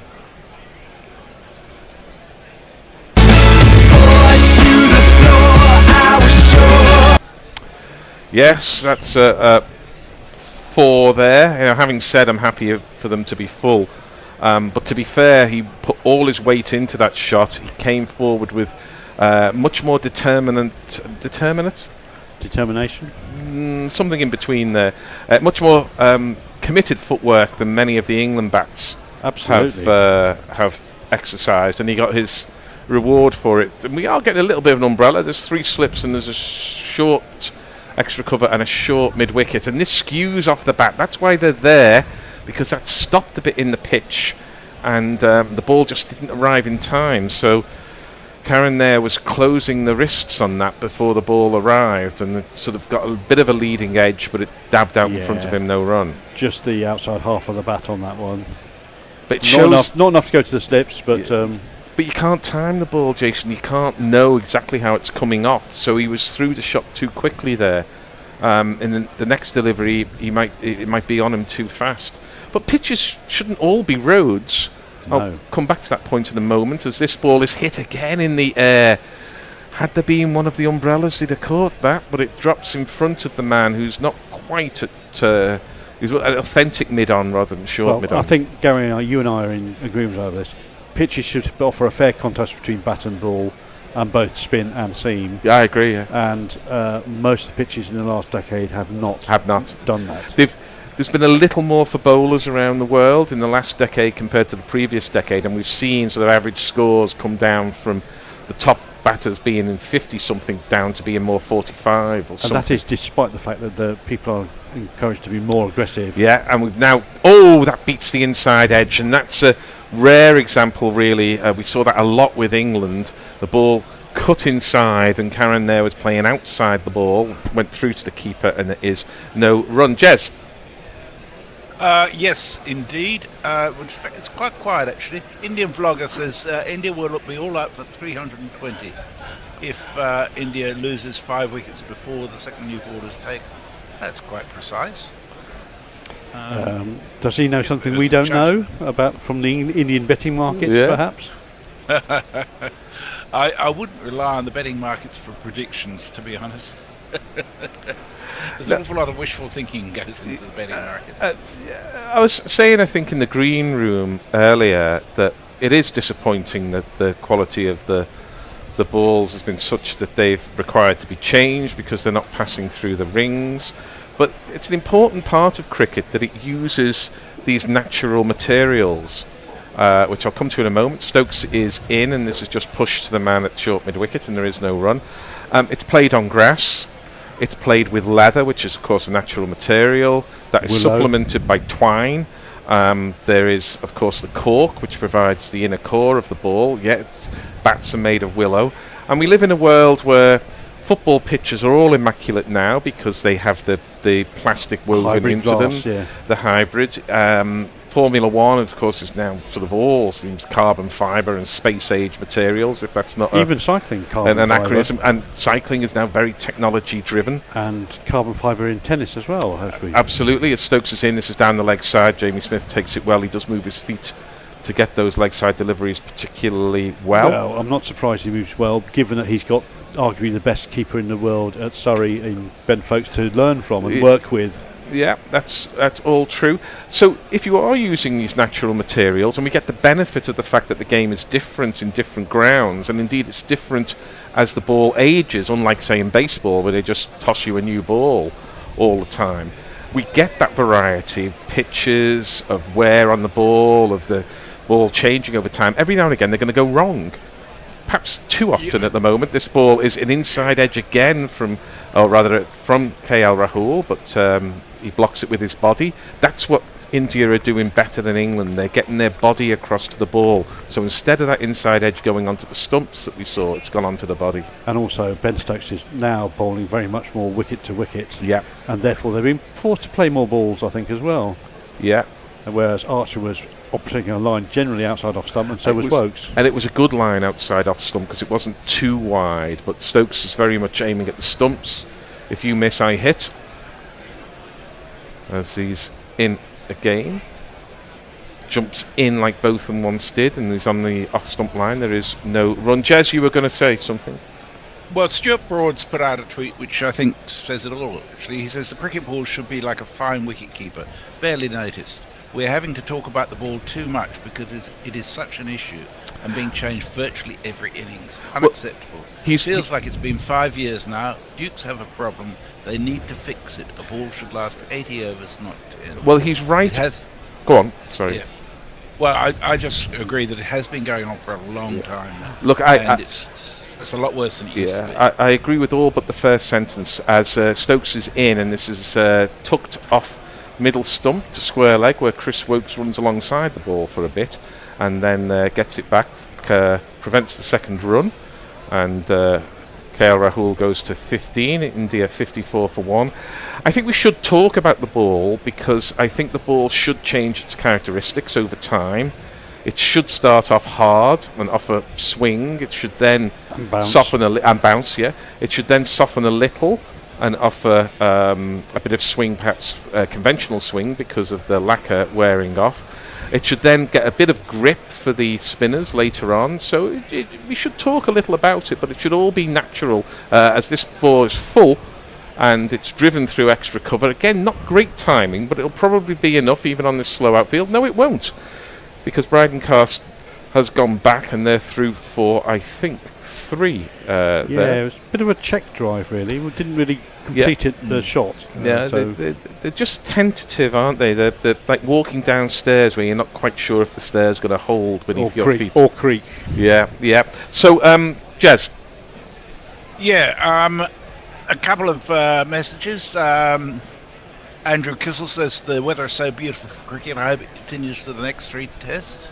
Last 3 tests. Lockie 6 says only carbon we had when our lad was cold from the pit. Cold from pit. Steve Williams says, Karen Nair, you have another opportunity in this test match to make it a big one. He's going to take him a long Indian time. Vlogger says if one of these two don't score 100, then India will be bundled out for under 300. Maybe. Well, the fellow who's due in next was pretty handy in the last 2 test matches. I didn't realise Karen Nair was quite so diminutive. I don't think KL Rahul is a particularly tall man, but he looked a good 4 or 5 inches taller. Rahul is slender, definitely. Karen is somewhat more compact. Yeah. But he is maybe 5'9", 5'10", as opposed to being one of these gigantuan players that they seem to breed nowadays. Yeah, there's a lot of tall people in lots of sports. I suppose there always was, but Bryden Cast is in, and it's driven. Oh, it's not driven really. It's edged. It goes through in the air through gully. Who was reaching for that was Karen Nair. It's a rare example of India playing with hands rather than with feet, and it did get away to the boundary. And if you kids can't listen, then you bound to see the way you get shot for crossing a boundary, That is straight through gully. Yeah. And backward point. No. 5'6". Karen Nair, yeah, that looks about right. Yeah. Well, he was a bit lucky there because he wasn't in control of that shot. He was reaching for it. It's a bit late. He was, the ball was on the up and he couldn't control it. Yeah, it was always going aerially. We've got a silly mid-on, short extra cover, and this takes the inside portion of the bat and skews through vacant square leg where Jofra comes in off the boundary, and there's 2 runs taken. So it's I'm not saying it's getting away from England, but 6 runs in the last 2 balls. Karen there's gone on to 55. Neither of them look comfortable, though, Jason. No, but there's not that much threat. No, that ball through the gully apart, there's not really been much threat in the last 20 minutes that they've started after tea. And, I was being slightly facetious in saying it's a crucial final session because, of course, it's a play on the fact that we always say it's a crucial first session. But one does feel that whoever wins this session will have the balance of the match in their hands. As this is down the leg side again, and anybody's going to score runs off that. He just leans on it, goes down to Jofra again, doing a lot of work, running around from square leg to long leg. It's that languid throw again. Yeah, languid throw, but it's a pretty good one. Yeah, and 2 runs. He's laughing. He's enjoying himself. It's important. Well, given the amount of injuries he's had and the amount of time he spent out of the game, why would you not be enjoying every time you get out onto the centre of the pitch at Lords? I said I like a fast bowler who's scowling, but it's when they're bowling I want them to scowl. I want them to be angry and annoyed and the odds with the world when they're bowling because it fuels the fire. But when you're in the field, you can have a it smile does improve and a the joke. narrative, doesn't it? Here's Cars again. That's on off stump, and it's just defended by Karen there, who props forward. It's funny, though, I was just thinking of what you were saying, and someone like Suraj, that's right. Someone like Bumrah doesn't need to scowl. No. He intimidates just by being present. Yeah, he does, but so did Lilly and Thompson, and they enjoyed a scowl, didn't they? So they did. Each to their own, of course. Michael Holding, of course, never scowled at all. They barely gave any indication of anything on his face. And I do remember there's a lot of talk about how much do you sledge players, and they would just never sledge Lara, they would never sledge with Richards because they just knew it would wind them up and make them a much better player. Coming back at you. So here's Cars again, and this is full, and it's check driven, but he only picks out Shoaib Bashir, who somewhat surprisingly is at mid-off, and it is no run. It can't be too long before they introduce Bashir just to see what he can do. Yeah, I think it'll be coming soon, and he might like the variable bounce because if he does hit one of these spots that the ball jumps from, then Shoaib Bashir can be a wicket taker. In fact, he is a wicket taker, Shoaib Bashir. It's just that he's more likely to get 3 for 120 than he is to get sort of 5 for 60. Yeah. Or indeed none for 40. There's Bryden Cars in with his homemade haircut, and that goes through ankle high to Jamie Smith, just dies in the pitch. India 65 for 1. Karen there has fought himself to 37. Rahul has 15, and we have your socials. The pressure will be more on Karen there to score a big ton, says Steve Williams. Every over, something's happening. Both players living dangerously or avoiding dismissal with their technique. I just don't think England tailenders would be able to contribute in this match, says Indian vlogger. England's tailenders did, because tail definitely wagged. 56. Yes. Andrew Kissel says he's going to Berry Market next week for a day out with his mum. Oh, right. And do you guys have any update on Pant's injury? I don't know. We saw him going to the nets. We did. To practice batting, but that was no doubt a test. We also saw him without any kind of visible bandage or anything on the finger, no splint that we could see. As Stokes is in, it's a full ball, and it's driven with pleasing timing. It's one of those rare instances where the ball has been timed, and it was KL Rahul, who's usually an excellent timer of the ball, and he drives it to the extra cover boundary for, of course, one of these. Now my innings going, great guns, I hit the ball, 4 runs, I hit the ball and it went for 4 runs. I mean, that's the kind of shot that we saw at Edgbaston and Headingley every other over. It just looks perfectly manufactured and balanced. It's the middle of the bat, all along the ground. Straight out the manual. Yeah. The Lord's manual, indeed. Yeah. Or the MCC manual. Yeah. It doesn't exist, that one. Used to.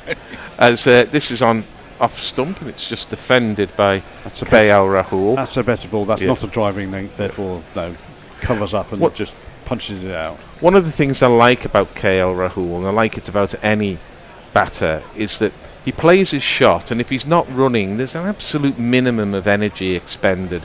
Just walks off a little bit, sort of wanders as much as anything towards point, composes himself again and thinks about the next ball. There's very little energy expended between deliveries. He's not a very much of a twiddler, is he? He's very cool, calm and collected before the ball's delivered. It's an economy of movement, and indeed an economy of movement into that delivery, which goes to extra cover, and there is no run. Of course, some players thrive on burning energy. You know, they live on the end of their nerves. Pope. Yeah. The famous bat twiddlers. Yeah, and we see it in snooker where you can do nothing when you're sitting in the chair. But dear me, did Alex Higgins, for example, burn energy? He's Ronnie twitching O'Sullivan like that. burns energy. But that's the way they do it. A few substances helping him do Well, that, yes, that's true. But I think in the main, in cricket, if you're a batter who can turn on and off the energy and the concentration, you're going to last a lot longer. Take on the pad, it's Ben Stokes. They're going up for a bob each way here, as Mark Nicholas would say. I think that's no and no. That's not hit the bat, so it's not carried. Not going to be a catch. No, Ben Stokes is asking Jamie Smith, and Ben Stokes is saying it's missing leg, so he doesn't want to refer it on that. But was it an inside edge onto said pad? He called for it. I'm with you, Jason. I think this is taking the pad without the bat and is going down leg side. Jez, what's your view? I agree entirely. I think both are off the table. Well, I tell you what, if this is out, then Rifles had two absolute stinkers already in this session. But I think he's got this one right. We'll see. Here comes. I'll do a couple of tweets while we're waiting for that. Neil Harris is with us. Hello, Neil says, hello, GC Radio. Thanks for the lovely sound of commentary. Good to have you back with us. Yeah, it's missing. It's definitely missing, but I think it might be a bit of an umpire's call. We're seeing the ultra edge here, and there's no edge, so the catch by Crawley is ruled out, and we're just seeing it. Here it comes. It hits the pad in front of Midland leg, and it's missing by a fair way, actually. By the standards of DRS, that's half a ball's width. So England burner review, a slightly panicky, slightly excitable review. Do you think, Jason? Yeah, I think that was more. We're going to have to in case we've missed something out here, but I don't think they thought that was necessary. I don't think Ben Stokes did. And when you're the bowler and the captain, I think he should have overruled them all. Yeah, I think he should have overruled them all. Democracy is a wonderful thing, but it doesn't always produce the right results, as anybody who was in Germany in 1933 will tell you. Yep. Yes, people are stupid on occasions and easily led. People are allowed to make mistakes, and the skill is having the leadership to realise when that happens. As KL Rahul asks Ben Stokes to pull out of his run, there's a photographer standing up, or I think it's someone talking to a photographer. Photographers are always extremely fastidious in not disturbing the play, and I'll just come back to photographers in a moment. As Stokes is in, this is defended, there is no run. The photographers are always in the media centre first thing, because they have to unpack and get all the kit together and get down there. And you think it's a lovely job being a photographer on a day like this. I can tell you it's not such a good job in April or the early May. Or when it's grey skies and it doesn't look very nice. Oh, it's very, very cold.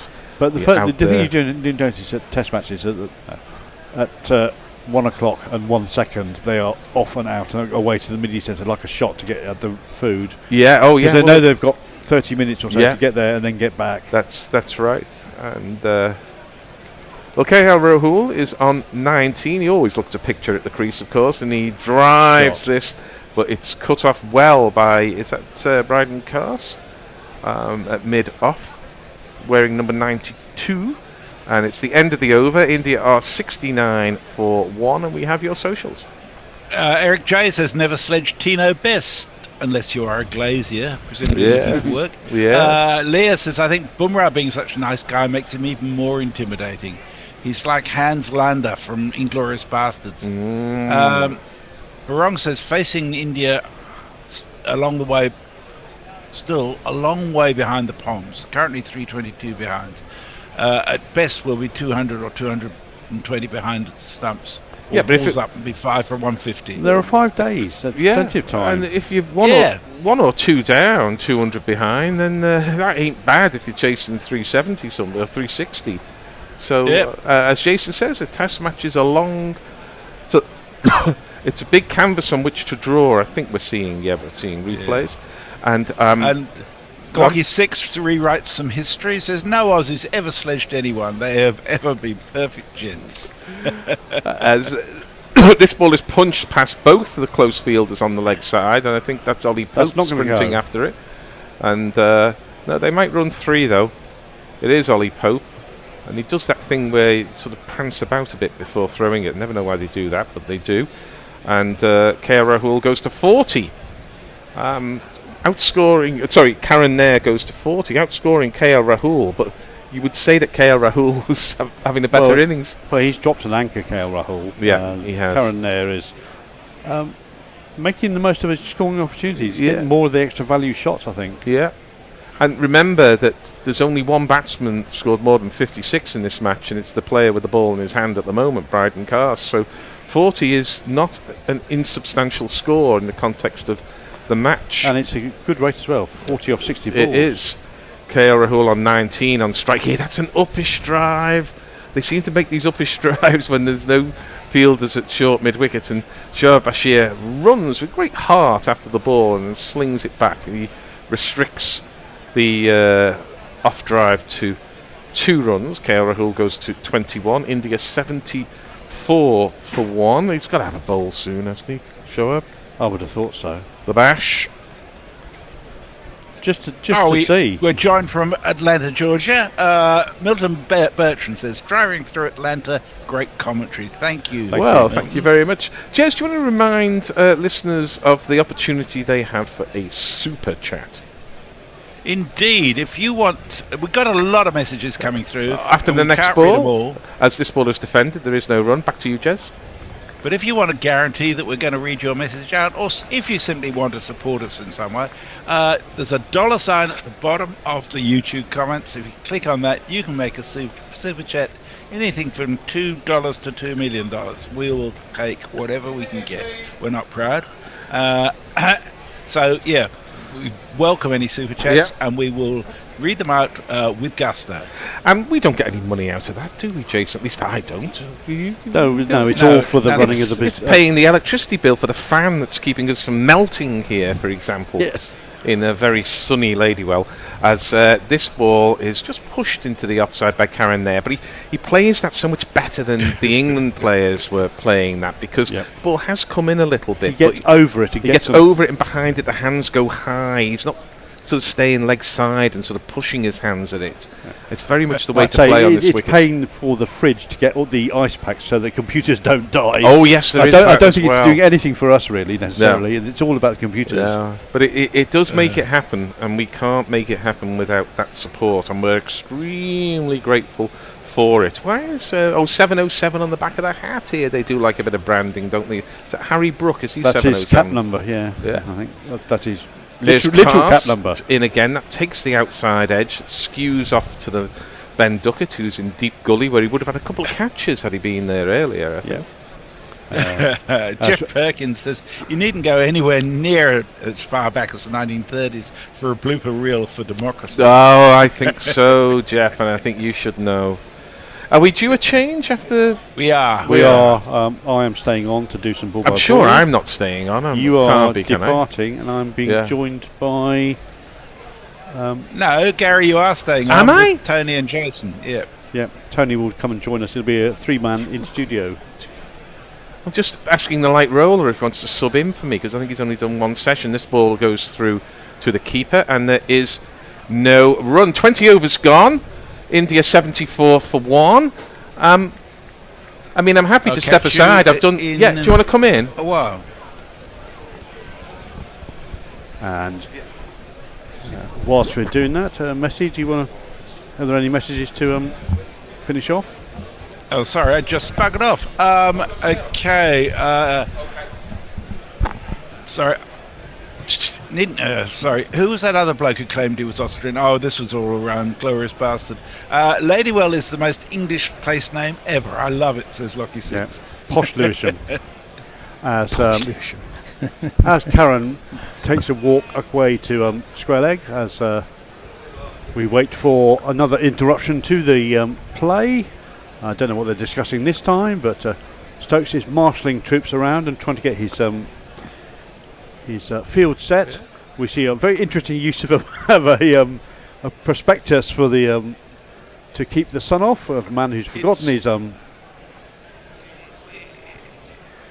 Stokes comes in, and that's driven by Nair.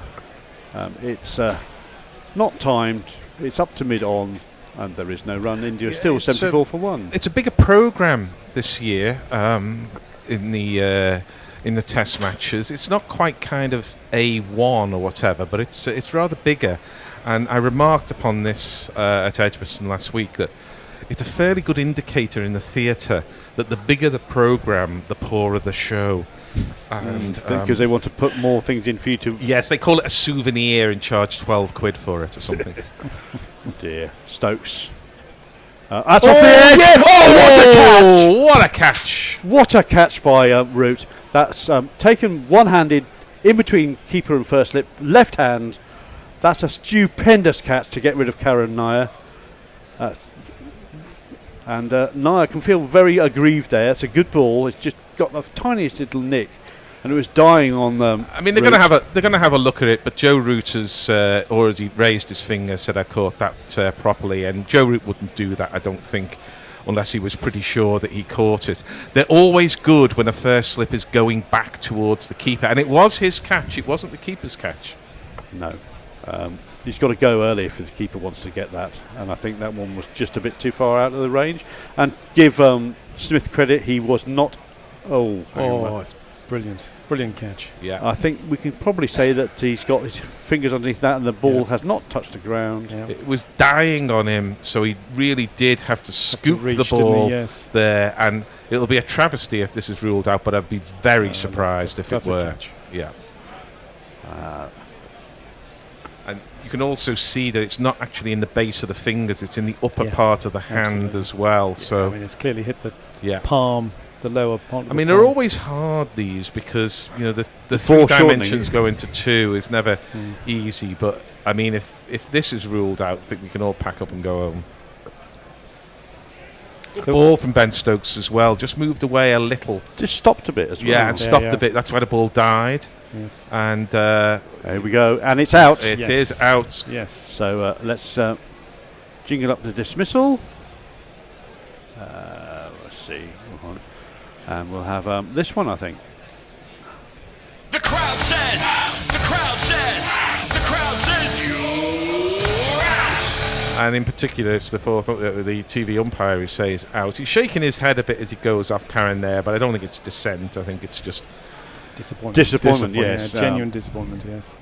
Good ball. And Root is ecstatic. Yeah, I mean, he's caught a lot in his time, Joe Root. But that is probably in the top 5 of his catches. Special catch. I think so. And the ones he misses these days tend to be the ones that come straight at him, which has got me sort of concerned about his eyes. He did have plenty of time to see that, but it's the athleticism and the ability to get the hands so low and then the scoop coming straight back up. There are many, many ways in which he could fail to take that catch, but he actually took it. Not least the fact that he's having to go a little bit forward. Yes, the socials are coming flying in. Shall I get through some? Yes, do. The Indian vlogger said England bowling attack is missing Jimmy Anderson. Obvious tweet number 1024. Stephen Kellogg says Root. Well done. Stravan Reddy Gadam says Stokes is number 1 poor captain.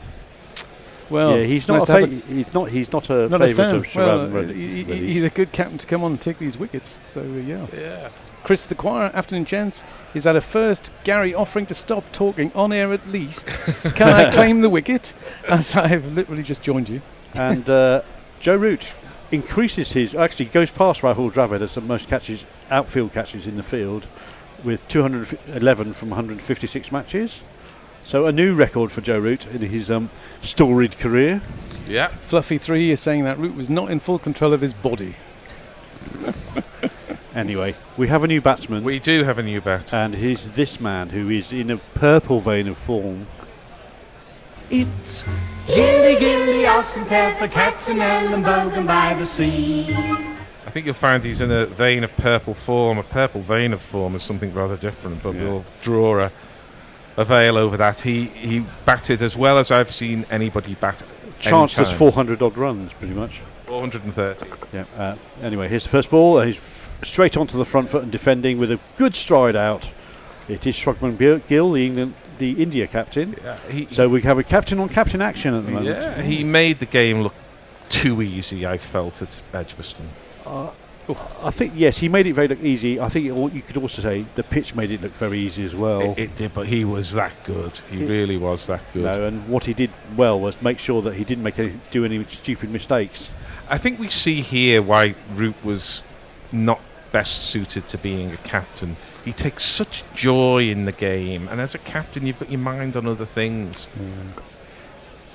Stokes wide outside off stump, ignored by Gill, who just watches it to gauge the pace and goes back to gardening around square leg. He's deeply serious, of course, about his role as a role model, also as a batter and as a fielder. But he looks for the pleasure in life. He looks to enjoy those moments. And as a captain, you can never fully give that because you've always got to have your mind on 2 moves ahead. You've got your public face and you've got your private feelings. You don't want to show too much of your private feelings necessarily, unless it serves a purpose. And that's short and rising and cramping Gill very slightly as it comes back down the hill, and Gill just chops that into the offside. We'll come to your socials in the fullness of time. Overs, no rush. because I'm sure plenty have come in. I'm sure not everyone is as convinced as we are that was a clean catch, but you've got to have just the one eye if that's the case. And then you don't have any depth perception. Yeah. And Jofra's gone from the kind of aluminium shade, the grey arm bandage, onto the black arm bandage. Yeah, he's clearly had a rub down with something at tea time, and that's stoutly defended by Stokes. That's the end of the 21st over. India 74 for 2. Rahul remains on 21 and Gill is yet to get off the mark. Steve. Socials. Yes. So no dissent. Everybody thinks it's out. Nobody in the least bit arguing. Oh, excellent. So Indian vlogger thinks that the wicket was forced by good field setting. Yeah, there's something in that. Yeah. Karen Nair played full-length ball with back foot. Stephen Kelk says that as someone getting a little older, I can confirm I now find it much harder to catch things straight at me rather than left or right. Well, I find the bending part is the most important thing that goes. The bending part, I find that getting up in the morning to get onto the field. That is the day. That is the day after, not the day before. There is that as well. In Indian vlogger saying Karen Nair played his role by saving Gill from playing the new ball. Yeah. Yes, you can Made say sure that. that the ball's 20 over. Well, we've been looking at Jofra Archer, and guess who's coming on to get somebody before he gets in. Jano 71 called for Archer. Get Archer on, they said. Well, this could be the defining battle, Shubman Gill against Archer. It'll be just delayed for a moment. I'll just jingle him up after the first ball. This first ball is outside off stump and rising and left by Rahul. So here's Jofra's jingle. He will break your helmet, break your heart. Hotter than lava, cooler than Bogart. In your face, at your stumps, on your toes, on your mum. Jofra,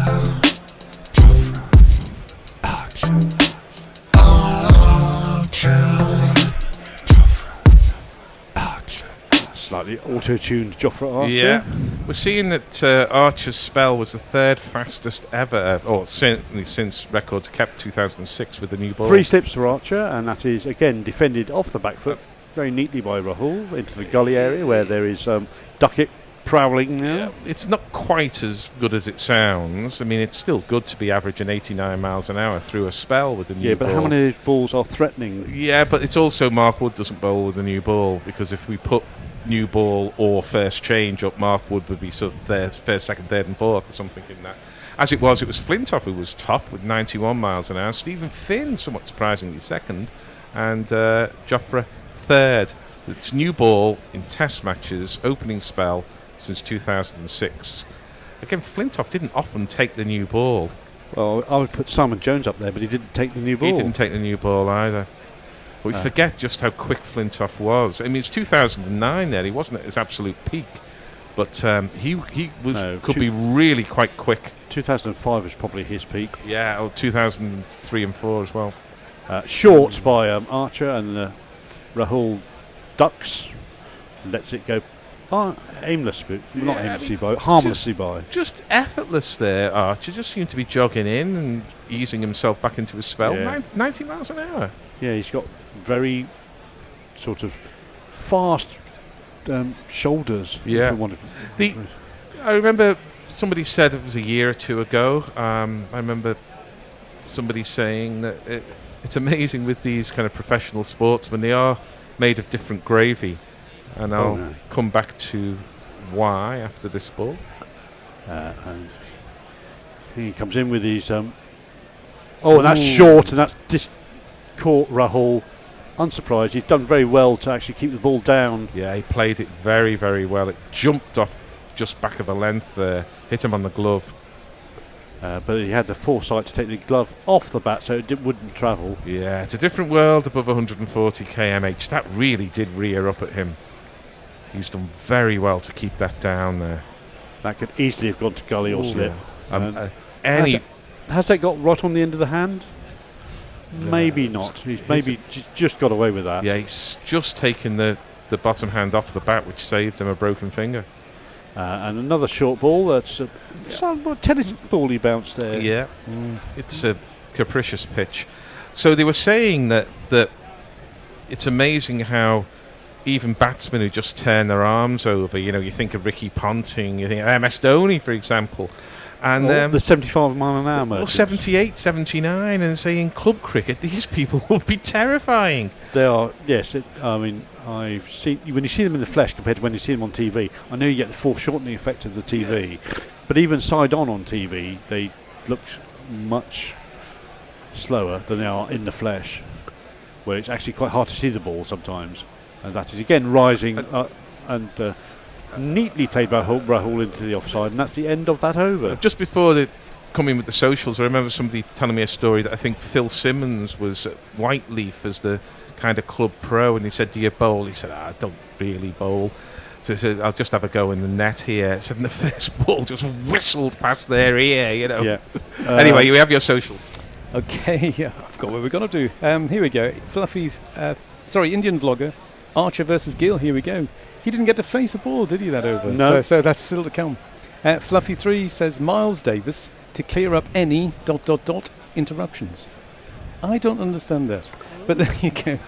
Is Miles Davis, was he round midnight? Was that Miles Davis? John Coltrane? I don't know. As we see in erstwhile Jack Russell painting Lords in its splendour today, as Stokes continues, and that just snakes away slightly as Gill defends the line of the stumps. I think he last played a false shot in the first innings at Headingley, so that's it counts as a moral victory. Of course, they love that phrase, don't they, moral victory? Our listeners will soon be jumping all over it, saying, you Poms with your moral victories. Yeah, he's played the line of off stump, and that ball has just moved very slightly down the hill away from him. Yeah, it's kind of beating the bat, but it's kind not of really, played it's inside not really. Yeah, I agree with you. Anyway, Stokes working up a fair amount of effort here, and that one is rising on middle stump. That's just knocked into the leg side, short enough that they can take a fairly comfortable single before Woakes can come in. There was a moment's hesitation there, and then I think KL Rahul realised it was his captain calling him through, so you better respond, and Gill's off the mark. Yeah. We have a super chat. Super chat. Yep. Super chat cash, super chat cash, super chat cash.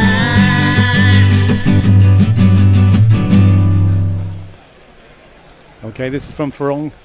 100 THB, whatever they are. Thai baht. BRU official announcement. 2026 Tour de France to include rickshaw category. Oh, yes, that would be very good. Will somebody try and cheat in a tuk-tuk? That's the question. Yes, have a motorised one. Anyway, Rahul to face Stokes, and this ball is nicely off the hip. I don't think you're going to stop that. That's gone quickly down to the long leg boundary. Slightly misguided by Stokes, and Rahul takes full advantage. We'll have that one. There's not one boy for me, I must have 2 or 3, I need 4. And this is very much the Australian way, is that if you lose a wicket, the man who is in, who often has been playing more of a sheet anchor role, has got to start taking the initiative and score some fours, bed yourself in, and then can go back into playing the anchor. But for 20 minutes or so, KL Rahul's got to play some more shots. It's driven, but no real timing in the shot. And there's a ring of fielders in the covers area, and I think it looked like Brooke who fielded it, but I thought Brooke would have been at second step. Yeah. So there's quite a few empty seats there in the Mound stand. I mean, Lord's is traditional for people staying on the nursery end, eating and picnics. having tea, yeah, and doing business deals out the back and being corporately entertained. Yeah, it always feels much as I love Lord's, it can be irritating. That don't feel the same at the Oval, definitely. And that's just slightly half shot by Rahul. He sort of played the defence and then immediately sort of chopped his bat away. Yeah, very odd. Of course, one of the reasons is that Lord's does have places to go, whereas at the Oval, unless you're sort of in your seat, you're standing at a bus stop in Kennington Road. So yeah, it's the walkways around the Oval are not particularly large. No, because most of the playing area is inside rather than outside. Lords, you've got that big nursery area to move out to if you want to spend some time away. And that's just defended. It plays a false shot, not false shot, what would you call it? A practice shot inside the line as the ball goes through to the keeper. That's the end of the 23rd over. India 79 for 2. Gill's on 1. Rahul, who will face, is on 25. Socials, okay. Andrew Colsell is asking, has any of the team played cricket for their school? So I did not. I did, but I never made the first 11. Yeah, I did 4 years, maybe 5 years. It was comprehensive, though, and the standard could be perhaps shown by my youngest brother actually played all the years he was at school. He played from first year onwards. Yeah. Fluffy3 is asking, is THB like THC?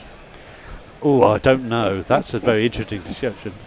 I for those people who don't know, THC is the active component of cannabis. Yes, cannabis, that's indeed. Right. You can buy THC. You can, THB, legally. Yeah. What I will say, as I often say, is I learned my cricket playing club cricket. So did I. On a Saturday from the age of 14. I was very lucky. Jofra Archer. And that's tempting outside off some. And Gill just takes a step forward and gives it the full leave with the bat above the head. And I learned rather more than just cricket, where I would open the bowling and then stand at first slip because I could catch. And the wicket-keeper was a GP and second slip was a lawyer. And they had some very interesting conversations for a 14 or 15-year-old to earwig in, I promise you. We've got a super chat, but maybe this board will go first. Yeah, we'll do this ball and then I'll cue you in. Archer from the pavilion end. Over the wicket. Short. Ooh. And Gill thinks about playing an aggressive shot to that and then decides discretion is the better part and drops his hands and there is no run. Okay. So YouTube Ryan, super chat. Right, from Jay Grover, 2 whole pounds. Root is from Sheffield, thus natural joie de vivre. Very good, very good. The Steel City. Did you see the musical Standing at the Sky's Edge set in Sheffield with Henderson's Relish and all of that? Oh, yeah. That's on the table. And that is defended by Gill with the minimum of effort into the offside. It was very well reviewed and had a run at the National and then I think transferred to the Gillian Lynn Theatre. I wasn't entirely convinced by it, but it was very popular and good to see northern working class lives on the London stage because they can often be ignored. Yeah, I thought the Henderson's Relish was to do with Jordan Henderson in a red and white Sunderland strip because we're hoping. Well, we are hoping he's coming back. Will you be hoping a long time because he's just signed for Brentford? Yeah, was he? For 2 years. That is red and white stripes. Yeah, I was going to say same kit. That's a bit disappointing. Gill waiting the ball, and that is defended nice and neatly and correctly off the back foot. Yeah, I was sort of early sleeping last night, and my son came in, banged on the door, and said Morgan Gibbs White has signed for Tottenham. I couldn't believe it. Yep. Well, the news on the BBC website today was Henderson has moved from Ajax to Brentford for 2 years. Fair enough. Got another super chat. Just as Thomas Frank has moved away. Keep them coming with the super chats after this ball, I think. Yeah. Gill ready to play, but where is Archer? Here he comes with a leg slip, and that's short and played round towards a leg slip, but well controlled by Gill, and the man at long leg feels it, who's cast and lobs the ball back. There's an easy single. India move to 80 for 2, Gill moves to 2, and we'll have a super chat. YouTuber super chat. So Jay Grover chips in with another £2. He says £2 because of the "on your mum" bit in the jingle.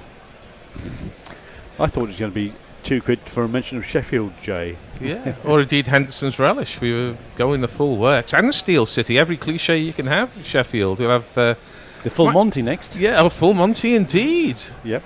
Michael Vaughan, is he from Sheffield? Yes, he is. Yes. And that's outside off stump, and Rahul covers the line, plays inside it. That's the end of the over. Yes, both Root, Vaughan are both from Sheffield and played for Sheffield Collegiate. Sorry, Vaughan played for, I think, Sheffield Collegiate as well as his county side. And Lizzie Ammon, the journalist, also was at Sheffield as well. Arya and Sansa's father, I think, too. Anyway, any more socials? Well, Leo reckons Vaughan is from Manchester. Yes, I think you might be right. I think there was something so about him being from Lancashire. Yeah, he was the first Lancastrian to play for Yorkshire. Yes. Fair enough. Yes. And thank you. The one thing I do know about Root is, of the Root family, he was the last Root to play at Lord's. And both Biddy Root, as a young MCC young cricketer, and his father Max Root had played at Lord's before he got the opportunity to. That's a good quiz question. Any more in the socials there? Manchester, the capital of Austria, according to Fluffy 3. It's the capital of one of the American states. Trying to remember which one it is. Massachusetts, is it? That's Concord, isn't it? Oh yeah, could be. Stokes. Aborted run-up. Terrible, boring film called Manchester by the Sea a few years ago. With Casey Affleck and Michelle Williams winning Oscars or being Oscar nominated. That's, again, attacking the top of off stump, and Gill just drops the ball into the deck. Not interested in playing aggressive shots unless there's a chance to score runs. I can give my favourite quiz question, which is there are very few Test cricketers from Liverpool, so can you name the last Test cricketer who was born in Liverpool? You've asked me this one before and I've got it wrong. I'll leave it to the end of the over so listeners can ponder. There was one famous cricketer who then went on to be the Bishop of Liverpool. Yeah, but it wasn't him. You're thinking of David Shepherd, not the Dancing on Nelson one, but the other David Shepherd, played for England in the 50s. Not born in Liverpool. Stokes in attacking the stumps from wide of the crease.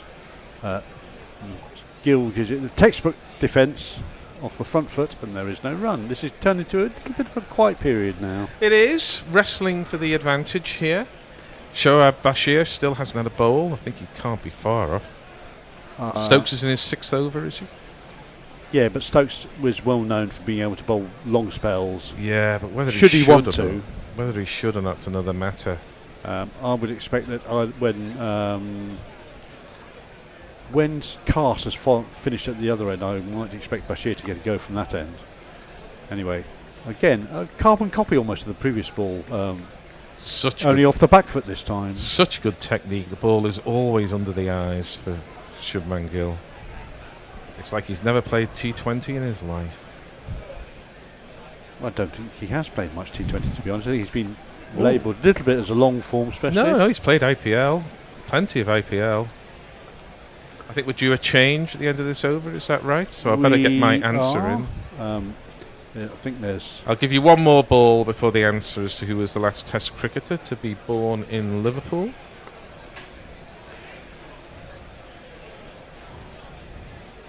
I'll be thinking about the ones born in Italy after Italy beat Scotland earlier this week.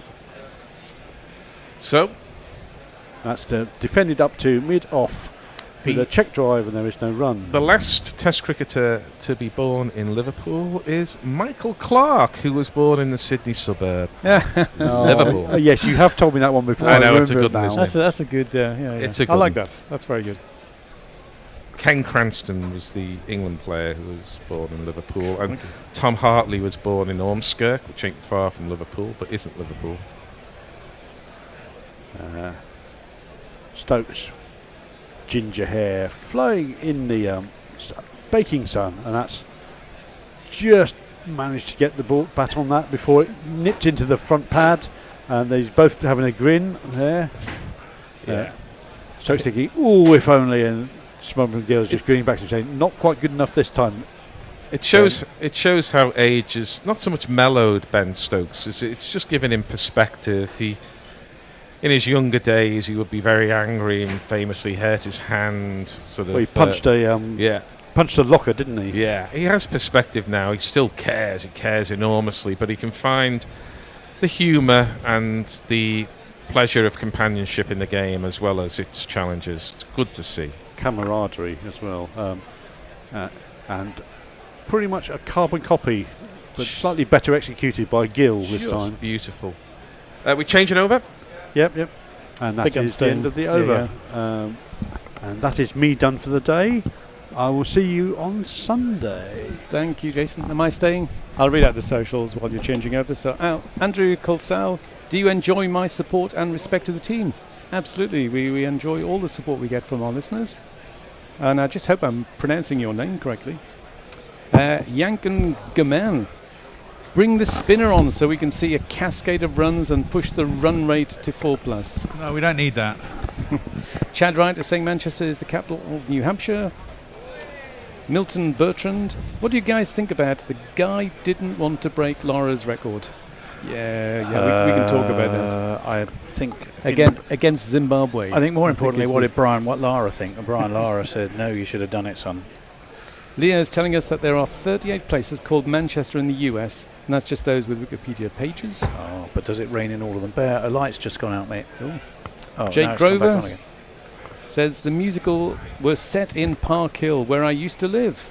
These are the Sheffield musicals. Famous Sheffield musical. Oh, well, there we go. Right, it's going to be Chris Woakes again from the pavilion end, bowling to KL Rahul. We were all in the green room screaming, "Get Jofra on to Shubman Gill. That's full." And looking for a Yorker. It's not a bad one either.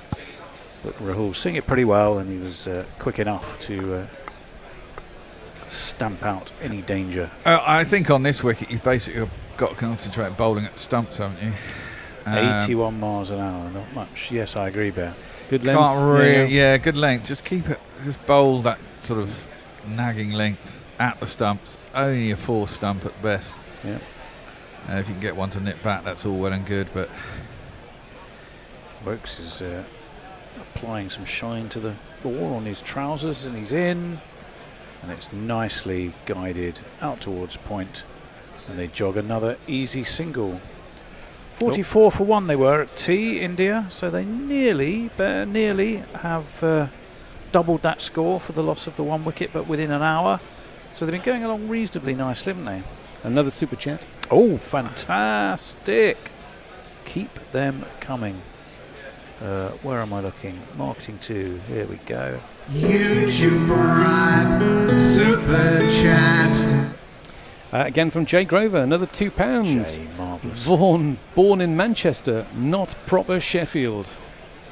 definitely not proper Sheffield. Not even Yorkshire, to be fair. Yeah. 81 for 2. Surprised they let him in the county. 306. The deficit at the moment. You know, Steve Jones, our Steve Jones, he was, I don't know what event he was at. He was at a table with both Vaughan and Phil Tufnell. Oh, I bet that was interesting. Well, I did ask him. I did say he was asked, has he ever said anything bad about Michael Vaughan on the air? Not by either of those two, but by the table host. And he said, no, absolutely not. I said, did you mention the Vaughan free jingle? he said no. I declined to bring that up, which is probably fair enough. Right, yeah. Woakes, over the wicket he comes, nicely clipped. Bashir lopes like a giraffe, really. He's all legs, isn't he, Shoaib Bashir? And big nose. Well, he's got an enormous honker. Well, it's very personal, Bear. I know, but it's just true. I mean, it is it's true. Like a shark fin out the front of his face. Yes, you wouldn't want to have him swimming on his back, would you? And off the coast of Florida. Imagine the nose and the ears are the only things that carry on going throughout your life, aren't they? I mean, imagine by the time he gets to 80, it's going to be fucking huge. There's a thought. Right, Chris Woakes is going to be in again to KL Rahul, who's going nicely, not speedily, but nicely. Bit outside edgy, he's beaten second slip. It's going to roll away up the hill. It's a Yorkshire, it's an all Yorkshire race. Youngster. Between Brooks. Get the youngster. And between Brook and the youngster Root. in that. Yes. And I have to say, Harry Brook never looked like losing. I think Root gave up after about 20 yards, didn't he? Well, he said, off you go, Harry. Yeah, go on, Harry. You're younger than me, son. He did take that fabulous catch, mind you, did Joe Root. What a catch that was. I'm actually quite surprised we had to go and look at it. Ooh, I thought that was Emma Raducanu. Well, yeah, I mean, I thought for a minute it had died on him. So I wasn't surprised I looked at it. Two slips go down. Woakes comes in. Full and clipped off nicely. Beautifully. Threads its way towards mid-wicket between three fielders. I don't think they're going to catch it. Again, Bashir, the loopy Bashir, and neither of them could stop it. And it's going to be 4 of the King's finest. This could be Woakes' last test match. He's looking worryingly ineffective. He had that little spell of, I mean, literally where he put together 3 or 4 balls exactly on the money every one. You just feel he needed to take a wicket earlier when he had that chance. When he needs to bowl slightly more off at the stumps on going a length. about 5 and over as well, isn't yeah, he? he's only 6 considering and over. he takes his wickets at Lords, admittedly with Ireland. I mean, that's again. That's shocking down leg side, clipped away round the corner. Jamie Smith has thrown off a glove, and we'll get to it. In fact, I'd imagine they were able to take 3, though, weren't they? I was watching Jamie Smith, and I was not watching how they were running. I think they were on 2. Just 2. 90 for 2. Yes.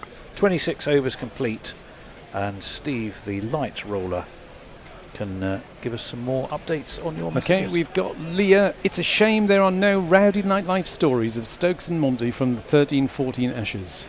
I think there are stories, but maybe well, we sure haven't repeated them. And Fluffy 3 says, I was born in a little tent. I was born in a little tent. That's the Neville brothers, isn't it? I was born could in a be. tent. And it's 2 a.m. and they've run out of milk, so straight Malibu for them. It'll have to be. Surely you can go to I was born by the river in a little tent. What song am I singing? Help me out, someone. I have no idea. I know the song really well. I was born by the river. While you think about that, Parrot in a little Badshaw tent. says it's a shame there isn't any evidence of Serrano de Bergerac acting as a Jaws impersonator. That would have been quite interesting, wouldn't it? The big nose, I think. He's, yeah, indeed. India trail by 297.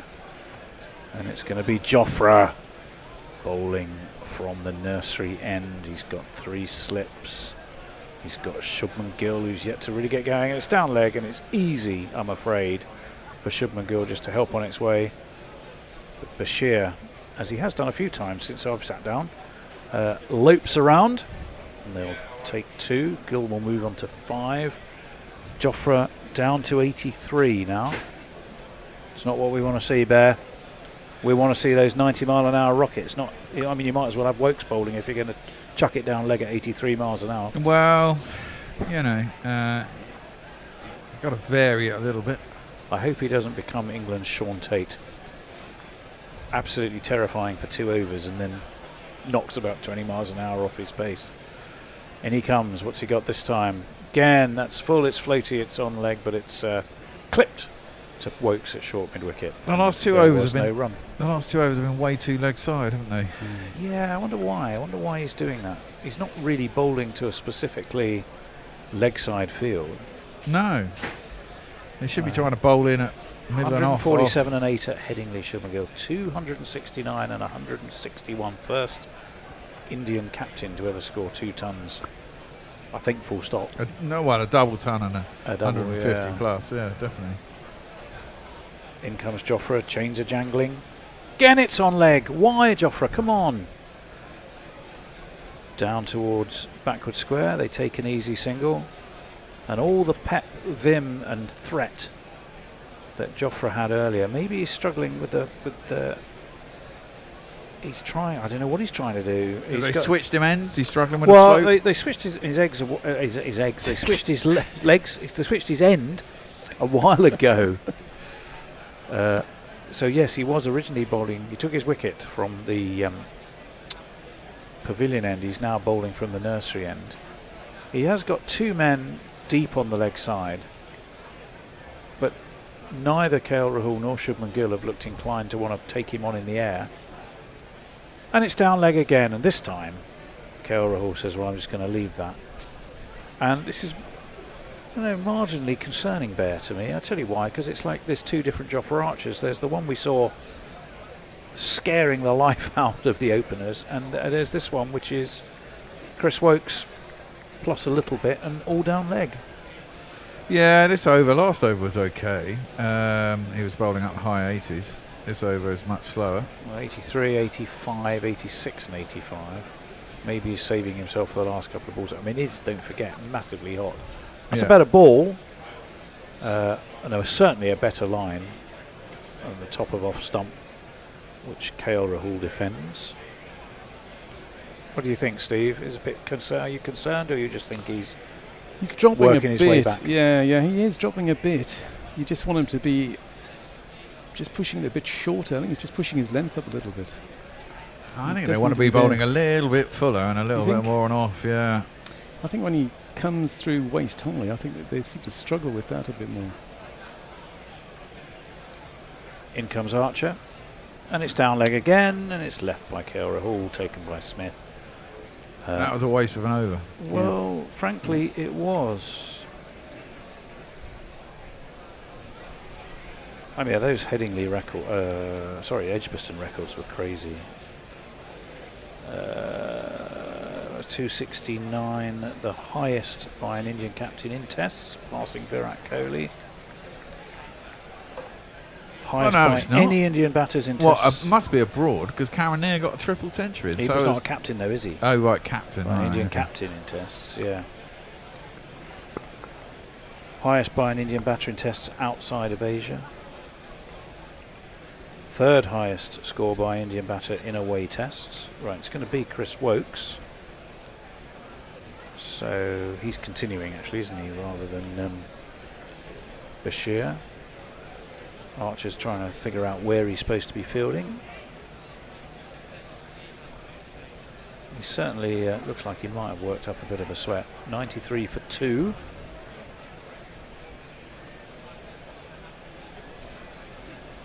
Now, can Chris Woakes find his range, which I would suggest is roundabout off stump? Yes, he can. But it's nicely played by Shubman Gill, who goes for a single. That's a very sharp piece of fielding at point. I mean, that's something. By Ollie Pope. Well done, him. Smith is standing up. Yeah, he did that at Edgbaston as well, didn't he? I mean, if you're a quick bowler, you just don't want your wicket keeper standing up behind the stumps, do you? No, I mean, it does keep him in the crease. It keeps him honest, that is true. But it's a bit of a blow to the ego, wouldn't it be, for the likes of Chris Woakes? And he comes, edged and all the way along the ground, past second slip. It's going to roll away, and it's down to 3rd man. Joe Root again is after it. If you're not going to bother to really put in a shift on the run, Joe, you might as well not bother at all. It's gone for 4. Oh, why am I written 6?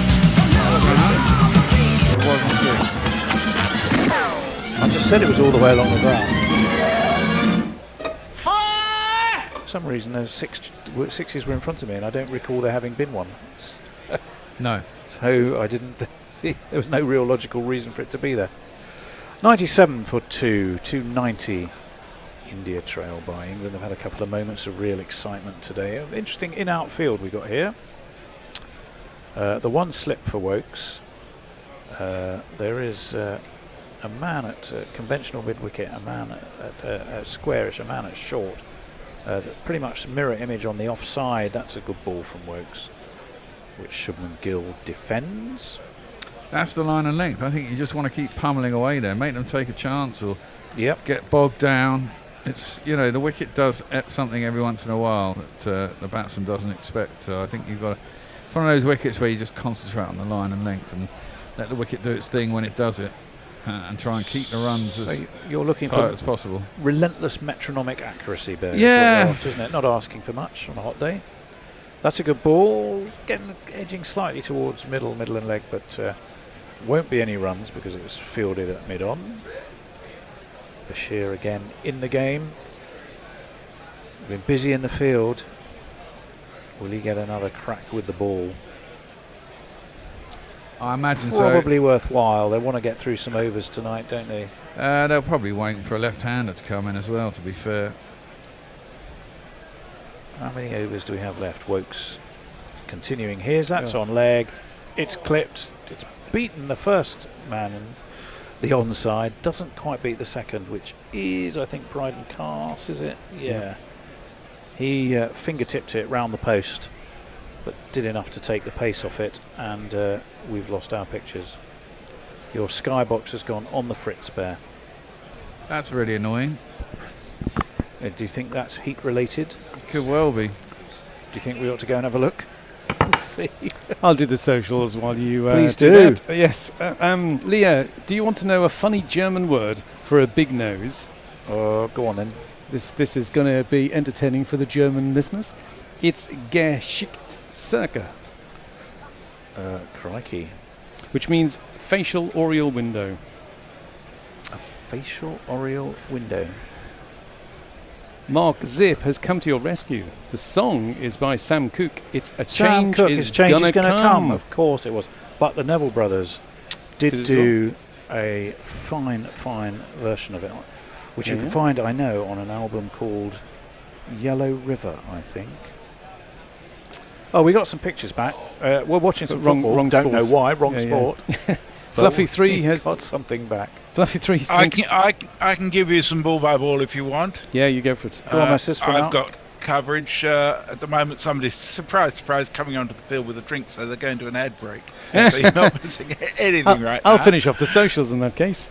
Fluffy 3 thinks that the gold chains are creating a gravity vacuum, dragging the ball down to leg, which would explain it.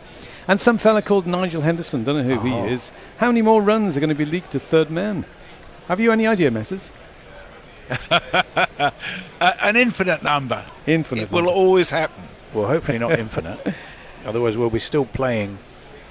Oh, not in this game. No, right. But, yeah, there will be lots. Jason is. Hender's on third man, like the Bear is on mid wicket. Andrew Colsal says, "I believe the weather is going to be this hot until Monday." I think that's true. It is. Yeah, in the 30s. I believe so. Yeah. Which is not really a heat wave. I don't know why everybody keeps going on about it. Ah, well, you're talking like a man who lives in Australia. It's currently 32.3 just across the road from Lord's. It's just nice. It's just pleasant. It's fucking hot. I went to Lord's and it was 28 and it was hot. Sravan Reddy Gadam, this person absolutely loves Stokes. Poor captaincy by Stokes. I'm not sure about that. Well, he's trying the bowling, different things in the field, isn't he? The bowling's not working, that's for No. sure, but that's probably not his. If you're going to constantly drift it down leg, which even now Jofra's, and I can't believe Jofra's acting to any kind of orders that say, No. because otherwise you'd bowl have set shite, please. Well, Yeah. you'd have set a more aggressively Yeah. leg side field if that's where you wanted him to bowl. Zippy Tuna says, the infinite game of cricket is where we go when we pass. Ah, that's Pass an interesting what? thought. I think he means as in to the great cricket ground in the sky. Oh, I see. That- Okay. that Oh, sort that of would be class. awesome. Yeah, I'd be up for that. Well, the ad break is over, but the drinks break isn't. They seem to be taking plenty of time, haven't you? There's more Drinking. socials, I'm not don't worry. surprised. I'm not surprised. Mark Zip said the song was Yellow Moon by Neville Brothers, not Yellow Moon. River. Yes, Yellow Moon. Thank you. That was the album, and it was a Sam Cooke song. You are absolutely right, and thank you for reminding me it was Yellow Moon. Yellow Moon, can you see that? Oh, there's a woman? very, very important chat here. So by Neymar hit me. Butlins, Yes. if Messi is doing ball by ball, to whom do I address my complaining chat? Well, that's it to you, Steve. I haven't done enough ball by ball to complain about yet, Neymar. He's waiting for the first ball. He's getting a preemptive strike, just in case it's rubbish. And Andrew Kulsal. I've done some before. I know you have. It's been perfectly competent. Thank you. Andrew Kulsal said it was a full moon last night, and it was big. Isn't it bigger if it's closer to the horizon? Isn't that one of those optical illusions? I think so. Yes. Right, that social's done. Well, we're Leah's just got one in too. Oh yeah, I see that. Yes. Tuna. Sorry, she says zippy tuna, and it takes place on an absolute road. And if you've been good, you bet on it. You better bet on it, I think. Otherwise, you will be endlessly roll your arm over, but get no wickets. Oh, hang on. I think we're back now in considering what the afterlife in the form of cricket might be. So if you haven't, so I've got it. You're eternally going to be bowling on a road as a bowler if you've not lived a good religious life. Yeah. Eric J is saying, is that Gary and Phil Neville we're talking about? No, oh Lord, no. Aaron Neville and I can't remember his brother's name, to be honest. Victor Pearson says Bill Lawry had a big nose. He did. He absolutely is famous for it, indeed. Oh, Chris the Choir says Yellow River is Tony showing his vintage again. No, yeah, well, exactly. Yellow River, 1970, number one. By Christie. It was Christie. That's right. Yeah. Back when we were kids, Tony. Yellow Moon. I knew what. Here we go. You don't need me after all. Ursine technical. What he's Ursine to know. Our box is still initialising. Fortunately, we can still see Jofra Archer, who's initialising his run in, which is pushed to mid-on, fielded by Cass. A bit leggish and again. There was no run, and our box is still at. Oh Lord, it's all a bit on the fritz. Yeah. Up and down like a tart straws here. What is going on? 98 for 2. A bit like Archer's radar. Well, and the vortex going down the leg. It has been, yeah. It hasn't been. After such a promising start, he's just struggling a little for his line. Not so much his length, but it's his line that's not quite been at the races. Short! But Gill didn't even have to duck. It was a bit, as we've said before a few times, tennis bally. The Bears rewarded himself with a refreshing libation after having somehow miraculously brought back to life the TV. What did you do, Bear? Tell it. What was your secret? I'm guessing turn it off, turn it on again. Turn it off and on again? That's the secret, isn't it, of all fucking technology? That's why you're paid the big bucks. That's why you're paid the big bucks. I still would love to hear you on a helpline, IT helpline. I've only got a 4-inch fucking screen. Turn it fucking off and on again. Right, that one's just guided out towards cover. There was no run. 98 for 2. I'm just feeling a little down, Bear. I need a lift. I'm just feeling all the excitement of that early Jofra spell is dissipating. Perhaps you need a beer. It's looking very well. Unfortunately, I'm driving, and it just feels a little flat now. Hopefully, your beer isn't. Probably the ball's gone a little bit soft. It's hard work out there, no doubt about it. I mean, the pitch isn't easy to score, and they're not racing away. That one's full on off stump, defended again, but it feels to be more defensive bowling somehow from Jofra at the moment. Well, that was 87. It's not slow. No, okay, true enough. You know, I didn't see the speed go on that one. You can't bowl at 91, 92 all the time. No, or in my case, ever. So, I have to qualify any criticism. It's how it's feeling. What I'm saying is I'm feeling the threat. The because threat they're is a 98 dissipated. for 2, and it's, defended beautifully, solidly, with a huge forward defensive and high elbow.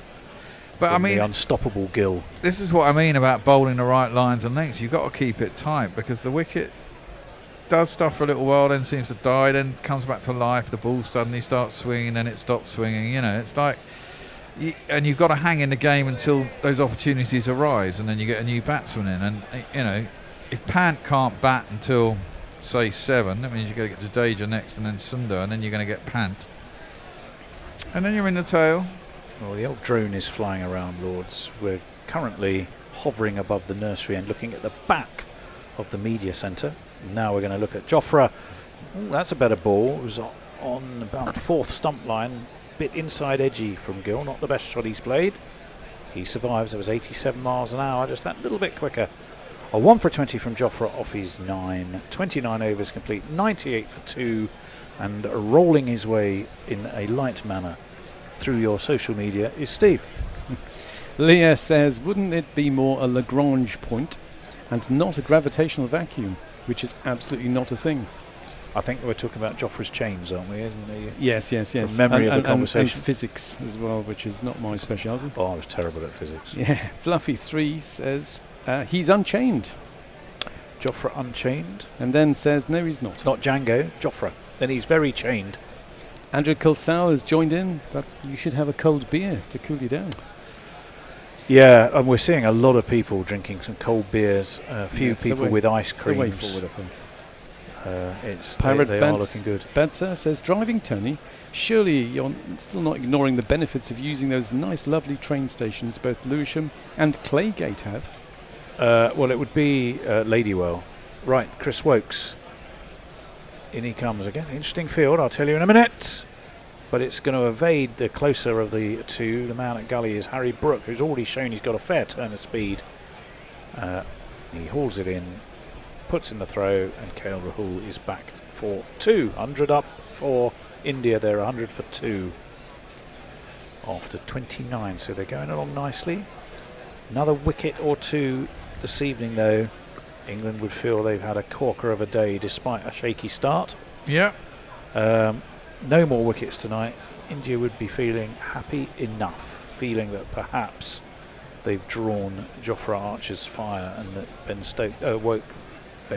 Chris Woakes doesn't have too much to offer. That's defended out to this again, it's this short sort of in-out offside field we've got. But it went to the man at the more conventional cover. There's a few. The bowler's bar is very well populated, and there's a lot of people still wearing their jackets, even though probably more in shirt sleeves. With a fuck eyes. There's a tradition there. Defended by Rahul. Out to cover, no run. Halfway through the 30th over. That whole thing really annoys me. The ball is at the point when it starts to turn from not particularly threatening to a piece of cheese. Well, maybe we need a ball change. Well, give it a go. Oh, the cameraman, and therefore the conversation must be tilting heavily to giving Bashir a go, because we keep seeing him. Woakes in. Well defended in front of his off stump by KL. A little bit of football from Shoaib Bashir. He flicks it up. And just to prove to, he's now giving all the signals, either that he's been told he's coming on next, or he's letting his captain know that he's more than ready should the call come. And his sunglasses are glinting quite in a pronounced way. They're like skiing goggles, aren't they? Chris Woakes, in he comes. Down leg. Jamie Smith has to dive to his left. Half parries it. They will get a single that perhaps they shouldn't have got. A bye. It's going to be leg byes. It's going to be just a bye. Just a bye. Says umpire Sharfadullah. He's from Dhaka, isn't he? From Dhaka. Yeah. 10 first-class games he played. That was it. But he did take 6 for 45 in one of them. What was he, a leg spinner? He was, Bear, you'll be delighted to know, a slow left armer. Ah, good man. Well, there you are. Thought you'd like that. Woakes has got one ball left of his 9th over. He's bowling it to India's quite superb captain, who defends and then holds the pose just to show how in control of things he is. 30 up in terms of overs. 101 for 2. India trailing by 286, Steve. Fluffy 3 is saying there's a lot of light blue shirts at Lord's. Yes, there's usually quite a lot of Indian fans in for these games. Sraravan Reddy. Sraravan Reddy. Yes. Gadam says, "Sir, now I Sir. haven't been knighted." So, unless No, I've been I think overlooked. that's just a very okay, very classical polite. Indian I politeness. appreciate that. Next match: Stokes, Woakes, Bashir out. Tung, Bethel, Sam Cook in. I don't think Stokes out unless it's the groin Injury. issue. Yeah. You know the trouble with Sam Cook, don't you? It's too slow. He doesn't know much about history. Well, he doesn't. Oh, Jesus. That's terrible. Look, you invited me on. Steve. You invited Steve. me on. I'm just helping Tony out. But he does know a change is going to come when it does. Yes. Gary is appearing. Are you due on, Gaz? One more over, yes. I thought you were giving somebody out, but you weren't. You were putting up one finger. I'll give one of these out. Come on. Right, Archer. In he comes. Short, ducked under by Rahul. Jamie Smith takes it as it drops. And there's no run. Is he bowling off a slightly shorter run here, Jofra? Am I dreaming that? Have a look for me Not there. sure. It's very hard to detect from behind. He doesn't have much of a run up Yeah, anyway. He kind of it's not a very averages long up run until up. the Yeah, action, yeah, isn't it? It's all whippy action, isn't it? Yeah. And but very fluid. Don't know where he generates the pace from. It looks. Well, I think that's why he's such a delight to watch. I Yeah. mean, it's a bit like Michael Holding was. It's so smooth. And that sudden release at the end. Short, pulled down to fine leg. Fielded by, is that Zach Crawley? It's very hard to tell with the sun on him. I believe so. He's been put out to graze. To have a think about how to use his feet when he's batting, I think. Was well controlled by Rahul, just swiveled on it, rolled the wrists enough and steered it down to fine leg. So he'll get a single for that. Gary's pacing like he's like an actor in the wings about There's to a bag take the on top of the stage. orange bag. There's some stuff down here. Oh, he's looking for something. Oh, I see. Oh, he's found. He's unlike Bono. He has found what he's looking for, and it was his bag. 100 for 2, 102 for 2. Jofra Archer is going to be bowling the third ball of his 10th over. Gary's now doing some curious gesticulating. He's gone all sort of thespian on us. That's a decent ball. In fact, it started on leg, maybe just straightened a little there. Just came in a little bit, yeah. Sorry, went away a little bit, yeah. Pushed I into think the that's a better onside, no length. run. That looks like Sachin. Sachin It Tendulkar. is Sachin. that looks like it's been generated by Oh yes, like an AI. Bit of an AI. Well, what is it, bit of a- Midbot or whatever it is. I'm pretty sure the traditions of the Lord's Pavilion would dictate it has to be hand painted. Nothing dodgy like some false recreation. That is left alone by Gill, taken by Jamie Smith. A little smile. Back to 89 miles an hour. I suppose the other thing you could say is he's deceptively quick, isn't he, Archer? Yeah. And this is that combination of the smoothness and the shortness of the run. Fucking terrible. Who's that? He is painting all of the tests, Bear. I can't remember the chap's name. It's not But he's great. been a feature every game. Well, I'll we'll pass on your comments to him about the quality of his art. Archer in. Ooh. And Shubman Gill was, I think, thinking to cut. He stepped away to leg, and off to Archer using real T20 skills there. Sort of followed him and cramped him for room, but he'd already stepped back. And then his attempt to cut it sort of plonked it down in front of his off stump. It was all a bit T20ish, Bear, to me. Should have shoved it up Yorker length. He wouldn't have been able to reach it. Bowled him. Right, there is a man at forward short. Archer bowls short. Oh! It is in the air, but beats both the short fielders. We have the long legs of Bashir, who's finer, but it's the shorter legs of Duckett that come scurrying around to field. It's the end of the over. We're due a change. Sir Garfield Naylor, thespian of this Is that me? parish, has Okay. been prowling, ready to get on stage. Well, what is the lineup? Or our lineup? Yeah. I'll have a look for you, Ben. Well, I presume it's me and you, and we're on. Gary's thrusting an iPad at me. Am I on ball by ball or are you on ball by ball? I don't think I am, because I've just been doing ball by ball. No, if you in are. case you I was haven't talking to noticed. Gary. Oh, right, okay. Is it me? It is. It is me. Okay. I shall give you some ball by ball. Yes. I was momentarily distracted, partly because I couldn't find the bag there, which has all my worldly possessions therein. But thinking that we haven't got a jingle for buys based on Anne Margaret's Bye Bye Birdie.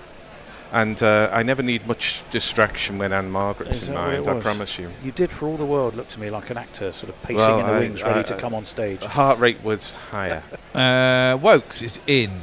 That's a decent ball. Stick there. Stick the fucking ball there. Why Just was a little bit on off? Why was Shubman Gill defended. sort of backing away to try and hack Well, it through I think he extra thought. cover? I think he thought he was going to get another bouncer, and he was going to be aggressive. Maybe. But it just goes to show, if you have a fast bowler, the world is different. You know, Gill never stepped outside the MCC handbook and scored 430 runs in an innings. And here he is, he's on 12, and he's already trying to step away and crash it through the offside. Well, it's not as quick scoring, is it? That's a lovely shot, though. That's 2 full, and Gill's driven it beautifully down the ground all the way. 4 runs. Oh.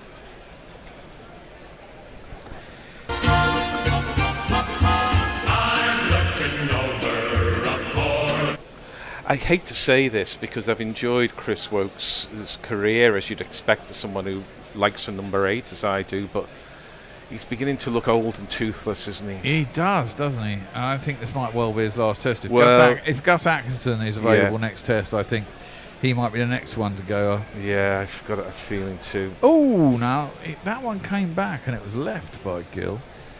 It came back a reasonable amount, actually. Didn't hit the stumps, though. No run. So many empty seats at Lord's. It's a beautiful evening. The test match is in the balance. You've got one of the most exciting cricketers Surely it was in sold the out, world. aren't they all in the bars? No, or in the I nursery? suspect they're either Well, that's why I'm disappointed. Well, I think because they're staying in the shade. If you're not watching this, then you're not interested in cricket. as far Or as they're I'm trying to concerned. get to the tubes before the tubes become crazy. Absolutely crazy. Woakes in again. Again, that line outside off stump, defended out to cover, and there is no run. 107 for 2 India are. Gill is 16 off 41, Rahul 37 off 79. They're not going along at any great pace. I take it from somebody who enjoys quite a few freebies, like lots and lots of freebies. They look like they haven't paid for their tickets and, quite happy to go home. Well, certainly too many do. Too many do. I mean, the series could be turning on this session if India get through this. Well, possibly. Woakes in. Just about back before pad. They're all very excited to go up for an LBW, but Gill gets his bat out in front of his pad. You're right to say that, at least incapacitated Rishabh Pant is next in the order. He won't come in next. You missed out Nitin Kumar Reddy, as well, who is in for his batting. But there's certainly England have a good chance without Rishabh Pant fully fit, and he's only 1 wicket away in that sense. Woakes in, and again defended by Shubman Gill very stoutly back down the track. And there is no run. Chuckling, Tony, chuckling.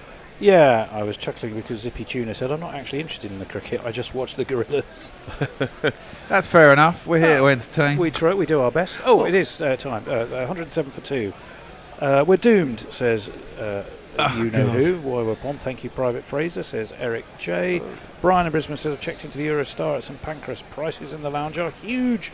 And eating into my GC deliveries, 2 pastries and a pint were 23 quid. What? Whoa, man! Fucking hell, that's extortion. Surely not. Can't you pay the extra to go in the kind of freebie lounge where everything is free? Like in the airport, you pay 40 quid, and if you play your cards right, you get about 60 quid's worth of nosh. Zippy Tuna says Sam Cooke was a big inspiration for how Steve Perry sang. If you can't stand those journey hits, you know who to blame. Oh. But I always like them. Right now we have the change. Here it is. The change is going to come with mention of Sam Cook. Yeah, this could be interesting. Maybe we can buy a wicket. It's going to be this fellow.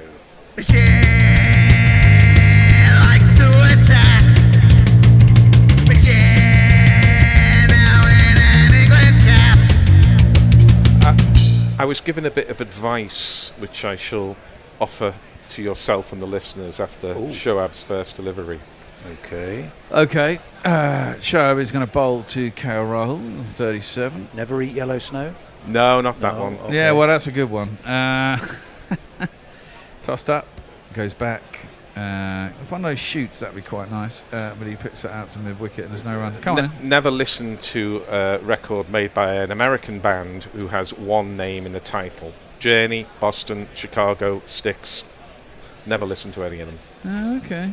That's not a bad rule. Defended back up the track and there's no run. So is REO Speedwagon okay then? REO Speedwagon, you can listen to them, but probably shouldn't. Yeah.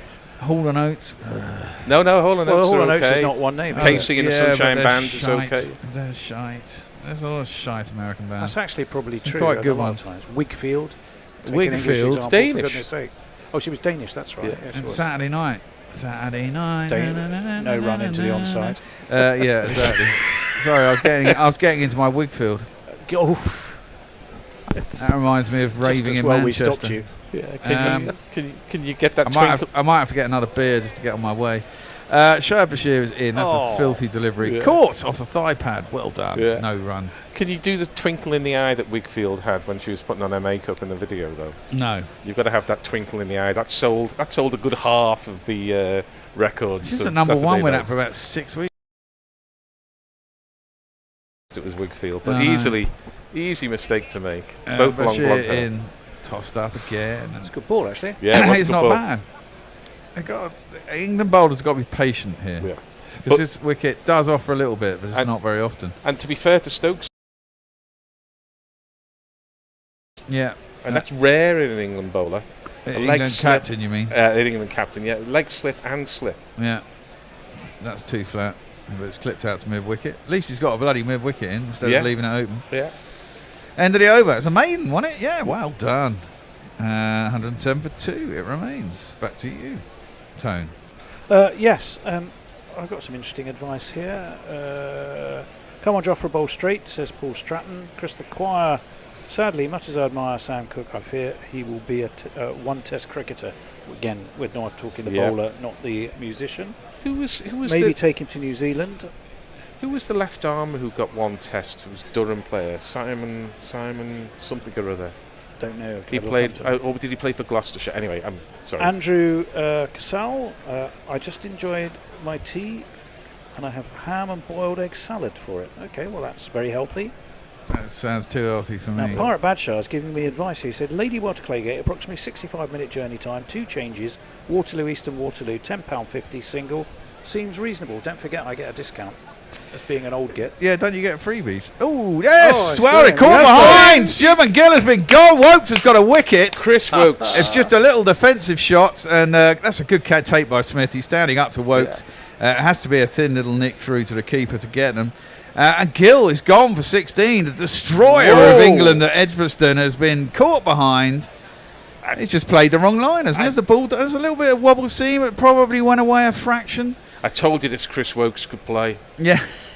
Well, he's been pretty innocuous, but if you, but the thing is, Gary, as I'm saying, if you keep it on the line and length, where they have to just keep defending and defending, they get one slightly wrong, you're going to maybe offer a chance. But you have to catch it, and you have to catch it, and they did. Yeah. Well, that's marvellous. England get rid of Shubman Gill for 16. He has been a pain in our asses for the entire series so far. 107 for 3. And Woakes gets a wicket with Smith standing up. Yeah, indeed. And all of a sudden, you're going to play a jingle for a wicket? All of a sudden, we're into the bowlers. I didn't hear it. We're into the bowlers. You were talking over it. Then. Yeah. Oh, okay. We're into the bowlers. Well, no, it should be. Well, we're into the bowlers. Well, it is if you're saying Rishabh Pant's not going to come out. He's not. He can't. Which I don't think he can. No, I don't think he can. Nitish Kumar ready. Yeah. Do we know when he can come out? I don't know what the rules are when you. I think the lowest you can bat is 7.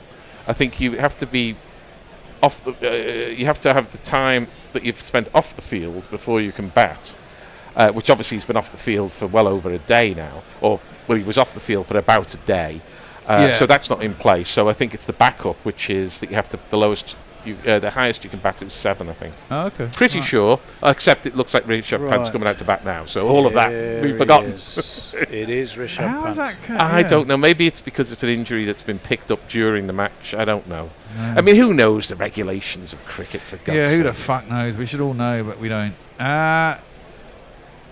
Also, does it apply to batsmen, or is it only applies to fielding? Just no, who knows? Who knows? See, I thought he couldn't be on for a while. And it might be within a day, because I don't know. Yeah. I wouldn't be thumping his hand like that. If someone could check those rules, that would be really helpful, because as you can hear, we don't know it. But I'm glad we don't know it, because if your life is so small you can know all of the regulations of cricket, then, you know, in every sense, get a life. Well, probably true. Right. That doesn't mean to say you shouldn't be able to look them up, by the way. I'm not saying that ignorance is bliss. I'm saying you just don't need to hold it. I can never be asked to look them up. I expect our listeners... Well, there is that. Tubers to explain the rules to Wiki tubers. Right, here's the man.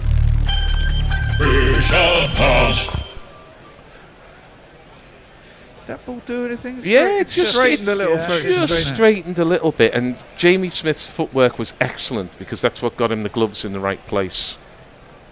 And as I say, he's batted quite a long time. It's a hot day. Not so long ago, he was on the field for almost all 5 days. I know he's 25, so you should be able to do this stuff, but it's still admirable. Went slightly up the slope as well, because he's bowling from the pavilion end, is Woakes. Well, good on Chris Woakes as well. He must have been feeling the pressure, because he's been very toothless so far. Yeah, and he's around the wickets. First ball, Rishabh Pant just lets through to the keeper.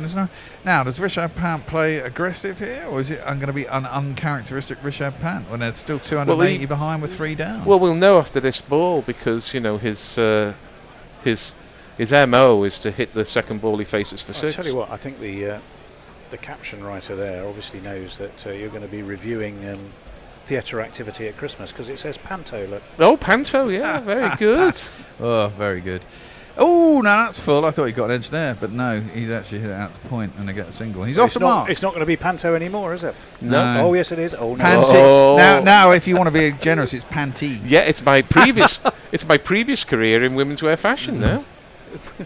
Well, you used to be in women's wear, Gary, or was that just weekends? Very good. Available on OnlyFans if you log in. It's a horrifying thought. Pay money to keep it off my computer. Well, I don't know. Apparently my feet should be on OnlyFans. Well, it's if we're already being told that they're not interested in the cricket, they're just watching us, I think it's a missed opportunity. What, we should all take our tops off and just sit here with our bellies out? No, just as we are. Be careful, you'll resurrect the belly dancing. We still debate. We got to get cash for that. Rahul hits that up to mid on. He's thinking about a single. Rishabh Pant ain't moving. Everybody has a kink, and you just got to accept them. And if there's enough out there, I agree with that one. If there's enough out there, right? Hello, we've got a super chat. Oh God, it's not a continuation of the OF request. No, it's not. YouTube super chat. It's Jay Grover, who says Gary Simon Brown. It was Simon Brown, the left armour. Thank you. Well done. When did he play for England? I remember that. He played one test, I think, at Lord's. When? Oh, 97, I guess. Oh, okay, that's why. I can't remember that. Guided by Rahul down towards third man, chased by Harry Brook. Is he going to get there? Is he going to get there? He's going to get there. He is going to get there, you know. He is. He's like a whippet. And he's fallen over. Oh, no. Has he injured himself? No, he's right. Histrionics. I thought the boundary was the shadow there. Did you, Burr? No. You knew I was really worried there that his knee had collapsed under him, though, and he really hurt himself. Simon Jones comes along once in 3 decades. But he got 3 runs. I mean, this game really is in the balance. You know, it's Nelson for 3. England lead by 276. There's a somewhat incapacitated Pant at the crease. 2 more wickets here. Boy, oh boy. The game's wide open. It would be if we got 2. Yeah, we got 2 more before the end of the close. Yeah, I mean, it's wide open now, but it would be wider open. Yeah. Round the wicket. Stokes. Played again into the offside. I think that's single. It's not there. You know, there's a nervousness in the Indian running, and that shows. Well, this is it. This is my point. It wasn't at the beginning of the exactly. They haven't been behind where they've been a number of runs behind in the entire test. And you know, things can go horribly wrong. Do some socials. I'm going to grab another beer. I can certainly do that. Zippy Tuna says, "I'll always love the first Boston album." Fluffy says, "Boston buns are lovely." Good to know. Zippy Tuna says, "And Chicago was great until Terry Kraft tragically left us." Yes, he did. And which one did Rosanna? Was that that was Boston, was it? Which is supposedly about Rosanna Arquette, but they said no, it's not. That's just apocryphal. Look, ball change. We need a jingle for ball change, you know. I think we actually have one somewhere, and if Mog or Jeff are listening, they'll be fuming. Fuming, I tell you. Fuming. Because I'm pretty sure we have a ball change jingle. We'd certainly have been using it a lot. Am I right in thinking we have a ball change jingle? I can't hear what you're saying, obviously, because your I've got my headphones on. I'm just looking to see if we do have a ball change jingle, because I thought we did. It may all be too late. It won't, because it takes forever to change the ball. Hang on, what was that? No, that's an interesting. Oh, I know what that one was. We've got the new balls, haven't we? Do. Yeah, no, we do have that. But it's not quite the same thing. We've always got this old favourite. Yeah. That was a dubious point, made with hyperbolic conviction by Gary. You have a new ball, but we don't have a ball change. That's about the only time. The only time in the day where that jingle was not appropriate. Actually, asking for ball change jingle. Now I left my beer over there. God damn it. Defended by Rahul. No run. Are you going to run it over to me, thanks, Steve? First world problems in Ladywell. Well, I've ordered us a new heat. I think it's over there by the computer. Say, you wait a robot.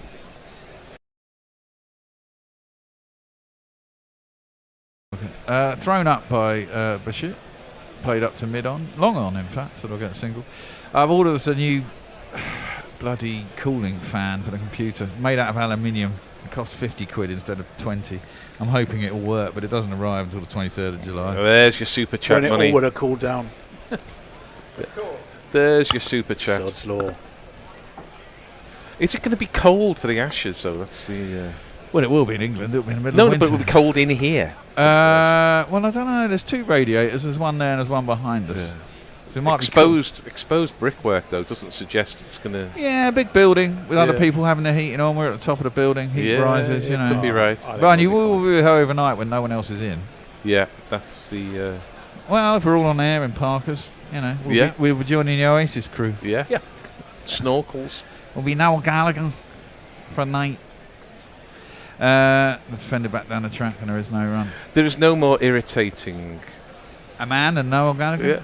No more irritating sound on the radio than people trying to impersonate Noel and Liam, I tell you. Well, everyone does. Shockers. A bit like everyone does. That's Manchester, isn't it? Swept and swept hard. Is there anyone out there? There's no one out there. There's 4 runs. Chance.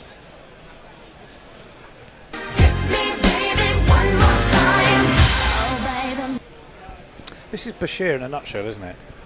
Every so often you get a terrifically threatening ball and then you get too many hit me balls. That's not a hit me ball. He's taken that on. Yeah, he has taken that on. He does concede runs, but he does get wickets, which what you'd expect of a 21-year-old spinner. But you'd expect him to be doing that in county cricket, not in Test cricket. That's all. Well, someone's got to play him in county cricket. Exactly. Oh, that's tossed up a lot and just plumped down to mid-on for a single. And he needs a sympathetic captain in county cricket as well, who doesn't put 3 men on the boundary the moment he gets hit. Yeah. Yeah, that's the problem. Not a lot of captains like spinners. I mean, I've played with some who have and some who haven't, and the ones who do, you just get so much more. They get so much more out of you. I agree. That's tossed up to full toss. In fact, does beat the man at mid-wicket, go down to mid-on. It doesn't help that by far the most dominant side in the county championship Division 1, which is the main feeder for the Test side, they haven't played a specialist spinner for, I don't know, 5 years, 6 years. Who's their part-timer? Will Jacks, Okay. if he's playing, and he's had a few seasons in the sun. Yeah, very good. Right, 118 for 3. Leah has. There's a message here. To me, it's just literally a list of random words, but I'll try and read it anyway. Good American bands with one-word names: Nile, Cynic, Death, Atheist for a start. Good American bands with way too many words in the name: The Lord Weird Slough-Feg. None of whom I've none of them. What sort of music are they? I'm slightly surprised that Slipknot didn't get in there. But, you know. Well, there we go. Woakes has a career as an offie, says Fluffy. Bit harsh. I suppose actually he did get an outside edge and was taken by a keeper standing up. I don't understand Zippy. what they're doing. What are they One doing more before here? the close and the whole thing changes, he says. Oh, the man with his mound pounder is out. Yeah, but usually it's the bowler's foot marks. Isn't Yeah, it? They're trying to do. I think they seem to be doing the guards. Yeah, exactly. Well, he's ground out so much of the fucking guards that it's uneven where he's standing. Well, that's your fault. It's your isn't fault. It? Yeah. Well, it could be England's fault too. Really, Yeah. I suppose. But I've seen, as we all have, I've seen quite a lot of Test cricket since 1974, but I've never seen that. Let me try and catch up on Go a on. few here. Neymar Butlins, this has tickled me. The problem with having YouTube on my phone is that it's all you can look at. You can't use your phone for anything else. All I see is gorillas. Oh. It's almost Orwellian. Well, you can listen through the website. You could just put it as a pop-up video, and then you can actually, if you go off the page, especially on an iPhone, you can use it as a pop-up video, and it'll just sit at the like bottom the- of your screen, and you can do what the hell you like. Seminal Apple advert in 1984. Zippy says, Neymar, you don't want to see anything else in the world other than gorillas. They are an oasis of beauty in an ugly world. Well, I don't know how ugly your world is, but it must be. I'm about to say that, I don't really, I'd be scared in your world. Woakes. Now he's standing back again. There's Smith. Why? I wonder why. I don't know. Maybe he'll come up to Pant. Yeah, I think he stood back to KL Rahul the whole time because I think he's standing in his crease anyway. Oh, okay. I think I'm not certain on that, but I think he's been standing back to him. If this is true, by the way, Leah tells us Italy have just qualified for the 2026 T20 World Cup. Yes, that's what I'm Get reading in, too. That's fantastic Really? Yep. news. Wow. Joe Burns is playing for them. One or two other famous Joe names. Burns. He's played for Yeah. Australia. Yes, Yeah. he has. What, has he gone and moved over to Italy and qualified after 5 years or Well, something? it's a bit like you've got some Italian parentage. That's like Gareth Berg. Yeah, what about? They're a lovely bunch of lads, by the way. One or two new ones. Burns wasn't playing for when I met them all. But Joe Burns must be quite old now. There's a lot of the same team that I watched. And they're Woakes terrific bunch in of lads. bowls, defended by Pant. Up to cover, and there is no run. There was I think a New Zealander who I saw that I was surprised to see. That it wasn't Jimmy Neesham, but it was somebody like that who you haven't necessarily heard of playing for New Zealand for a while. Scott Styrus. Well, it wasn't Scott Cyrus, but I think it was someone like that. I may be wrong. It may not have been a New Zealander, but it was another name. So, oh, there he is playing for Italy. Oh, well. So how many teams are playing in that fucking World Cup then? Is it 20 again, or is it more? Well, Woakes bowls a really, really slow ball. What was that? It must have been about 60 miles an hour, wasn't it? Yeah, I think that was Pan defended it. There's no run. Off cutter, I think it was. 65. There you go. Let's have a look. No, it wasn't. It was just slower out of the hand. Trying to get a full shot out of the batter. Just not letting them settle. It's a pitch that's got at least two paces. So. Yeah, exactly. Cut. And he nearly got another edge. There's well taken by Smith again. Yeah, there's the benefit there because he was late on that one. You're having a great time there, Tony. I am. Share it with us. I think we're getting sort of, shall we say, sort of late in the day-ish in some of the. Yeah, I'm some of feeling the a bit late messages. in the day-ish. Yeah. Andrew Keel says, "I think you're the king of the best cricket community in the world." Don't know who. Andrew. I am the king. No. Of course I am. It's a very Trumpian pronouncement. You don't. Well, I love Trump. That one's outside the off stump, and there is no run. Of course I don't. Guy's a wanker. So I will have a few messages to work my way through. I'm fascinated with the fact that Pirate Badshaw is taking such an interest in my potential journey home to allow me to drink and not drive. Yes.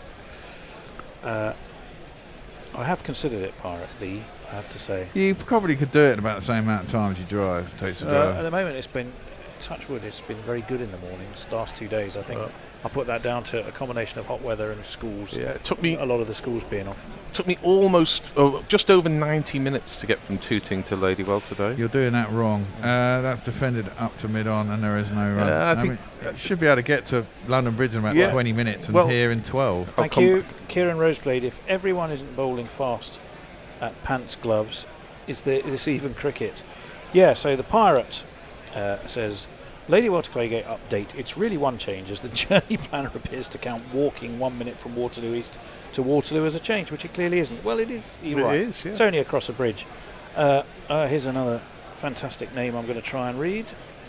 Sravan Reddy Gadam says, thank you, sir, for reading every comment. Well, we don't read them all, but we do our best to read as many as we can, particularly if they are super chats. Rosanna was by Toto. Toto, another one name. Rosanna, one word Rosanna. name.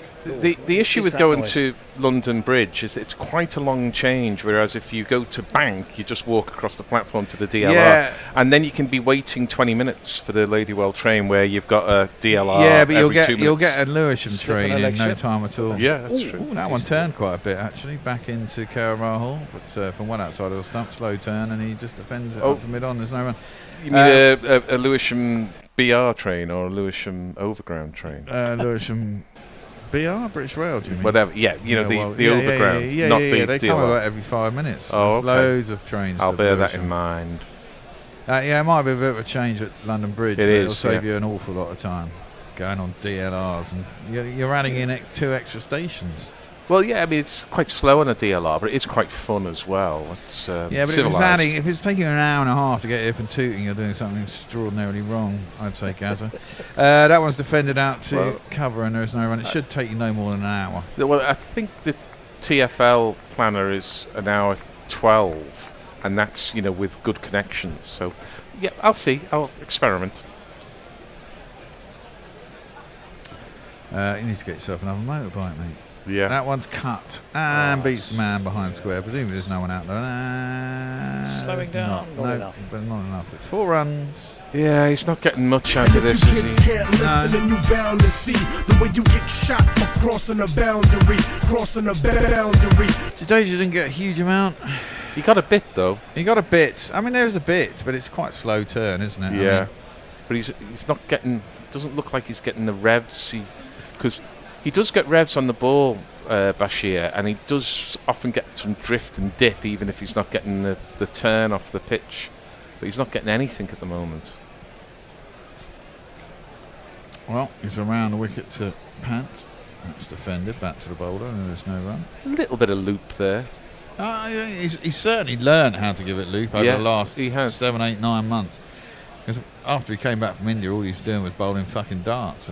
Yeah, and you were... And a lot of it was too short. Yeah, you were I'd rather it was over-pitched than short. That's dangerous from Pant. If he misses that one, he's plumb out. Yeah, French cricket from Pant there. And very much so, right in front of his stumps. Throws it out to the leg side, and there is no run.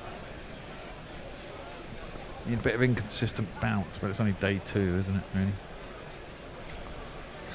Pant sixes versus spin is a graphic we're looking at. So basically everywhere. Yeah. In front of the wicket. In front of the wicket, though. Yeah, you're right. Bashir.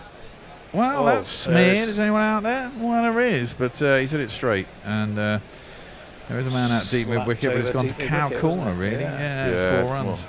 More cow than... 128 for 3. Right. Kieran Roseblade. Ooh. The Duckster's signature ball is a high full toss. He's perfect for this scenario. Leah says, well, Gary, Slipknot don't get into that list, mainly because they're not a good American band with a one-word name. Zippy Tuna, I'm a fan of Dio and Elf. Don't know whom they are, but let me see. Neymar Butlins. AI helps me with all that info. The other stuff I pretend not to care about. Nigel Henderson, whoever he Who's may he? be, he says, wouldn't suggest more work for Archer tonight, and the ball has softened, but a couple of overs of shortish stuff from Castle Stokes, perhaps aimed at Pant's dodgy digit. Yeah, there's been very little short stuff all day, agree with really. that. Nothing into the armpit, no bouncer attack. Yank Not and even G-Man. as a surprise delivery. Yank and G-Man wants... So are you guys going to actually change? You're on ball by ball now, Tony. Am I? Whole lot of Bashir. God. Okay, welcome in. I'm I am indeed. Neymar Batlands is the next one for you, and it's worth waiting for. Just And we got a before the super chat too. Well, no, that one's already been read because I did that earlier. I was catching up on the Oh, last right. behind. That's defended off that delivery by Woakes from Rahul. Gary, I think his work is done for today, but he's going to wait for Bishop's taxes to drop him off at his front door in Tooting, rather than follow the Ladywell Express route that Pirate Badshaw has been taking such an active interest in. With my best interests at heart, I may point out, so I'm certainly not complaining. Woakes over the wicket he comes. It's short and wide outside of off stump, but Rahul just lofts it over the slips, down to third man, and picks up a pretty easy 4. Smack it in the air, be on the boundary. Smack it in the air. Smaximum. No, it wasn't a smaximum. Pretend -2. you didn't hear that. -2, indeed. It's just rolling into a red for Ruth boundary sponge. It was, I don't know why it's keep landing on 6s today. Very strange because we haven't seen one, I don't think. Right. Woakes is going to be in 2 KL. He's only 2 short of his 50. A slip is in. He defends solidly. Out towards short cover. I'm having to change There that. is no run. I'm having to change that cool pack about every 20 minutes. It's ridiculous. Bloody hell. It is warm in here, but I'll tell you what you really do notice if you go for a wander out in the kitchen area and come back in. One, you're struck by a considerably more oppressive heat. 2, just the very faint whiff of gentlemen who have been in here too long. If I'm perfectly honest, which just as well the windows are open. When I did. Woakes is in and it's pushed into the offside by Rahul. No run on this occasion. Fielded with a bit of a dance, a little bit of a jig and a dance by Brighton Cast, who's, I suspect, maybe as the day the shadows may start to just appear. Yes, they do. They're quite lengthening quite a bit. Certainly Bashir's his. Don't talk about the length of his nose, Shadow Bear. Wow. There was no run anyway. Rishabh Pant on 14, 133 for 3 is the score. 254 the deficit. One more tonight would be fantastic from an England perspective. It's not going to happen this ball because Pant is as solid as you like. There's a bit of a smile on his face. Nifty little bit of footwork from Woakes, who flicks it up, and Crawley misses it completely. Don't worry, he's not batting at the moment. I can tell you that Djokovic is 2 sets to love down against Sinner in what would likely be his last Wimbledon singles game. Look at that footwork from Stokes, which is from Woakes, which is terrific. On the thigh, real keepy-uppy.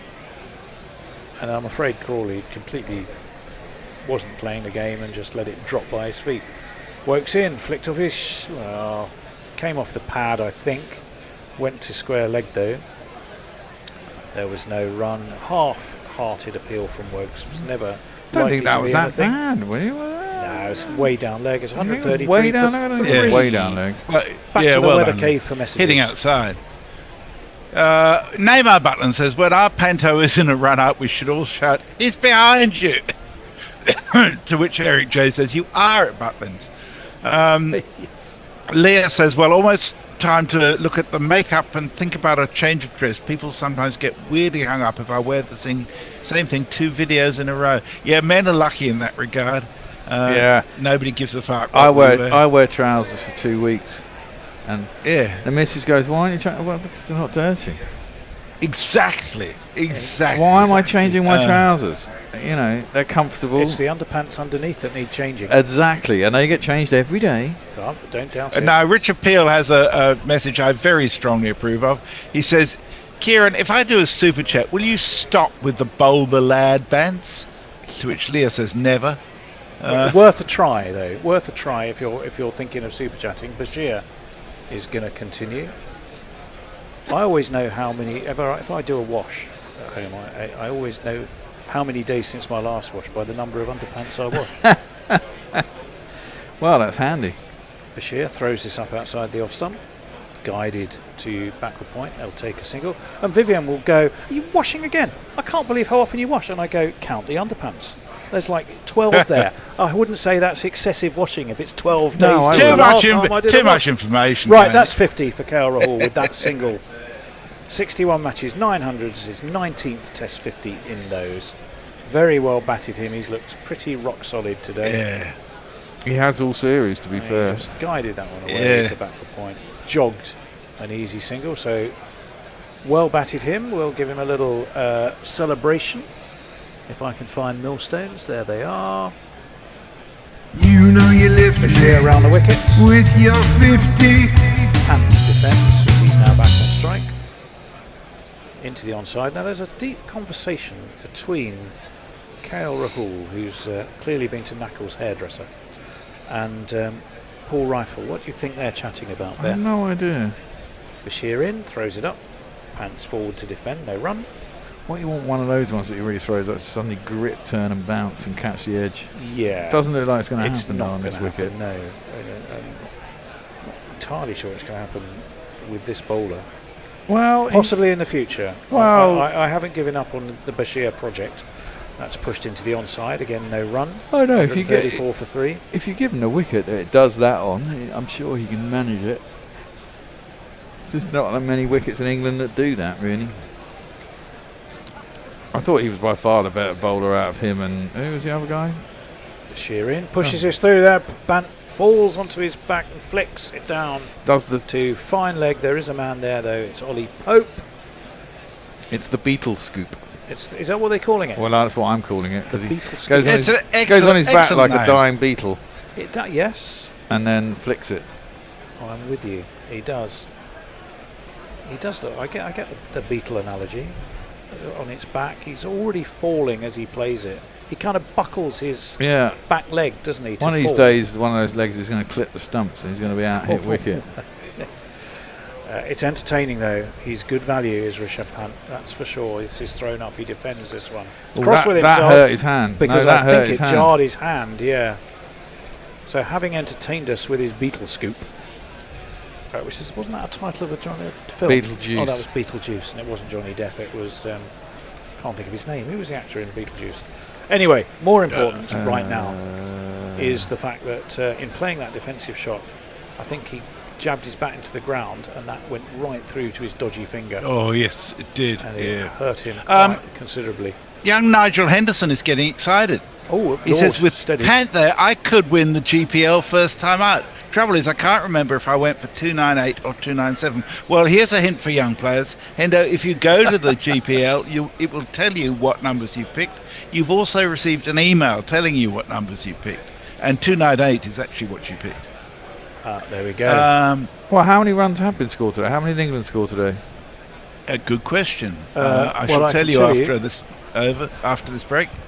They started. Richard Peel just says, get root on. They started 251 for 4, and we're all out for 387. If you want to start your calculations from there. 136 plus whatever India have. What are we on now? So it's 272 at the moment. Take that away. I don't need that. I just realised. And what did he go? 298. So they need another 20 odd runs in 20 minutes. Yeah. Now this is where Gary would be going. Get him off. You can't take him off when he's batting. But he clearly, there it was. It really caused him a lot of pain. He hopped up and down like a jack in the box several times. And at the moment, there's Rishabh Pant. He has his glove off. There's tape being applied. There's spray, and in just putting on the tape, so he's got a bad crack then. Surely, I mean, you should know. Well, yeah. Of his finger. Seeing Seeing that, I would get someone like I'd get Cast back on and get a bowl at his hands. Well, do you know what? A certain Mr. Henderson of Wimbledon messaged exactly that thought about half an hour ago. This left Bashir as a passenger, says Sumit Singh. England can't afford carrying too many of them for long. It's been overdue already. Arguments already being raised for Bashir, Crawley, Duckett, and Pope and Woakes too. Duckett, I wouldn't have thought was on the list. Well, it's Woakes who's going through some limbering up exercises, which is not going to terrify him with raw pace, but it is going to be Cass who's now going to be bowling from the pavilion end. So will Rahul perhaps keep the strike for a wee while? We've got 15 minutes left tonight. We shall see. Cass over the wicket, driven by Rahul out to cover, and there is no run. None for 22 for Cass off his 6, so what he's been going at 3 and a bit and over. 136 for 3 India. Interesting. England scored at 3.44 and over. India are scoring at 3.48 and over. Yeah, this pitch is not easy to score quickly on. I think we've established that. Yeah. It's still a decent scoring rate, though. Yeah, it's not bad. It's not bad, It's not yeah. bad. Right, compared Cass. to the rates we used to, but yeah. Who was it who called it his do-it-yourself haircut? Very harsh. 'Cause, he defends, drops his left arm on it, enough to stop it in its tracks, although he doesn't carry it through and pick it up. Leaves that to someone else to do. But it's another dot ball. 16 Rishabh Pant is on. Rahul's got to his 50. Off, well, really half a runner ball, best part of 99. But he was saw off for Archer, which was a big part of his job. And I think he'll be fine now with the ball best part of 40 overs old. That it would be a time to make hay, but he probably doesn't want to be giving things away right before the close too soon before the close. So bit of a dilemma perhaps. Cass in. That's nicely steered. They take a very sharp single indeed. No protecting Rishabh Pant. So if Hendo's theory, is Woakes all right? No, he's taken a knock to his fingers. That'll be all right. But I think he's fine. The Stokes come. Oh, it's a funny throw from Ben Stokes. Nearly took out umpire Sharfadullah with a wayward throw. Woakes was backing up and he caught the brunt of it. So I don't suppose he'd be particularly grateful to his captain for that. 137 for 3. 250 is what India trailed by now. Still pretty even. One more wicket would tip it over England's way. I slightly favour India just at the moment, but one wicket would change that, I think. Let's have a look. Just the one slip. Is Smith standing up? Speedo's going mental in the corner, look at that. Where are you looking? Bottom left. Oh, yes. Bottom right, even. That's worked off his hip down to a non-existent fine leg. So Jamie Smith has to trot across, and it's a leg by. Did we load up? Yes. Did we load up those new leg by jingles? We loaded up one. We loaded up the short one, I think yes. you were saying, aren't you? Number 10. Number 10, I believe you told me that before. Missed the edge and runs off the legs.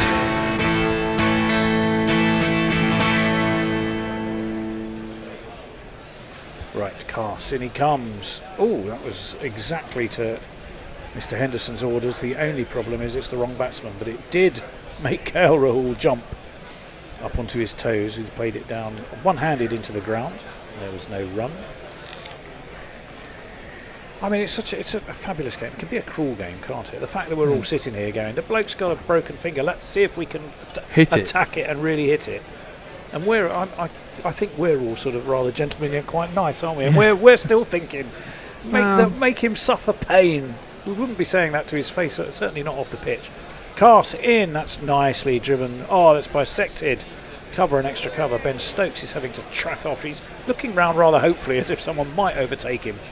But he does the fielding himself. They take a couple and the score moves on to 140 for 340 overs complete. Sounds very much like the sort of behaviour you accuse of Australians of all the time, Tony. Not me personally, but yes, possibly true. Mark Spooner says something that makes no sense to me, but no doubt relates to a previous discussion. He just says Boston, bred, America, Chicago, sticks, Toto, Kansas, foreigner. We're talking about one word bands with American one word bands. American You should bands never listen to. Ah, there you go. Yeah. Zipper Tuna says Ronnie James Dio was the singer in Rainbow and did a couple of albums with Black Sabbath after they kicked Ozzy out the first time. Yes, and then he had a band called Dio. Frank Rockefeller says 2 week trousers, they'll walk away all by themselves. 2 week trousers. David Durrell says Mrs. Goose counts as underpants. Oh, he did once, didn't he? Richard Milgate says 12 pairs of pants, you wash your clothes once a year. Very good. Defended by Rishabh Pant of the bowling of Bashir. It's not going to be thudding into his hand in quite the same way from Shoaib Bashir, is it there? But he was the one who got him to judded it, I think. Was that? Oh, he was actually. Yeah, you're right. He did. Pushes this through. Defended off the back foot by Pant into the onside. No run. Yeah, he's an interesting character, Bashir. He's an interesting... there is no doubt there are better spinning options for England who would possibly take more wickets more effectively. That's defended.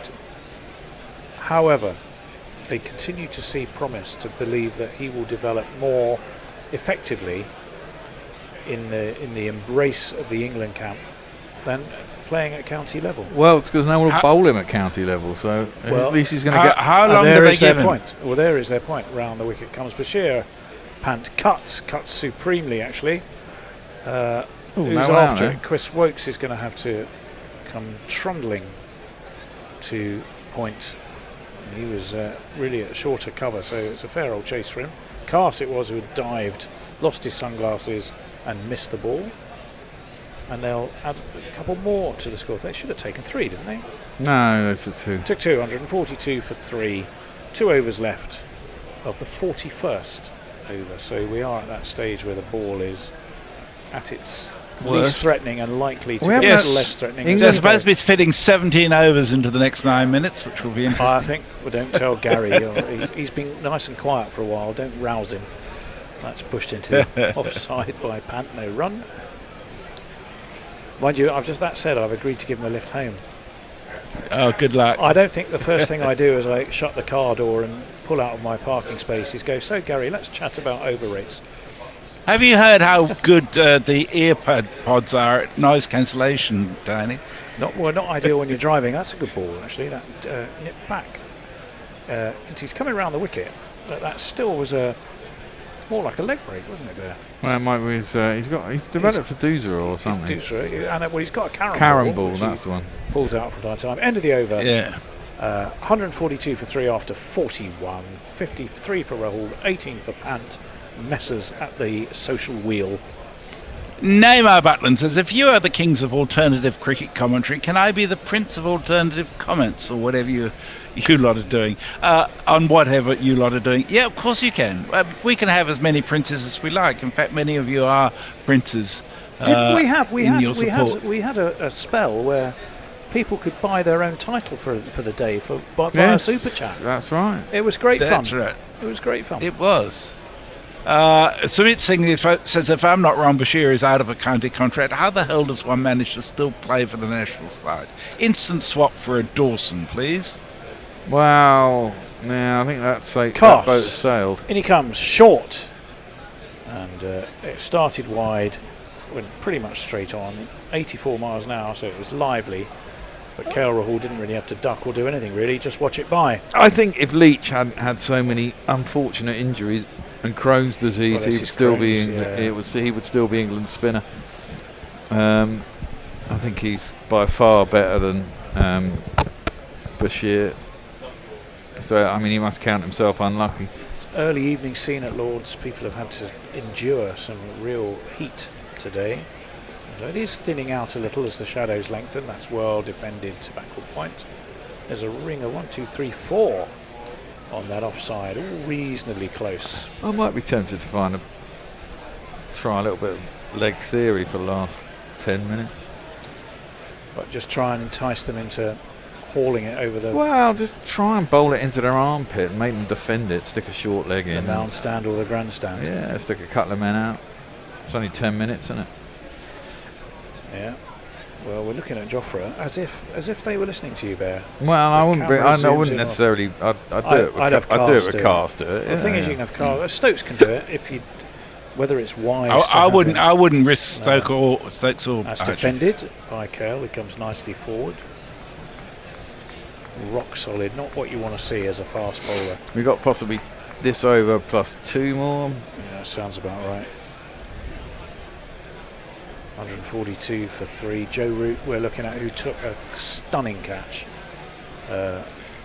off the bowling. Oh, actually, who it was Archer, wasn't it? Yeah, it was Archer. It was Archer.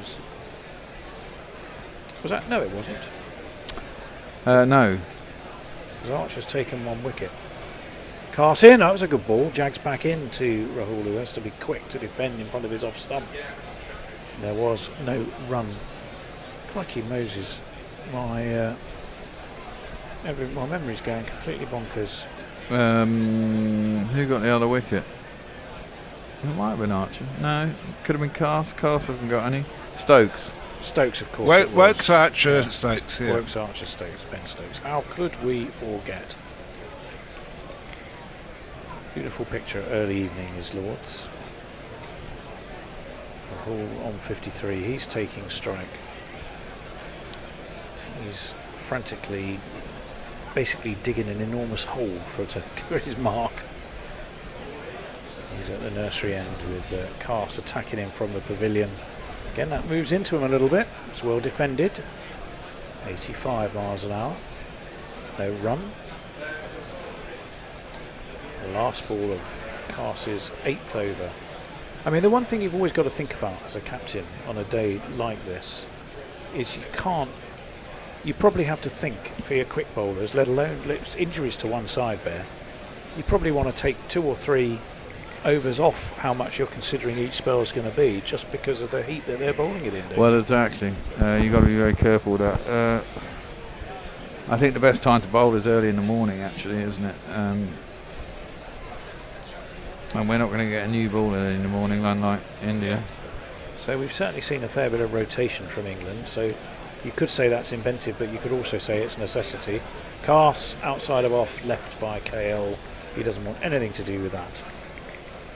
And it can. Well, I thought that was the last ball there, but no, it wasn't, because it was a no ball. Another one. That's 2 in a row. By Shaf Abdullah. I haven't got my phone on me. Over the line! How many runs were scored this morning? Smokey, you were over the line. That's a foul. 136, I think we decided, didn't we? Yeah, that sounds about right. The lowest, well, there's one on 295. I don't think we'll get anywhere near that. So you'll be pleased to know the GPL will be safe. This may be the last. I think we should get one more over after this, as Cast barrels in. Full defended by Rahul. He was looking for the Yorker, was Cast. We're on 280 at the moment. Do you want to have a look in, if you go to the Firefox? Yeah, 295 is the next one. And then go to the first. Yep. And then press the refresh button. Where's that? In next to the 2 arrows on top left. Top left, top left. The little refresh arrow in the bar. That one. Tell you what. Scroll down so you can see what people have. You just use a little wheel on the. There you go. Oop. Hendo 296 and 317. 257. Ombre. Anywhere near 280. Well, who's the nearest 280? Hendo is. On 296. No, somebody on 295. Oh, okay. Well, they got 15 runs to Cast in, 2 slips down, left alone by KL through to Smith. There was no run. Oh, I'm looking here. Okay. So what's the magic number likely to be? If we at the moment, with 1 over to go, it's likely to be 280 something. 280 something. Yeah, 280, 286. I don't think anyone has that. No. Well, if they're not there, no. 295 and 298. There you go. No. Both in the game. Those are the probably only things that are. Steve Aldersley has some Aldersley, has some more band names: Television, Pixies, and Pavement. Pavement were good. Pixies were good.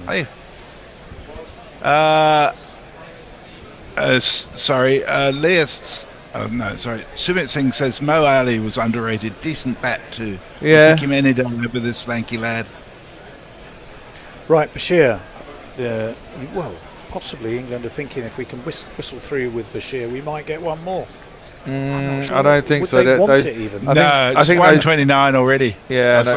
29 minutes past already. Those 2 no balls put the kibosh on that one, I think. Well, they did. Bashir's going to come around the wicket to the left-handed Pant, who defends. He's not going to be drawn into any shenanigans. I think he's just thinking of a cool drink and probably an ice bucket to put that finger in. And an ice cream. Possibly. Wouldn't that make you really want to go for a wee if you sat there with your hand in a cold bucket of water and you're eating an ice cream? Tossed up by Bashir, defended back to him again by Pant. What are you chortling about, Messrs? Yeah, well, you're just revealing so much about yourself when you speak, Jamie. Exactly. So if we sit you with your hand in an ice bucket, give you an ice cream, you're going to want to go for a pee. Is that what you're telling us? I think anybody would. I mean, No, generally, not necessarily. Because Bashir pushes this through, actually turned off his legs quite nicely. Back of the square, takes a single. And Richard Pant may be thinking, I wonder if that's my job done for the night. He's moved on to 19, and he's taken India onto 145 for 3. I would think both sides have spent a reasonable amount. I mean, India have had the best part of a session and a half in the field. They'll be glad of their showers. England, who have had a busy afternoon, they'll be glad of theirs. 145 for 3, 242 the deficit. England will want early wickets to try and turn what is still a pretty delicately balanced situation their way. It is. But it's not a pitch. Not a pitch that really helped. Right, there's a slip, a leg slip, and a silly mid-on. Just defended into the onside by KL.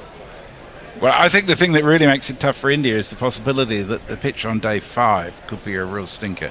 Yeah. Well, yes, and England, will be bowling. Yes, I know they'll be. Well, you'd like to hope they'll be bowling. I'm just thinking about the spinning options. It's I don't really think all down to Bashir, defended off the back foot this time. No, not necessarily. I mean, if it it starts to misbehave, it could be up and down as well. And when it's up and down and you're facing pace bowlers, it's a nightmare. This LBW should bowls come into it. The last ball of the day. We have also the last super chat of the day, probably. Ooh. From Zippy Tuna, who sends us $2. Cheers, another great day of cricket and commentary. Thank you so much, Zippy. We are delighted to serve. Defended by Rahul. He's turning and walking towards the pavilion. I think he's pretty much sure things are done. Ben Stokes is too. KL's got his helmet tipped back over his forehead.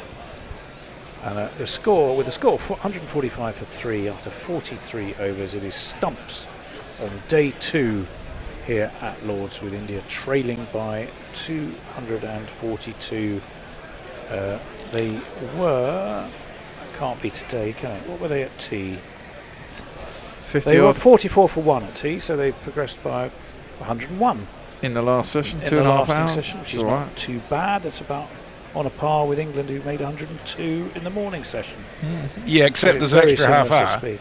Oh, in that case, slow. Very much not quite so quick. Yeah. We've seen Jofra Archer take his first wicket since his last test in 2021.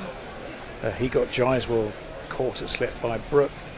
Karen Nair was caught brilliantly by Stokes, by Root off the bowling of Stokes. Shubman Gill was caught by a standing up Smith off the bowling of Chris Woakes. Bowling wise, 156 for Woakes, 1 for 22 for Jofra Archer off 10, so good economy as well as penetration for him. They're probably the star acts.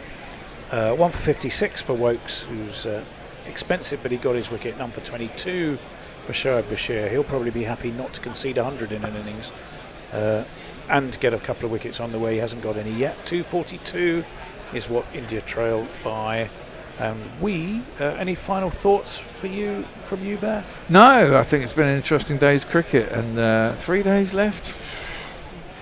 We'll get a result. It's going to be England have got to get a couple of early wickets tomorrow morning, and then it could be interesting. It's interesting already, but it certainly helps. 73 overs bowled today. 29 bowled by England in the 2.5 hours since tea. Okay. It's just been one of those days. I think it's so hot. Nobody wants to do anything 73 overs. Is that all? Don't fuel Gary's fire before he gets in the car with me. That's terrible, to be honest. Any final messages, messieurs? That's about it. No, there's nothing extra. Let's call it a day and see you in the morning. Indeed. We will. Have a wonderful evenings, or wherever you are in the world, whatever you're doing at whatever time. Be good. Take care. See you later. Bye. Bye.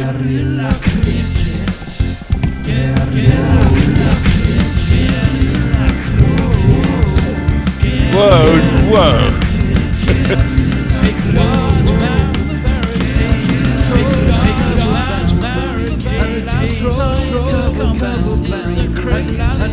Oh, whoa! I've got to talk custom ferry that. That's all.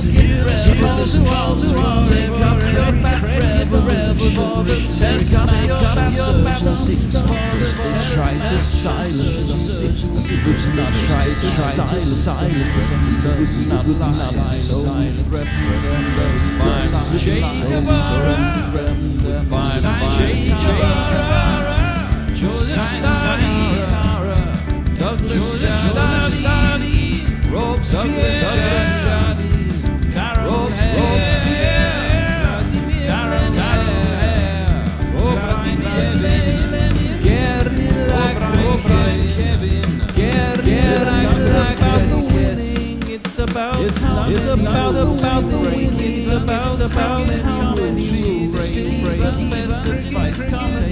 This is the best advice. Finest choice ever made. This is the finest choice ever. Red counts on the slice. Take the red counts on the slice. Take the down the size. Light the feel like know that for Fidel Castro. Carlos the